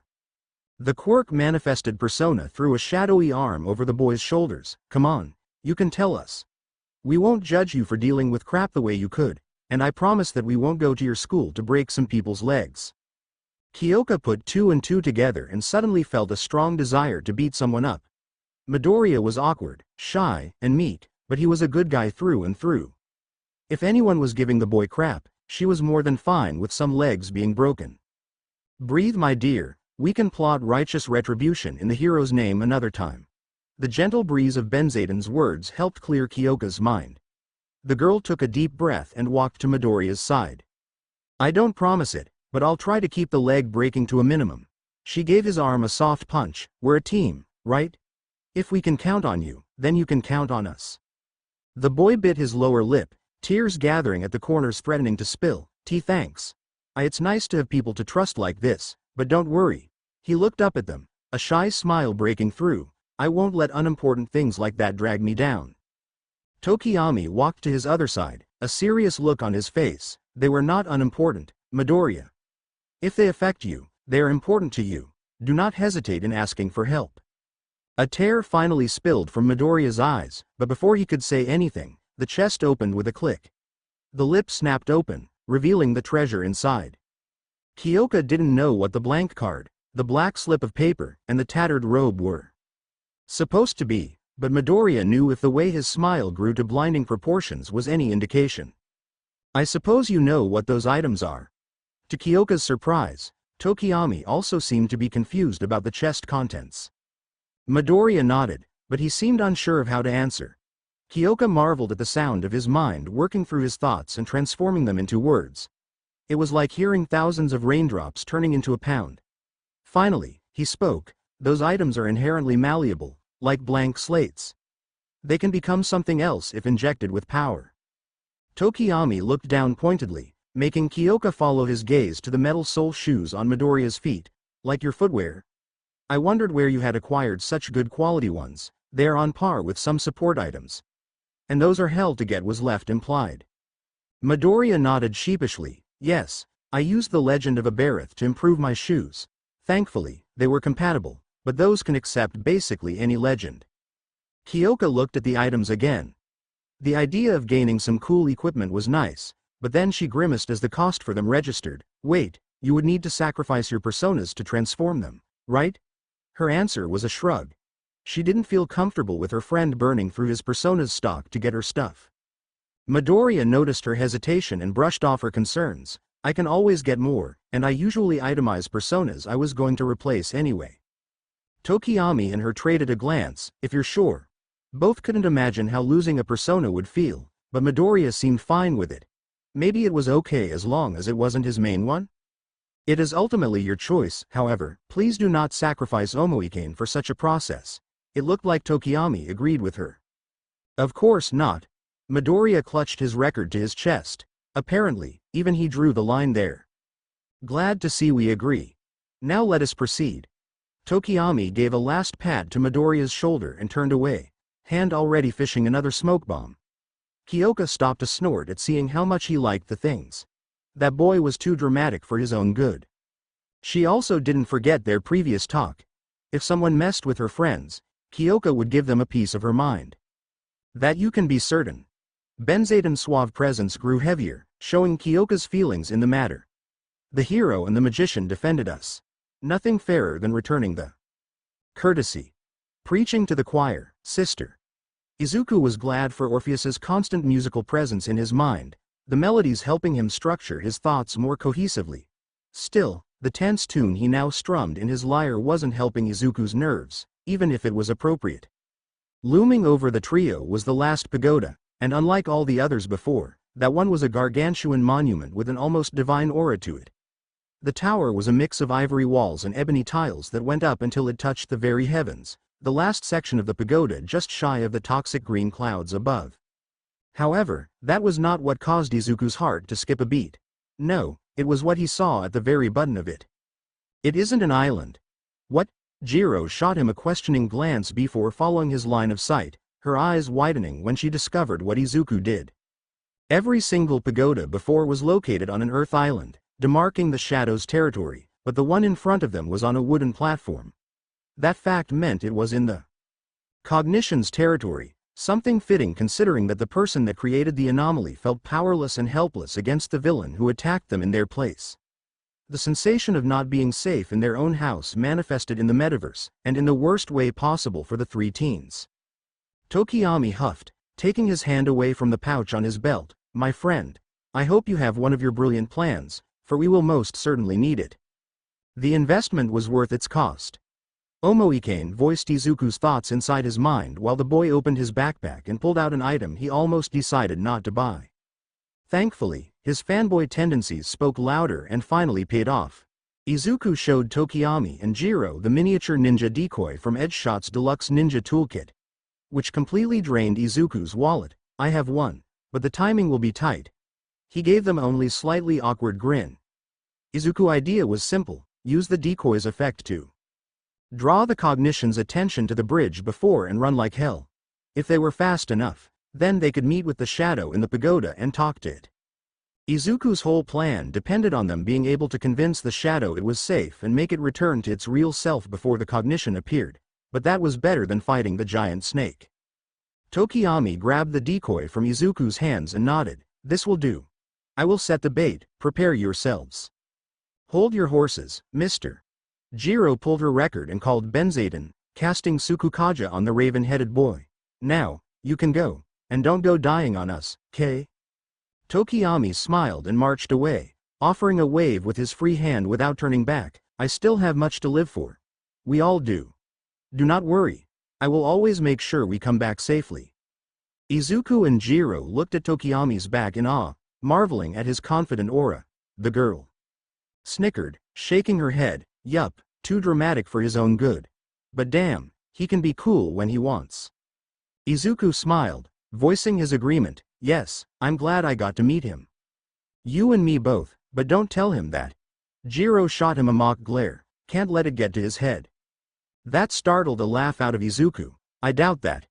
Tokiyami feels more pride in what we accomplish together than in what he does on his own. Jiro raised her hands in surrender. True.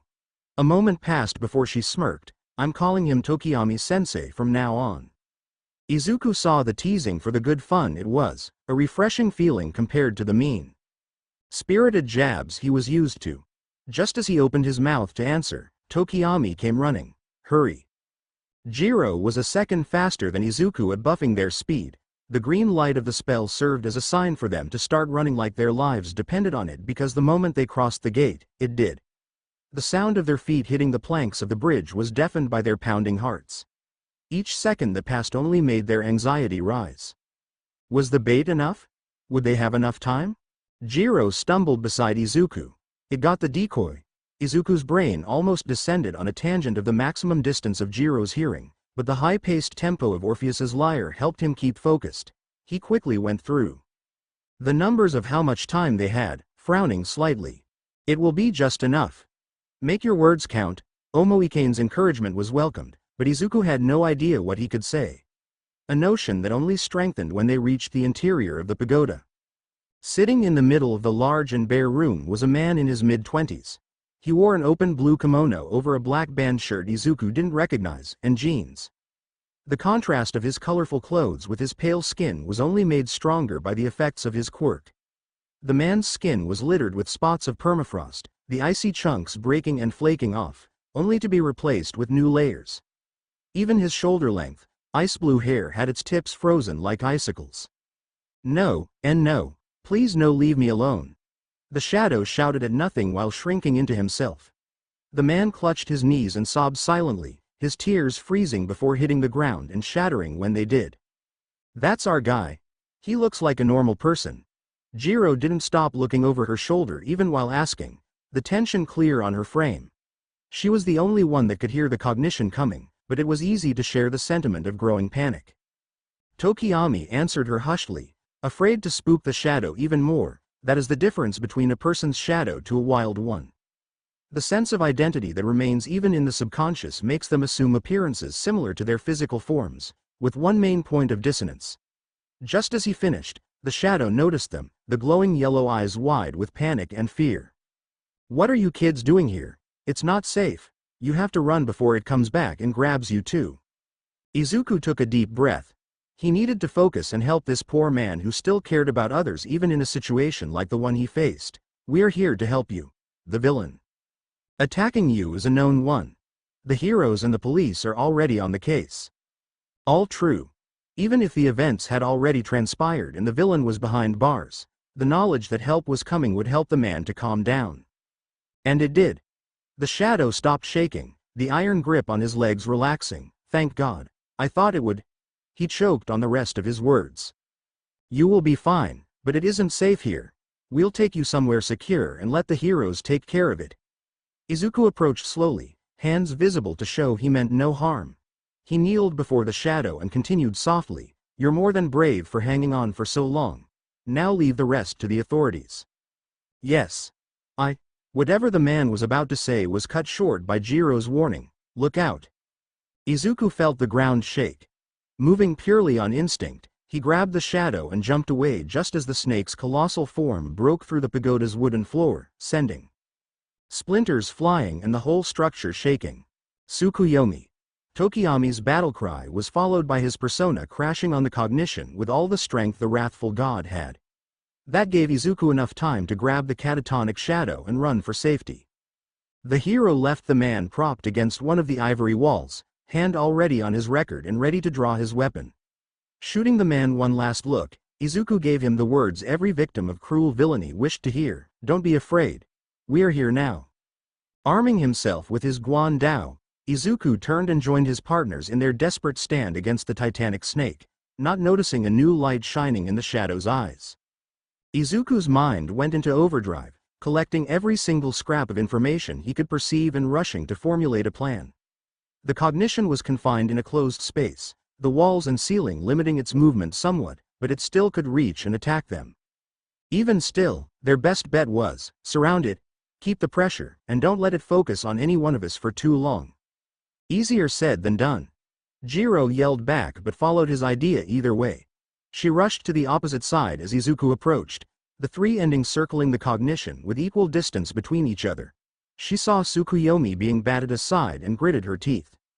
Better get ready for an ass-kicking, you overgrown lizard. Garula, Benzaden manifested, using the girl's anger to feed her raging winds. Eligor. Izuku sent out the horseman the moment the snake started to turn, making sure to draw its attention away from their most physically frail member. Both fortunately and not, he was successful. The cognition snapped its jaws at the persona, sinking its fangs onto the red horseman's shoulder. Izuku yelped, feeling a sharp pain in his own shoulder, which turned into a scalding sensation that flowed through his veins, and left the boy feeling nauseous. He only needed a second to understand why. Poison. "Release my friend, you foul beast!" Tokiyami roared, using his quirk to manipulate the shadows created by the cognition's body and then mixing it with the curse energy that filled his very soul. The magician showed his might. Purgatory thorns. Tokiyami sharply raised his hand and closed his fist. His command echoed through the anomaly's air like a divine decree. From below the cognition's form, sharp spikes of black tinted with dark red came to life, spearing it. The snake hissed and let Eligor go, the persona fading away a moment later. It turned once more to Tokiyami. The boy tried to maintain his calm, but such a strong attack had left him breathless. Combining his quirk with his metaphysical powers was a difficult task on the best of days, never mind after facing a whole anomaly. He braced himself for impact, unsure of his chances to dodge it, only for a block of ice to crash on the snake's head before reaching him. Tokiyami turned to the direction the attack came from, expecting to see Midoriya up and ragged like himself, only to find the shadow they came to rescue. The man was standing with shaking legs, his eyes blown wide and his breath short, but the extended hand still covered in frost made clear he was the one who saved Tokiyami. "You kids are really something." The man forced a shaky smile. "I bet you'll be really cool heroes someday." So, he closed his stretched hand, taking a deep breath and setting his face in a determined frown. "I can't let you die saving a scaredy cat like me." Izuku, poisoned and hard-pressed to even breathe, looked at the shadow as it assumed its true form. A white tiger, a great beast full of regal power, used to defend the land. Omoikane's joyful voice provided Izuku with the being's name. Byakko. One of the SSU Ling, celestial creatures of Chinese myth. It represents the direction west, the season of autumn, and the element of metal. He is believed to be the king of all beasts. Izuku, too, believed it, as with a roar that made a deep and buried part of Izuku's brain tremble in fright. Byakko sent the cognition reeling back. The shadow pounced at the snake, slashing at it with razor-sharp claws and drawing blood. Before the cognition could retaliate, the tiger breathed a blizzard of ice chunks at it. "Hey, eyes up green." Jiro slid to a stop beside Izuku, scrambling to find something in her backpack. "We can gawk when you're not melting from the inside out." She pulled in emergency med kit and snapped it open. Where did you got that?" Izuku still had the strength to ask, which was probably a good sign. Jiro shot him a look. "Don't ask. Now drink this." She shoved something in his mouth, making Izuku gag. He forced it down and instantly felt the noxious substance in his body fade away. "Thank you. Don't mention it. Now keep that thing busy while I play doctor to Bird-sensei too." The girl grabbed her things and rushed at Tokiyami before Izuku could say anything else. Izuku forced himself to his feet. Using his spear to steady himself, the wild card shuffled through his stock of personas, looking for something that could help them. There had to be a way for them to bring the cognition down. Just as the thought crossed his mind, he saw it. Era Matama. From Izuku's record, a red being, similar to a curved teardrop, but upside down and with an angry face on its broader part, manifested. Rebellion. The skill, so closely associated with a concept to even share its name, sprung to life and covered Byakko with golden light. The shadow slashed at the giant snake again, and this time, thanks to the empowering light of rebellion, it sent the cognition crashing down. Izuku smiled. Rebellion, for lack of a better word, raised the chance of a critical hit occurring, and the gamble paying off gave them the perfect opportunity. "Guys, let's go all out." Tokiyami, already back up and finishing a candy bar, nodded at Izuku, knowing exactly what he meant. He shot Jiro a glance. "Follow our lead." With that, he bolted at the floored cognition, Jiro following a second after. Izuku clenched his fist tightly on his weapon, speeding up and letting out a shout. Together the three darted past the cognition, slashing it, then turning and repeating the process repeatedly. For those outside, the three teens turned into a green, black, and purple blur. With a last dash, the three slid to a stop away from the monster. A beat of silence, and then the cognition burst into black sludge, which disintegrated into black ashes. Izuku once more used Gakushu to keep himself standing. His heart drummed so hard his chest hurt, but even then, the boy found the air to yell, "We won!" His victory cry was followed by Jiro's, who threw both her arms up and whooped. Tokiyami was more silent, but his chuckling was still hearable. "Well done. These all-out attacks sure are useful." "You can say that again. That was something straight out of an anime." Kyoka still laughed breathlessly, the adrenaline still in her system. "Damn, why don't we do that more often?" Izuku's answer was to fall on his behind. The move was amazing, but it took too much to set up and left them more tired than just fighting normally most of the time. An ace for sure, but maybe one best left for emergencies. He would need more test data to be sure. "Not bad, kids." The shadow approached them calmly, drawing the teens' attention and making them snap out of their highs. The tiger bowed its head. "Thank you, for being there for me in my time of need."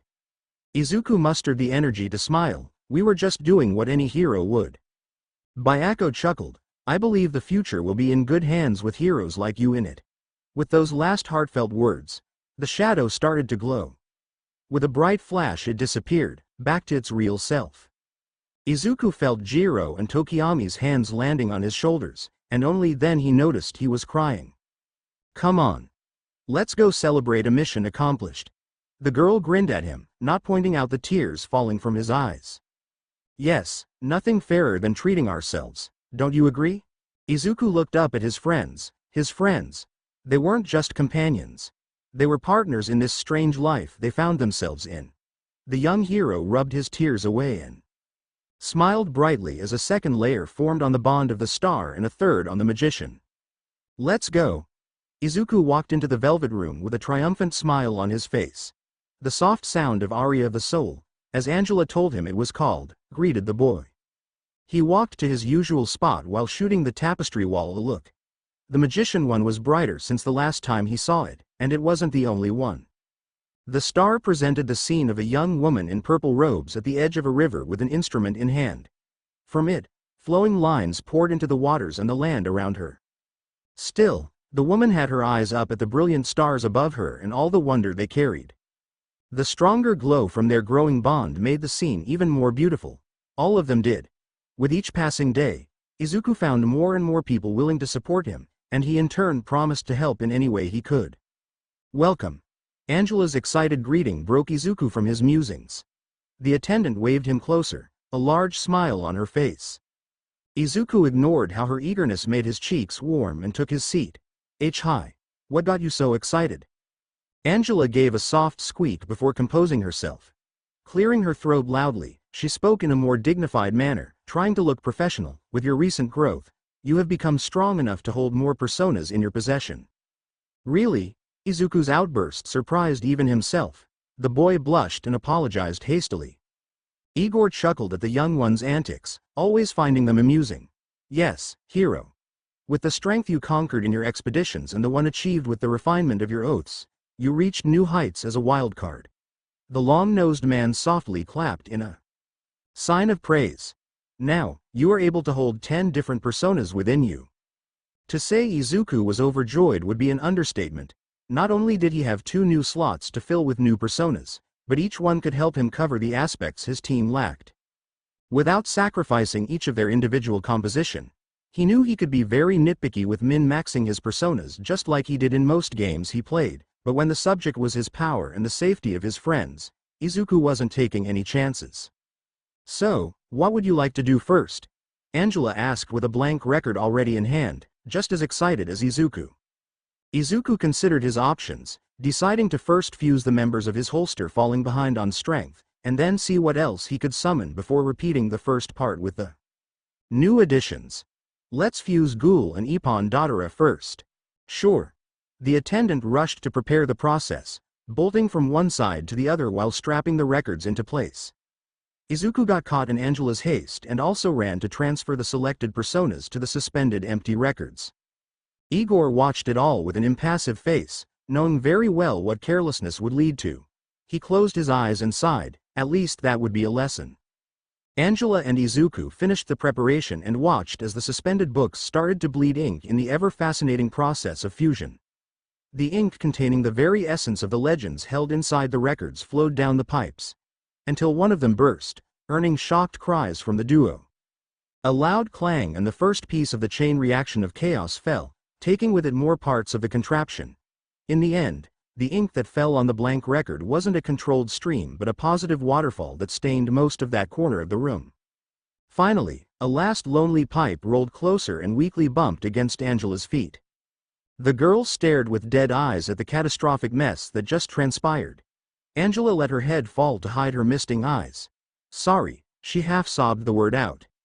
Izuku, who had been shocked speechless, snapped out of it and hounded Angela. No, it's my fault. I got carried away and didn't think of what I was doing. And I did the same thing, but I'm the attendant. I'm the one who should have known better. She still couldn't bring herself to look at anything but her feet, failure weighing too much on her head to do so. I ruined everything. No, you didn't. Izuku didn't mean to snap at her, but his emotions were all over the place and the boy ended up frantic. Thoughts of having damaged something invaluable being trotted by seeing the girl beside him wilting like a dying flower. Izuku's mind was so filled with snapping thoughts of what to do to fix this that the words spilled out. You were so happy for me and wanted to help, and yes, we got carried away, but it isn't your fault. You were just looking out for me, and trying to help me get stronger. It's your duty, but making a mistake is fine. We're not perfect, but we try our best, right? We make mistakes, but it's fine. We won't make the same one again, so it's fine. We're fine. Please, don't blame yourself. When the deluge of words finally died down, ending weakly as Izuku lost steam, an awkward pause followed. He watched Angela, who still refused to look at him, and saw her shoulders shaking. Izuku felt a pit opening inside of him at the thought of making her cry, but it quickly disappeared when he heard her soft snorts. Angela finally raised her head, teary eyes meeting his as she tried to stifle her growing giggling. How can you say all that in a single breath? Years of practice? Izuku's retort made her crack, bell-like laughter filling the velvet room as Angela's spirits rose. The attendant dried her eyes on her sleeves and looked back up. You're right, I am? Yes. We aren't perfect, I'm not perfect, but that's fine, I was never supposed to be, her earlier smile, now much softer, bloomed back on her lips. We do our best, and when that's not enough, we get back up and try again until it is. Just like you always did. Izuku hadn't expected those words, not when he never saw himself as much of an inspiration, but seeing Angela stop blaming herself was enough for him to take the win and not question it. All right. He glanced at the destroyed fusion equipment. It can seem like everything is over at every little road bump, but if we keep trying, we can do it. Izuku felt his chest warming up, the strength filling his mind's eye with its glow just as the tapestry at the wall also brightened. So even if we stumble, let's keep trying, okay? With their promise, a third layer reinforced their bond. The tapestry at the corner flashed, and velvet blue wisps flowed out of it. The lights danced through the air, drawing the duo's gazes with the patterns they wove, approaching the destroyed fusion equipment. The ribbons of light converged into the drenched record, and a pillar of burning pages sprouted from it. Izuku and Angela yelped from the sudden scare, but their fright quickly gave way to awe as a new figure sprang from the azure flames. Tall with long golden hair, sun-kissed skin, fairy wings, and elvish ears, she wore a bodysuit that would not be strange to see on a hero in reality, with boots and gloves integrated into it on the colors of green and yellow, like the center of the suit that covered her chest, stomach, and her lower back, the rest being brown like tree bark. The persona focused her forest green eyes onto her odd audience. I am Sylph. The winds answered the call of your strong spirit, and my legend is now yours to command. Her piece said. The persona receded into a flurry of pages that were assimilated by Izuku's record. Izuku blinked, the sudden turn of events leaving him almost dizzy. What? He opened his record to check Sylph's status while the persona herself settled in his mind. What? Angela jumped almost a meter in the air from his shout. What's the matter? Look. Izuku showed her the page with Sylph's legend, the wind spirit skills and strengths all neatly marked. Her stats are very good, and while there's not much elemental protection, her skills make up for it. Both the persona's healing and wind skills were boosted by passive ones that strengthened them further, which made Sylph one of the best personas in his holster, only behind Omoikane and Orpheus. Wah how? I don't know. Before they could question it more, Igor's laughter sounded. The man once again clapped. Splendid. You are a truly remarkable guest, to be able to turn around a fusion accident in such a manner. What do you mean? Angela was the one to answer the boy. Fusion accidents happen sometimes. Think of them as hiccups. The power of the Velvet Room on occasion suffers interference from the Sea of Souls, or other reasons, like them getting overexcited, but she left that part implicit, and that can cause the result of a fusion to become irregular. Most times it ends as a different persona than you expected or a different set of skills, but more often than not the result isn't the best. Some cases even end with a completely useless persona being created. That's, Izuku would have to stop and properly reflect on that later. Even then, he could understand they got incredibly lucky. But what about the fusion equipment? Don't worry, I'll fix it in no time. Angela got a determined. Was that a pun? Izuku felt it was a pun, glint in her eyes. She produced a roll of silver tape from a fold on her dress. Just a little bit of elbow grease and we'll be ready to get you some new personas. Izuku opened a slightly awkward smile. At least for his standards, he was very awkward in general. I will trust you on that. Just be careful.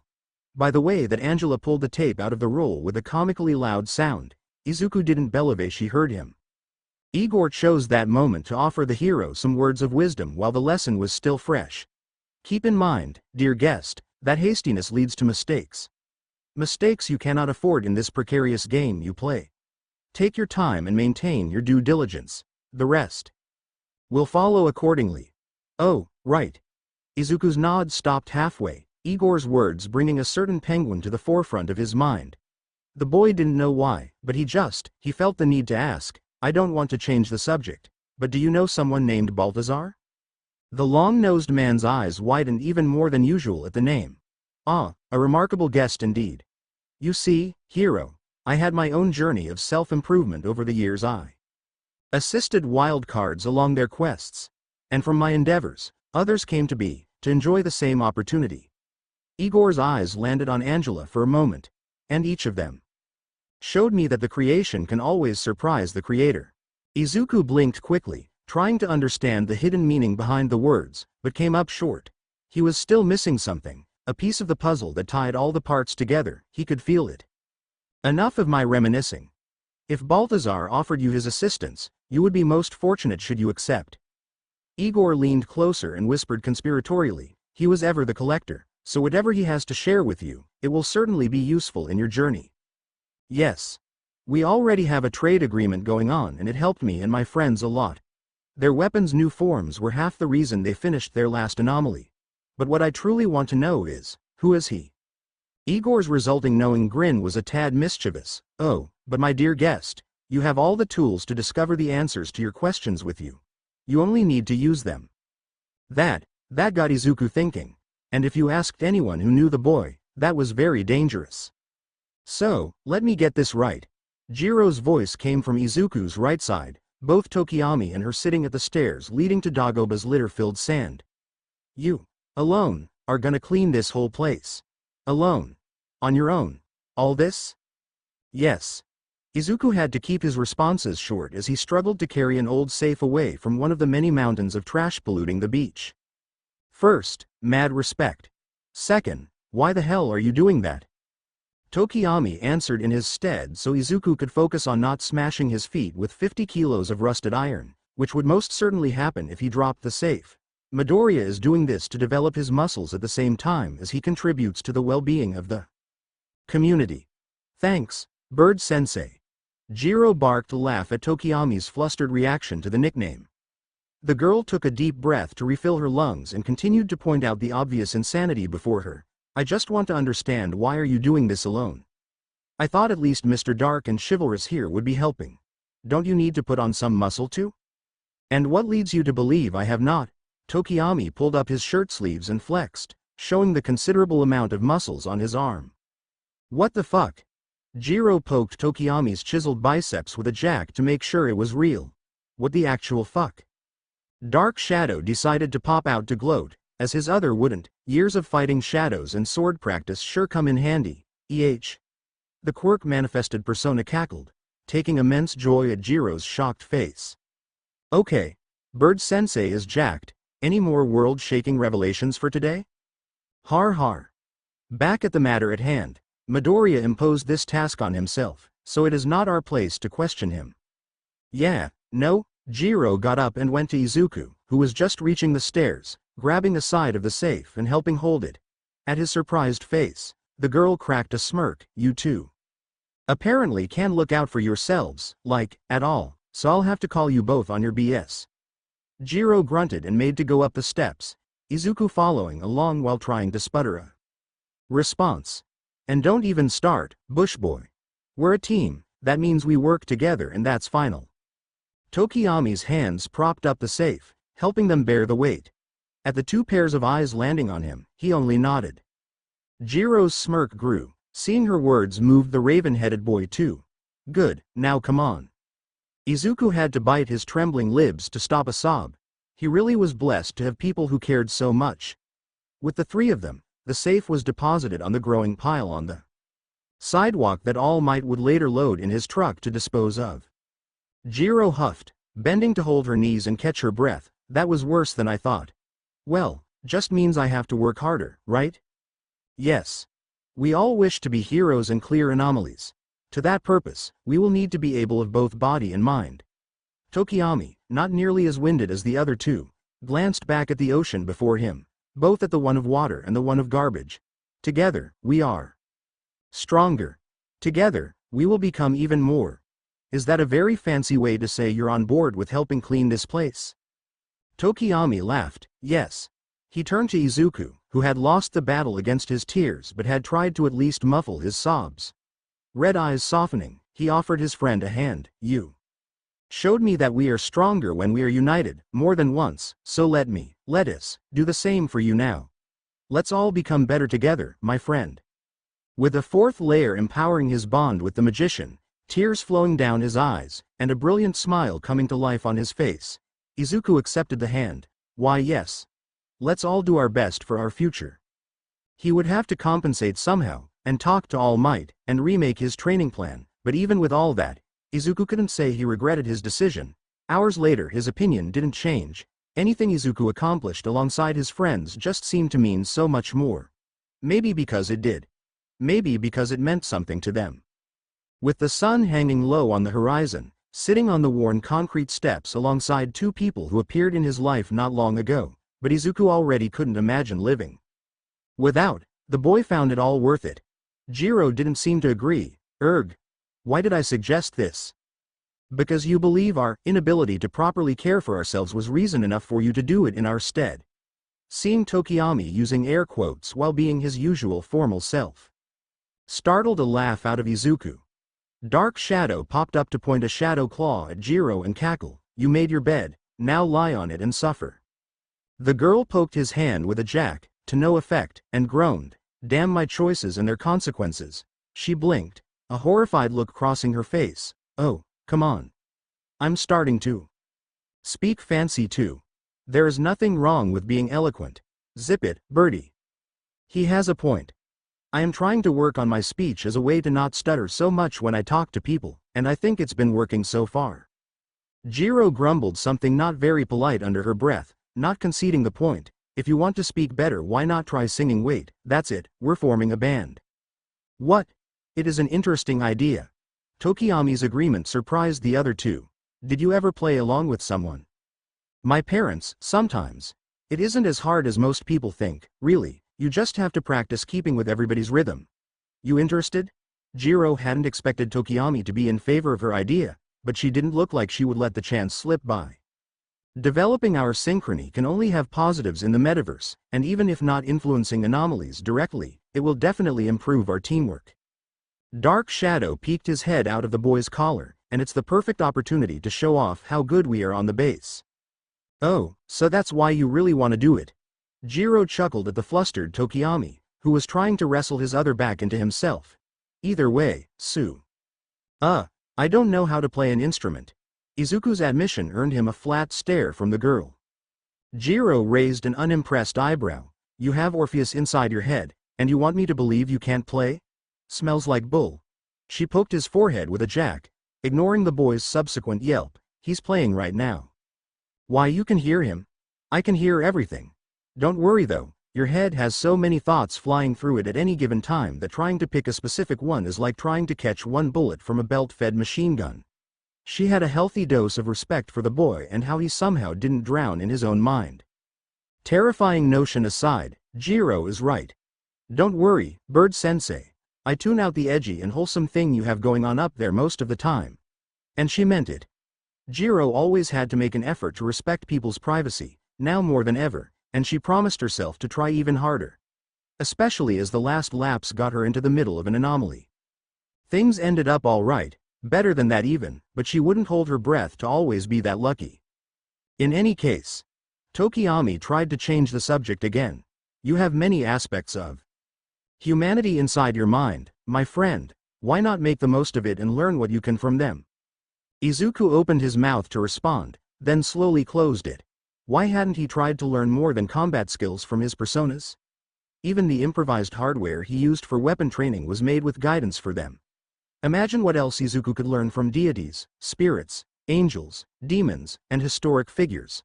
I'm so stupid. His verbal jab at himself earned Izuku a physical one from Jiro, her fist colliding half-heartedly against his arm.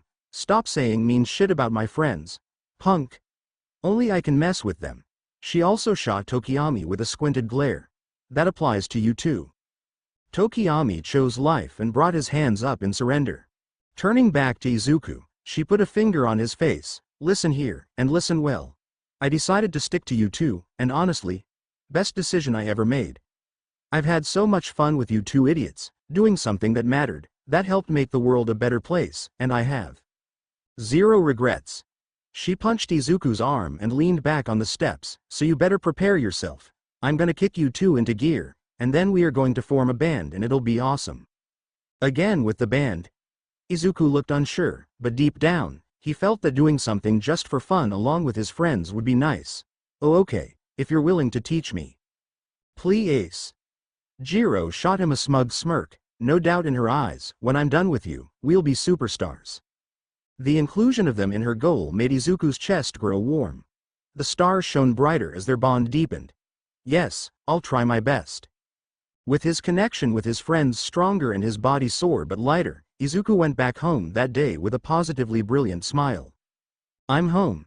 Izuku left his shoes by the door and entered his house proper to be greeted by a delicious smell.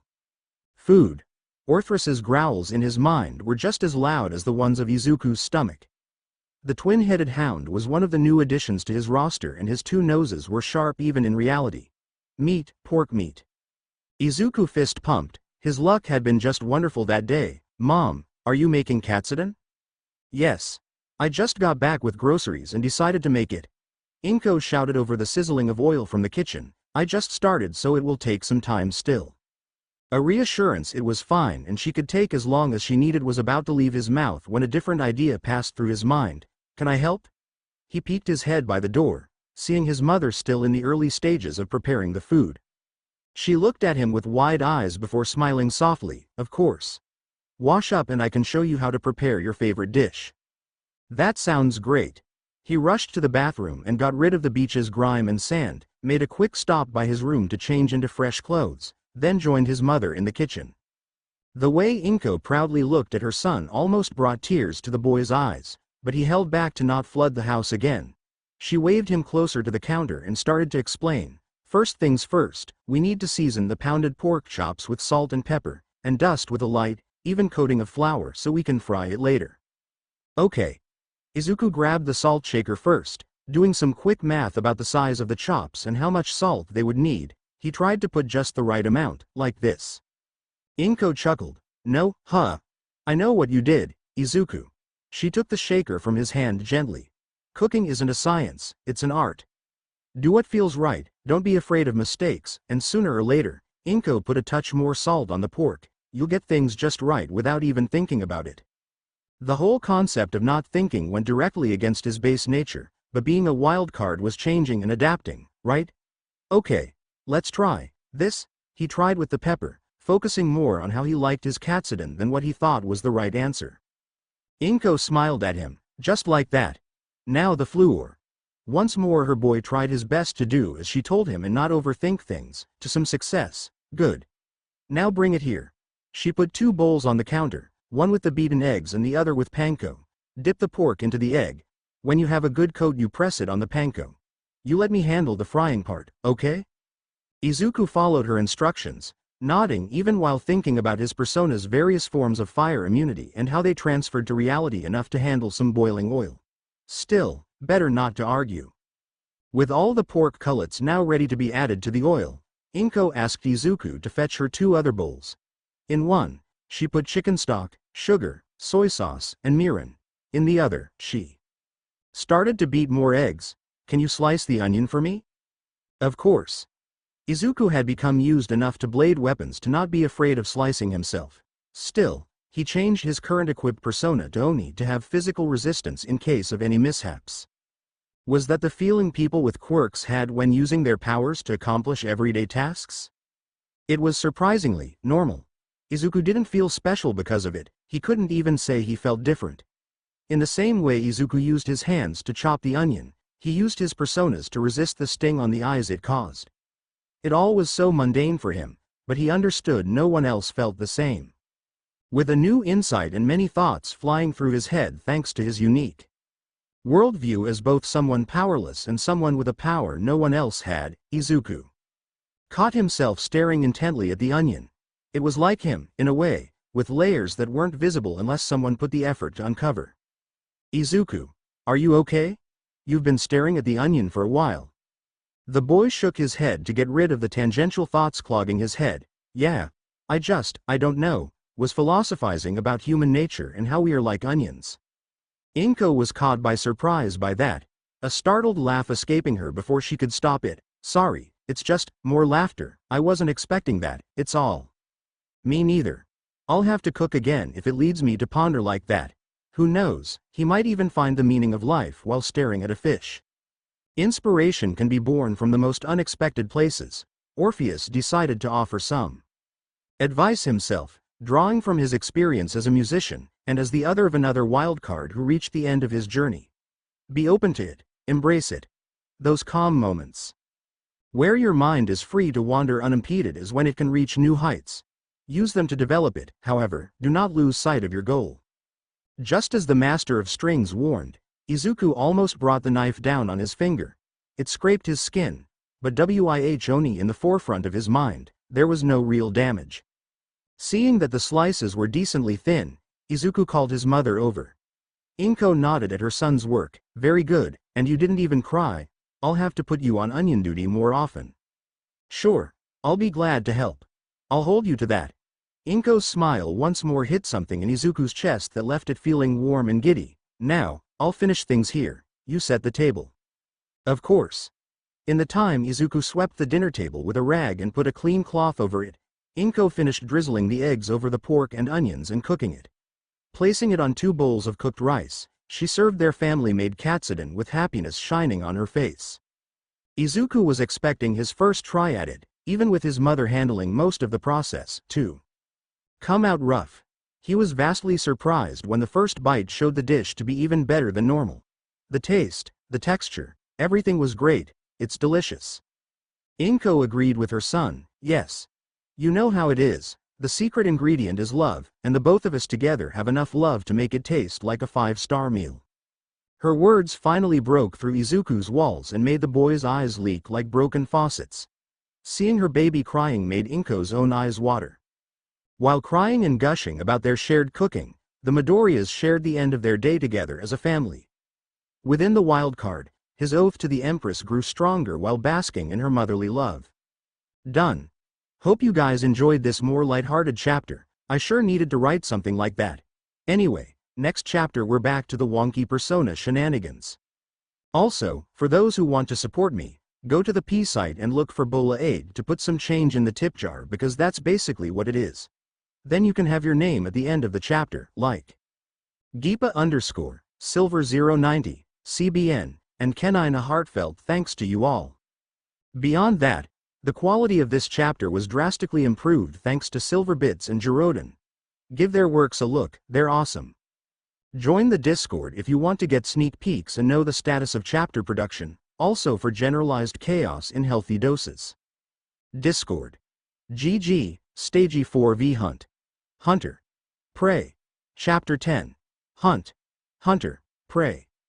What was Denki doing again? The blonde looked from side to side, trying to get his bearings. He was standing in the middle of an abandoned parking lot, the one he usually used to. Oh, was he training? He turned to the corner where he usually left his things and there they were.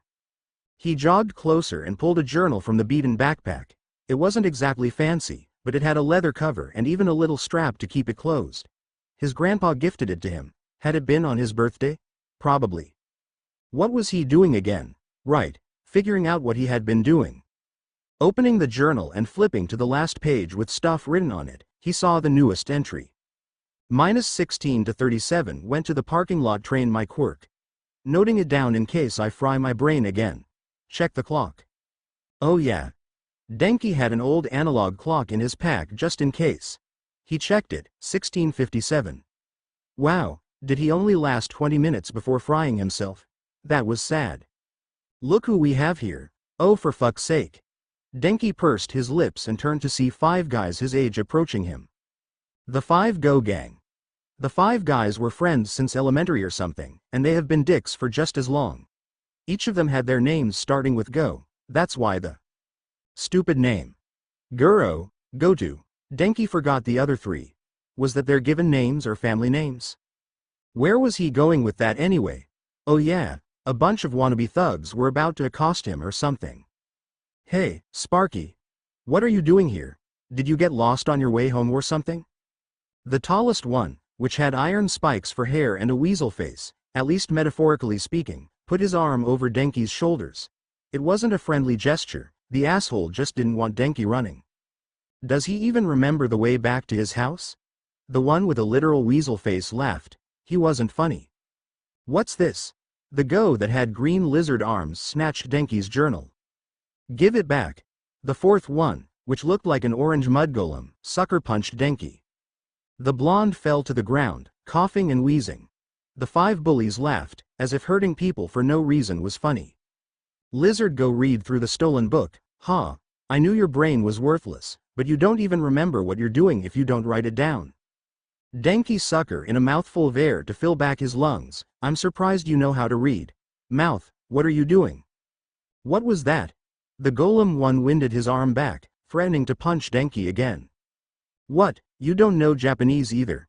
Mouth, stop, if you keep talking they're gonna beat the snot out of us. You think you're cute? The last member of the little gang, the guy that had everything up the neck of a snake, meaning he had to roll it over his shoulders to actually look people in the eye and not let his head dangle, pulled Denki to his feet by his Gakuren's collar. Ah, screw it. Bitch, I'm adorable. Everything after that was a haze of pain as the 5 Go Gang beat Denki to a pulp. Now on the hot asphalt of the parking lot, hurting all over and feeling like roadkill, Denki asked himself why. Why? Why was he stupid? Why did his quirk make his brain go dumb and forget stuff? Why did people pick on him? Why was life so unfair? Denki hadn't even realized he started to punch the ground. First slowly, then he picked up speed, and then he was smashing his knuckles against the asphalt until they split. Damn it, damn it, damn it, damn it, damn it. Hey, a new voice called out. Denki barely had the time to look up, his soft yellow eyes meeting green just for a split second. A hand landed on his shoulder, and he felt something wrong. The air shifted, and Denki felt a weird buzz on the very tip of his tongue, his ears popped, and he knew. Something was wrong. And the world twisted and distorted before his very eyes. Izuku would give it to the enemy, if that was a planned move, it sure had a touch of ironic hilarity to it. The group was making their way back after a successful incursion, having dealt with a tiny anomaly that took only an hour to clear, when they passed by an empty parking lot. They passed by a group, throwing swears and jeers at a lone person on the ground deeper in the parking lot. It was fairly easy to put 2 and 2 together and guess the group was a bunch of bullies who just assaulted their latest victim. Now imagine their surprise when the person, a boy his age, apparently had a meltdown. Izuku tried to snap him out of it before the boy, possibly a victim of actual physical assault thanks to the bruises on his face, could hurt himself even more. Now imagine his surprise when an anomaly formed in the exact same nanosecond he touched the boy's shoulder. If all of that wasn't enough, the contact between himself and the stranger who, if he had to guess, just had his other trapped on the other layer, somehow threw all of them inside the anomaly.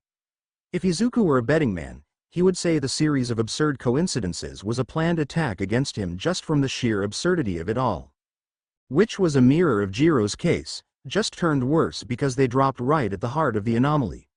The boy's shadow was there on the ground, sparkling with electricity, surrounded by 5 other shadows tormenting him.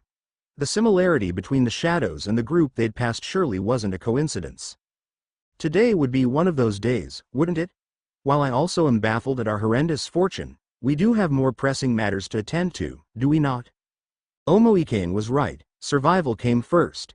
Izuku could curse his unlucky stars after they dealt with this disaster.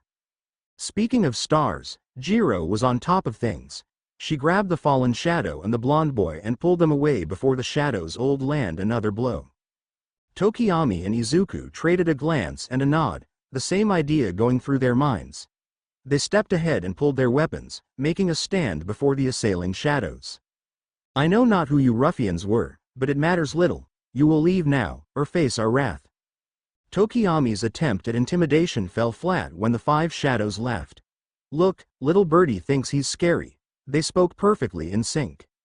The overlapped voices made Izuku flinch. What was that? Orpheus came to the forefront of his mind. Choirs have a greater strength with their harmony. Those shadows stand before us as a unity to hide their weakness.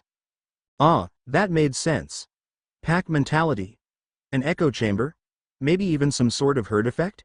In any case, those 5 were so used to strong-arming people together that their shadows became a form of gestalt. Yes, it was definitely one of those days. Tokiyami. They've become a collective anchor to the anomaly. We'll need to take them all down to get rid of it. Which was easier said than done, but they would have to manage. Then let us start at once. We have our work cut out for us as is. He took a step forward, glaring down the shadows. You scoundrels have had your warning. If you desire a battle, then to arms. Your fancy words are really starting to piss us off. Who do you think you are, you bastard? The shadows started to melt, already bubbling into their true form. Looks like the stress of synchronizing made the group more unstable. Lovely. I think we should step back. Indeed. They leapt back just in time to avoid the tidal wave of black tar that burst forward. From the pitch, an enormous figure rose. 5 heads clad with gold eyeless masks, while the body, with sinuous twists of the snake-like form, seemed more akin to a rotten and twisted tree, colored a dead brownish gray. Why did it have to be a snake? Tokiyami's dejected sigh was followed by a slump of the shoulders. He would freely admit to having had his fill with reptiles on their last major venture. Hydra. Izuku corrected, gulping while his other supplied information on their newest foe. One of the monsters in Greek mythology. It is usually depicted as having 9 heads, but some may say that it has as many as 100. Its father is Typhon, giant of the wind, and its mother is Echidna, goddess of the snake. The Hydra has incredible regenerating power, so much so that when one of its heads is cut off, 2 more will sprout from the wound. It is also extremely venomous, and simply inhaling its breath is enough to kill. Slaying the Hydra was listed as one of the 12 great labors of Hercules. Izuku hoped the shadow glaring him down wasn't a 1-to-1 match of the beast from myth. It had fewer heads, yes, but it was also enormous and looked tough as nails. Also, Omoikane had never given Izuku so much info on a target, which might be a sign Izuku was getting stronger, or a sign the Hydra's legend was much stronger than what they usually faced. Maybe both. Ready to face hell and high water? You know the answer is yes. Together, my friend. The Hydra roared with all its heads, and the battle started. Okay. Stay with me. No conking out in the middle of the battlefield. Kyoka didn't know which of them was the unluckiest, but holy crap, this was ridiculous. A sudden anomaly dive with the big bad going at them right off the bat. It was a horrible joke, and they were the punchline. Wah. Wah. The person and shadow reacted the same, just with a slight delay between them. The shadow was sparking. Spasms ravaging it sporadically, and that seemed to be affecting the real one too. His inner voice seemed to buzz with static, thoughts getting lost like a jammed signal without fully forming. Kyoka never heard someone's mind acting like that before, but it didn't take a genius to know it wasn't good. A quick glance at the dynamic duo showed Midoriya and Tokiyami had it handled for now, so Kyoka cracked open her backpack and started searching through it. "Hey, what's your name?" She had to keep him talking, keep him mostly there. Kaminari Denki. Kaminari Denki." The two parts turned to each other. Huh? Kyoka snapped her fingers, making the person and shadow turn to her. "As funny as this is, you need to get your head straight. Here, drink this." Kyoka handed them a can of iced tea each. Again with the same movements but out of sync, Kaminari and his shadow stared at the can for a moment before shrugging and drinking it. Kaminari's eyes cleared and his shadow stopped sparking. Kyoka nodded and tapped them. "Him. Both sides of him?" She tapped a shoulder per body. "Good. Now stay here and keep your head down, things are about to get dicey." Without giving Kaminari a chance to say anything, she grabbed her pack, pulled her record, and her saber from it. Bolting to her friends, Kyoka brought Chawa to her lips. The strange instrument's lightning bolt-esque form had no impact on the melody it could produce, and through it, a Tsukukaja spell covered her and raised her speed. Changing cadence, she hit Tokiyami with a Tarukaja to raise his attack power and Izuku with a Rukukaja to improve his defenses. Just to make sure, she also struck the Hydra with a Sukunda, making it slow down. The sequence of spells left Kyoka out of breath, but she had a job and she would do it. "Damn it, you guys are good to go, rock their shit." "You heard the lady." Tsukuyomi, Tokiyami's persona bounced at the closest head with a shrill cry, sword of black flames slashing at the golden mask. It caused some damage, but not as much as they hoped. It has resistance to physical hits. Midoriya had already summoned a new persona, a giant floating skull with a green snake. Curling over and inside it, going through an eye socket and looking metal as all get out. Loa, Meega. A mortar shot of black orbs rained down on the Hydra. 3 of the heads took some damage, one didn't even flinch at the attack, but one hissed painfully before going limp. Good news, that one is weak to curse. Kyoka was quick on the uptake and finished for Midoriya. "Let me guess, the bad news is that each head has different affinities." "Yes. Gods bless the effect of soda cans because I'll need to test them one by one, which will take a lot of energy." Midoriya sighed and switched personas, going for Jack Frost next. "Tokiyami, focus on that one while I figure out the rest." With pleasure. Snapping his record open, he summoned Tsukuyomi again and sent the persona at the head which was only getting up. An Eiga to the head that was weak to curse should have sent it reeling again, so imagine their shock when it brushed off the spell and batted away the moon deity like an annoying fly. Tokiyami grunted, tanking the hit thanks for his physical resistance. How did this wench accomplish such a feat? Their answer came seconds later when Midoriya used Loa again, and this time a different head they had seen tanking the attack went limp. "It can change its head's affinities, can't it?" Jiro groaned. "Things just kept getting better and better, didn't they?" "It would seem so." Tokiyami also gave the giant shadows, a very annoyed look, even while wrestling with one of the heads trying to bite him in half. "Sorry, my friend, but you will have to pull most of the weight in this battle." Midoriya downed another can as if it was a shot glass, for sure one of those days. Persona. He blasted all the heads with fire with Orpheus power, only one taking significant damage from it. "This is going to take a while." "Dude.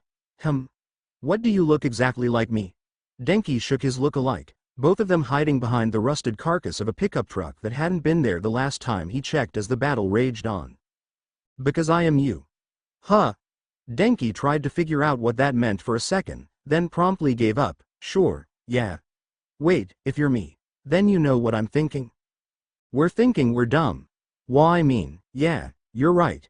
Denki slumped against the wrecked frame. He felt so stupid for getting jumped, and somehow ending up in the mess he was currently in the middle of. Or more accurately, on the side of, watching like a useless background prop. Damn it, how did this happen? "That's easy." His clone started to count his points with his fingers. "First, we used the same place every time for quirk training, which was a surefire way to get got, what with how eye-catching our quirk is. Then, we antagonized a gang with no plan and no intention to fight back. Really? The other guy snarled at that, his face turning into something ugly for a second before smoothing out. And to top it all off, we threw a tantrum like a little brat.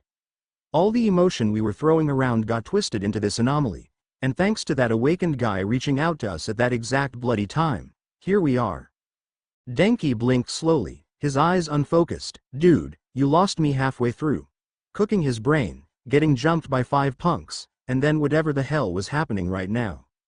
Wasn't giving him time to catch his breath. I know, we are too dumb to understand all that. Hey. The copy with glowing eyes shrugged, it's the true dude. I know, but you don't need to throw it in my face like that. Yes, I do. The other one jabbed a thumb over his shoulder, just as an explosion of something blue-green, bright, and tingly went out and almost blinded them both. What the hell were those 3 guys doing? Those guys have their eyes open, why don't you? I'll tell ya, my dude.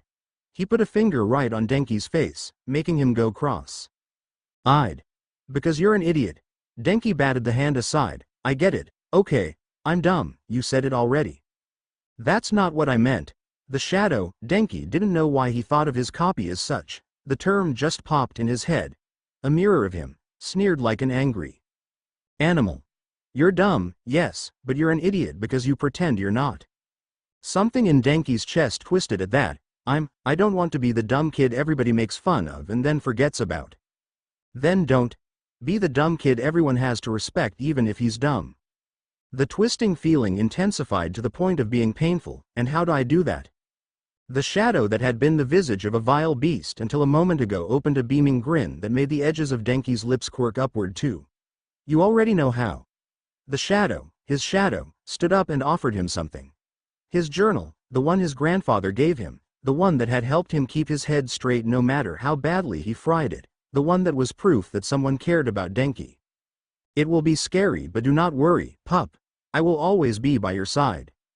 Denki looked at this reflection of himself, at the glowing yellow orbs staring into his eyes, and he felt something click. It made sense now. It all made sense. He wasn't going to be forgotten. Not now, not ever. Izuku was getting lightheaded. He couldn't allow that. In battle hesitation was defeat. Izuku had to focus, he had to fight. Dodge. Jiro's yell made him throw himself aside on instinct, narrowly avoiding being hammered by one of the heads. Just when he thought he was in the clear, the head opened its mouth and breathed a cloud of toxic fumes over Izuku. Everything burned. His skin seemed about to melt off his flesh and his insides revolted. It hurt like all hell. Izuku toughed it out like he usually did. Brandishing his guandao, he carved a smoldering cut on the eyeless mask glaring him down. It wasn't the one immune to physical hits.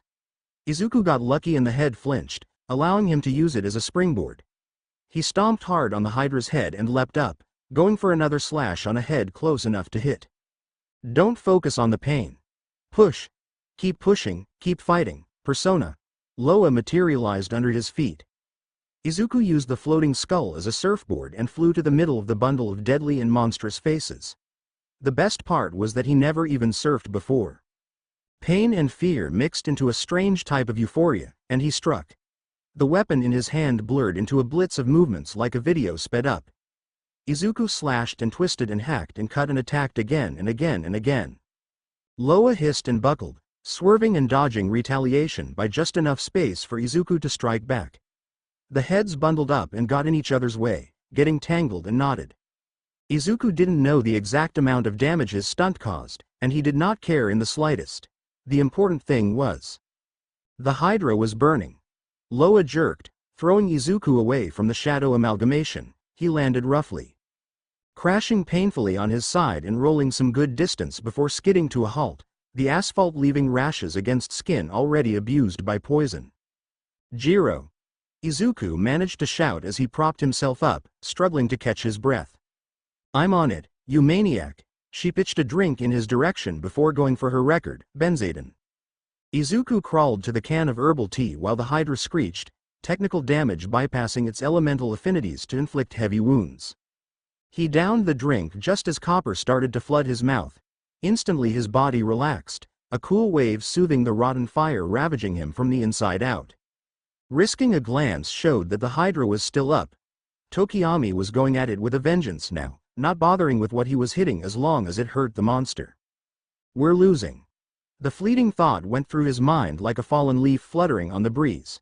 It still hit Izuku like a ton of bricks. No, he refused. He wasn't losing now. Izuku forced himself to his knees, then staggered to his feet. The boy had gone through too much to ever entertain the concept of defeat. Once he thought he could give his all because he had nothing to lose, but now Izuku knew better. He would give his all, he would go beyond that, and he would give his plus ultra because Izuku had absolutely everything to lose. And he refused. The world slowed down. It didn't stop, not like all the times before, but every second seemed to stretch into 10. You're quite stubborn. The voice from the void, familiar and peaceful, brushed against Izuku's mind like a drizzle. Arizato-san. Minato is fine. Remember? You have my respect. In any other situation, Izuku would have blushed at the compliment. Now though, he only had one thing in mind, and Minato knew that. Stop holding yourself back. What? You can dig deeper. You know that, it's already there, you already proved it once. The Messiah's voice became fainter and fainter, but his final words still reached Izuku, crystal clear and full of conviction. You are not afraid of death. A piece of the puzzle snapped into place just as the flow of time resumed its eternal march. Izuku was not afraid of death. That did not mean he embraced it. No, he would face it head on with everything he had and a smile on his face. That meant he would face it, would fight it with everything he had. Izuku would never back down when confronted with death. From his record, a familiar handle popped out. His fingers found the smooth metal and pulled the evoker in a blink. Jiro cried out his name. Tokiyami stopped his assault. The Hydra itself faltered for a moment. The cold barrel touched his scalp, and Izuku's smile was so wide his cheeks hurt. With record in one hand and evoker in the other, he dug deeper and found the power that lay within himself. Persona. He pulled the trigger. Broken glass and ripping paper. Crystal shards and burning pages. From within the infinite possibilities of the wildcard, they came. Omoikane and Orpheus, side by side, glowed brightly with a blue-green radiance. Izuku thrust his hand holding his record up, a finger pointed straight to the heavens, Kadoku. The name of the spell, the fusion spell, rippled through the anomaly. Orpheus picked at the strings of his harp, not for the typical harmonic melodies but to produce a sound that evoked ancient Japanese music theory. Sounds that brought forth fallen cherry blossom that fell over the slowly performing Omoikane. The wisdom god moved as if in a kabuki play, with exaggerated movements and shouts as if he battled an invisible demon. The strings and shouts picked up, growing in crescendo until reaching the apex. Orpheus ripped at the strings just as Omoikane bellowed and stomped. A shout that seemed to come from the very soul tore out from them. The scene was drowned by a blue-green flash that consumed everything. When it faded, the Hydra was down, all its head sprawled and its body twisted over itself. Izuku's smile threatened to split his face open. They're down, now, let's go all out. He picked up his weapon and ran at the shadow, previous fatigue forgotten. We'll be having words after this, you psycho. Indeed we will. Never scare us like that again. Even while berating him, Jiro and Tokiyami followed in step. Together, they performed an all-out attack that went straight through the Hydra's defenses and cut deep into the monster. When it ended, the trio of young heroes landed side by side, weapons and records ready. It was good they did because the Hydra rose to resume the fight. Can't this thing stay down? We will lose if something does not change. Izuku shook his head vehemently at that. No, we won't lose here. Get ready, we will fight, get up, and keep pushing until we win. That was what he always did, and as Izuku proved time and time again, it always worked. Come what may, he would keep fighting with all he had. Jiro huffed, can't believe I got motivated by that. Words coming from the heart always strike true. Tokiyami readied his blade, a smirk tugging at his beak. So let us fight. Fight until victory is ours. The Hydra's head screeched, the compounded sound making the very earth vibrate. Even then, the trio remained resolute. Failure was not an option for any of them, so the only thing left was win. Another voice broke through the standoff. At the corners of the twisted version of the parking lot, atop the scrap he had been hiding behind, was the source of all that. Denki was standing tall, eyes clear. Nothing of the cowering teen from before could be seen in him now. Instead, only a sharp focus remained. You 5 punks think you can win by ganging up on others, don't you? Well, newsflash, that won't work anymore, not on me. And why does the stupid Sparky say that? Are you so dumb you don't know how weak you are? The combination of voices hit him like a gale, but he did not falter. That caused the Hydra to subtly draw into itself. Yes, I am dumb, but that's part of my charm. Denki grinned, his hold on the journal in his hand tightening. I'm pure of heart and dumb of ass. I may not be the sharpest tool in the shed, but the 5 of you won't ever be half of me. You know why? Sparks started to fly, and then arcs of electricity leapt over his form, growing in size and brightness at each passing second. Denki gave himself 1 second to enjoy how right it felt, then went for the kill. Because I am thou. Denki raised his hand holding the journal for the last moment of its existence. All the power he was outputting flowed straight through it, and thou art I. A lightning bolt fell straight from the heavens, cleaving through the toxic green skies and hitting Denki's fist. When the blinding flash died down, clenched between his fingers was a record. The old journal was now a pelt-covered book. The pages turned into animal skin held by leather straps, and scratched on each page were the notes of a lifetime and a legend.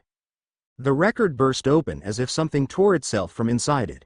In a cloud of flaming pages, Denki's other self came forward.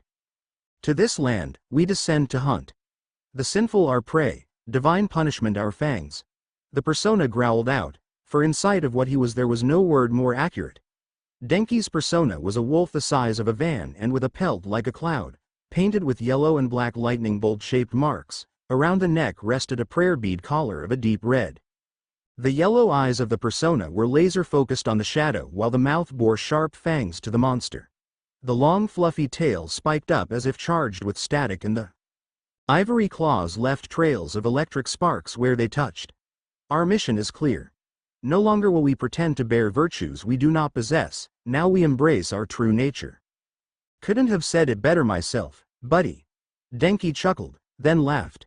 His heart never beat so loud, so fast, so alive, as that very moment. Screw pretending, he would do his worst. Let's do this, Raiju. In a deft movement, he flipped over and landed on his personas, Raiju's, back and mounted the giant wolf. Let's show those assholes what a lightning demon looks like. Raiju howled, lighting up like a thundercloud, and bolted, crossing the distance in a blink and smashing against the Hydra. The shadow sparked, paralyzed by the electric attack and convulsing erratically. Easy prey. Denki, who had jumped ship at the last second, slapped his record, now tied to his waist by a leather strap. From it, a pair of weapons came flying to his hands. They looked like revolvers at first glance, but they had a core difference. Instead of your typical revolver, they were Gauss hand cannons. Denki had no idea how the whole electromagnetic thing worked to propel projectiles. His grandpa could turn him into a gun nut but not in a physics guy to understand that crap. But he knew he could use his quirk and persona power over electricity to turn an already dangerous weapon into something even more fierce. How? He also had no clue, but Denki was done trying to pretend he understood things he didn't. What mattered was that guns went pew-pew, and Shadow went dead. He spun the guns on his fingers and pointed them at the Hydra. Before shooting, Denki gushed out about the design of his new babies. The silver magnums had golden engravings of lighting and wolves, the pipe of the gun open in its top and sides leaving a clear view of the lightning arcs that run through the bridge they formed while Denki pumped them full of juice. Ah, I love my life. Denki started blasting, laughing like a maniac as metal slugs were accelerated at Mach yes and opened holes in the Hydra. If his grandpa could see him now, he would be so jealous Denki had his own guns. Does everybody have a gun now? Jiro Kyoka, Benzaden, Star yelled over the staccato of bullets against scales. It would seem so. The magician, Tsukuyomi, Dark Shadow, Tokiyami Fumikage sighed tiredly as if he had just lost a bit of faith in mankind. Raiju. A beast made of lightning with cries of thunder said to rage during thunderstorms, the fool, Midoriya Izuku, Omoikane, Orpheus, Loa, Oni, Jack Frost, Wild Card. Hiro started muttering about Denki's other self so fast the blonde couldn't hope to keep up. So he didn't, he just finished unloading everything he had on the shadow and then backed out. Denki hopped some 5 meters back and landed beside the muttering singularity of concepts and possibilities in human form. So nice that you know about my buddy, but can we fight now and talk later? He really needed a minute after all that to sit down and digest how his worldview fundamentally changed forever. Maybe 5. 10, if he felt like screaming. Midoriya snapped out of it and nodded. Yes, that thing is a shadow, and able to switch affinities around. I gotcha. I can call which is which. Can you make a plan on the fly? Denki knew the answer. He knew all the answers, but his job wasn't doing anything with them. It was handing them to the guy whose mind was like a bottomless ocean churning with things no one else would comprehend. Denki was the scout, the tracking hound, the hunter. Midoriya was the general who had a damn plan. We need to hit them one after the other, quick enough for them to not recover but not so fast we catch them mid-shift. What are all their weaknesses? Curse. Wind. Fire. Electric. Gun. Midoriya opened a wry smirk. Denki could read in his face both. Are you kidding me? And fate is a bitch. Oh that, they agreed wholeheartedly. Perfect. Get ready everyone, we were putting that shadow down and then making sure it stays down. The other two finally caught up with the various sudden turns of events. Tokiyami was shocked, which was understandable, seeing that the persona user population just grew again, but nodded and settled his beak in a tense line. Jiro wasn't that professional. What the hell? The guy just pulls a persona out of nowhere and you're not gonna say anything. And what about that thing you did where you used 2 personas? Why don't you use it again? In order. He has awakened to his other self Lycus, as you saw. That was him calling forth his newly acquired persona. That was a fusion spell. Last but not least, it's charging now, I can't just use those as much as I like. Midoriya answered everything before the Hydra finished recovering from Denki's barrage, which was actually pretty awesome. Now, stop talking and move. Midoriya bolted, the others doing the same a second later. When I yell the element, you say which head is weak to it. Leave it to me, boss man. The Hydra went for a dive, trying to crush them with its body. Midoriya was quick on the uptake and used Oni to hold the shadow back for a moment. Wind. Far left 1. Jiro threw herself aside, record already sending out pages, I'm on it. Benzaden materialized with a swirl and sent out a gale blade that carved a deep gash on the targeted head. The Hydra flinched, opening the chance for Oni to throw it back. Curse. Middle 1. No more failed acts, Tsukuyomi. The moon deity spiked a javelin of twisting dark almost through the head, making it sag too.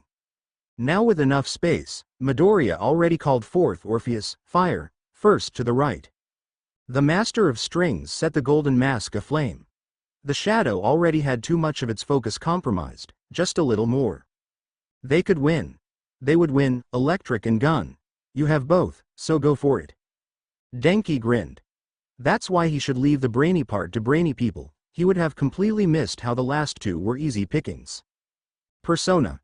Raiju lit up and sent a shower of lighting at the far right head, leaving it crispy and down. He kissed Wolfsbane's chamber, now to wrap it all up. Denki aimed at the last head. Struggling to keep the body up, the crosshair dead center.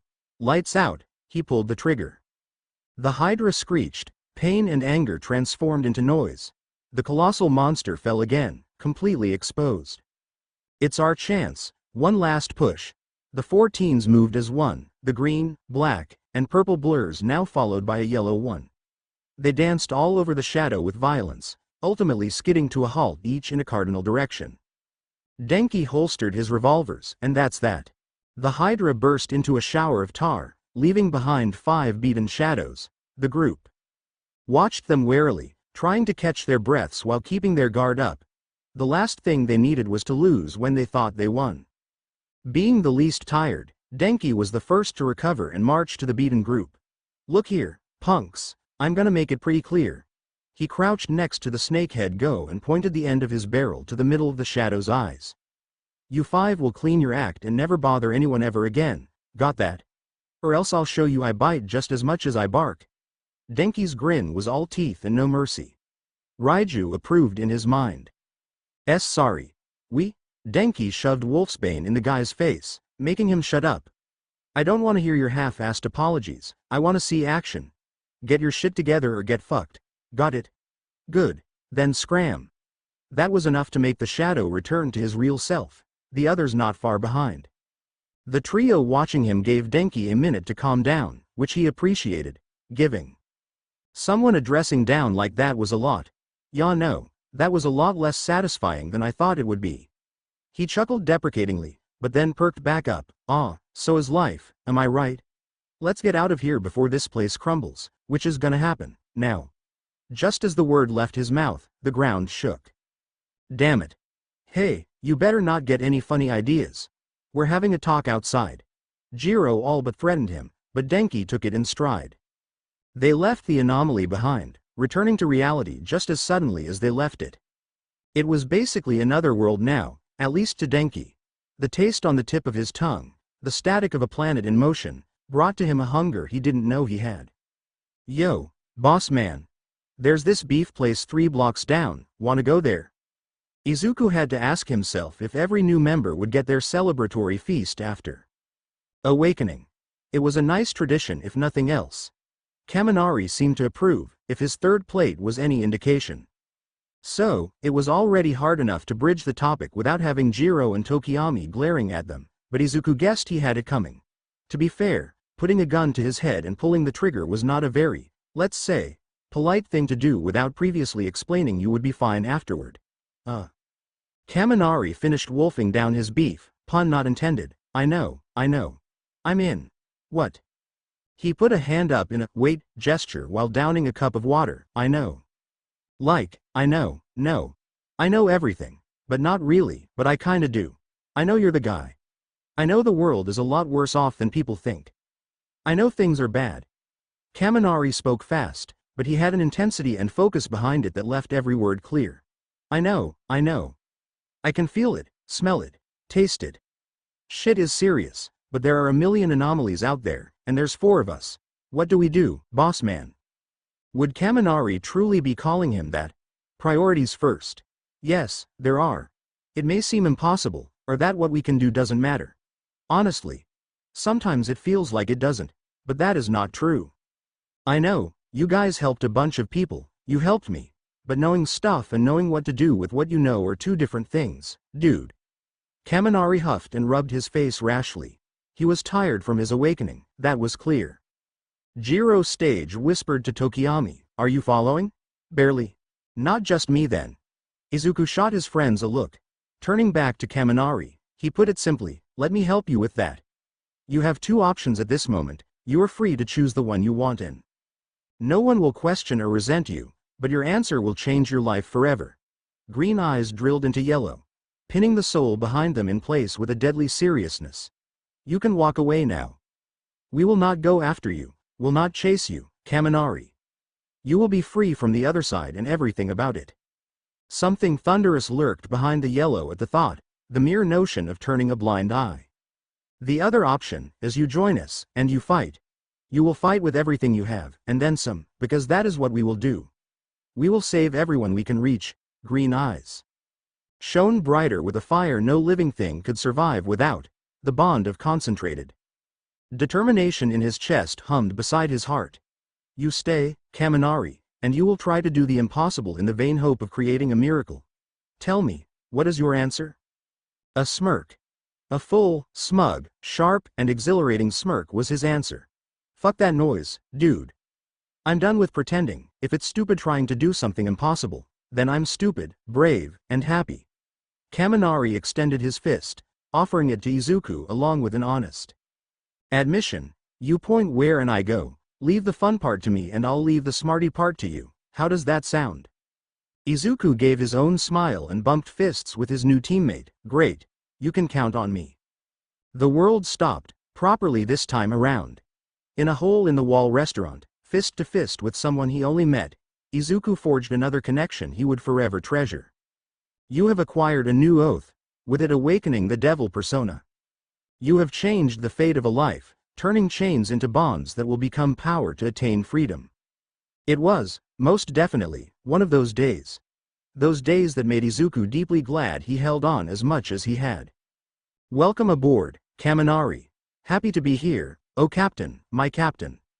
That startled a laugh out of Izuku, who made the others break into their own fits. It was truly a wonder how they went for so long without meeting each other, being all peas in a pod as they were. Silly teenagers, chosen warriors, and more than all that, good friends to have for whatever life wished to throw at them. Denki's smirk turned into a genuine smile. He found a place to belong. He knew he did. Thanks for joining.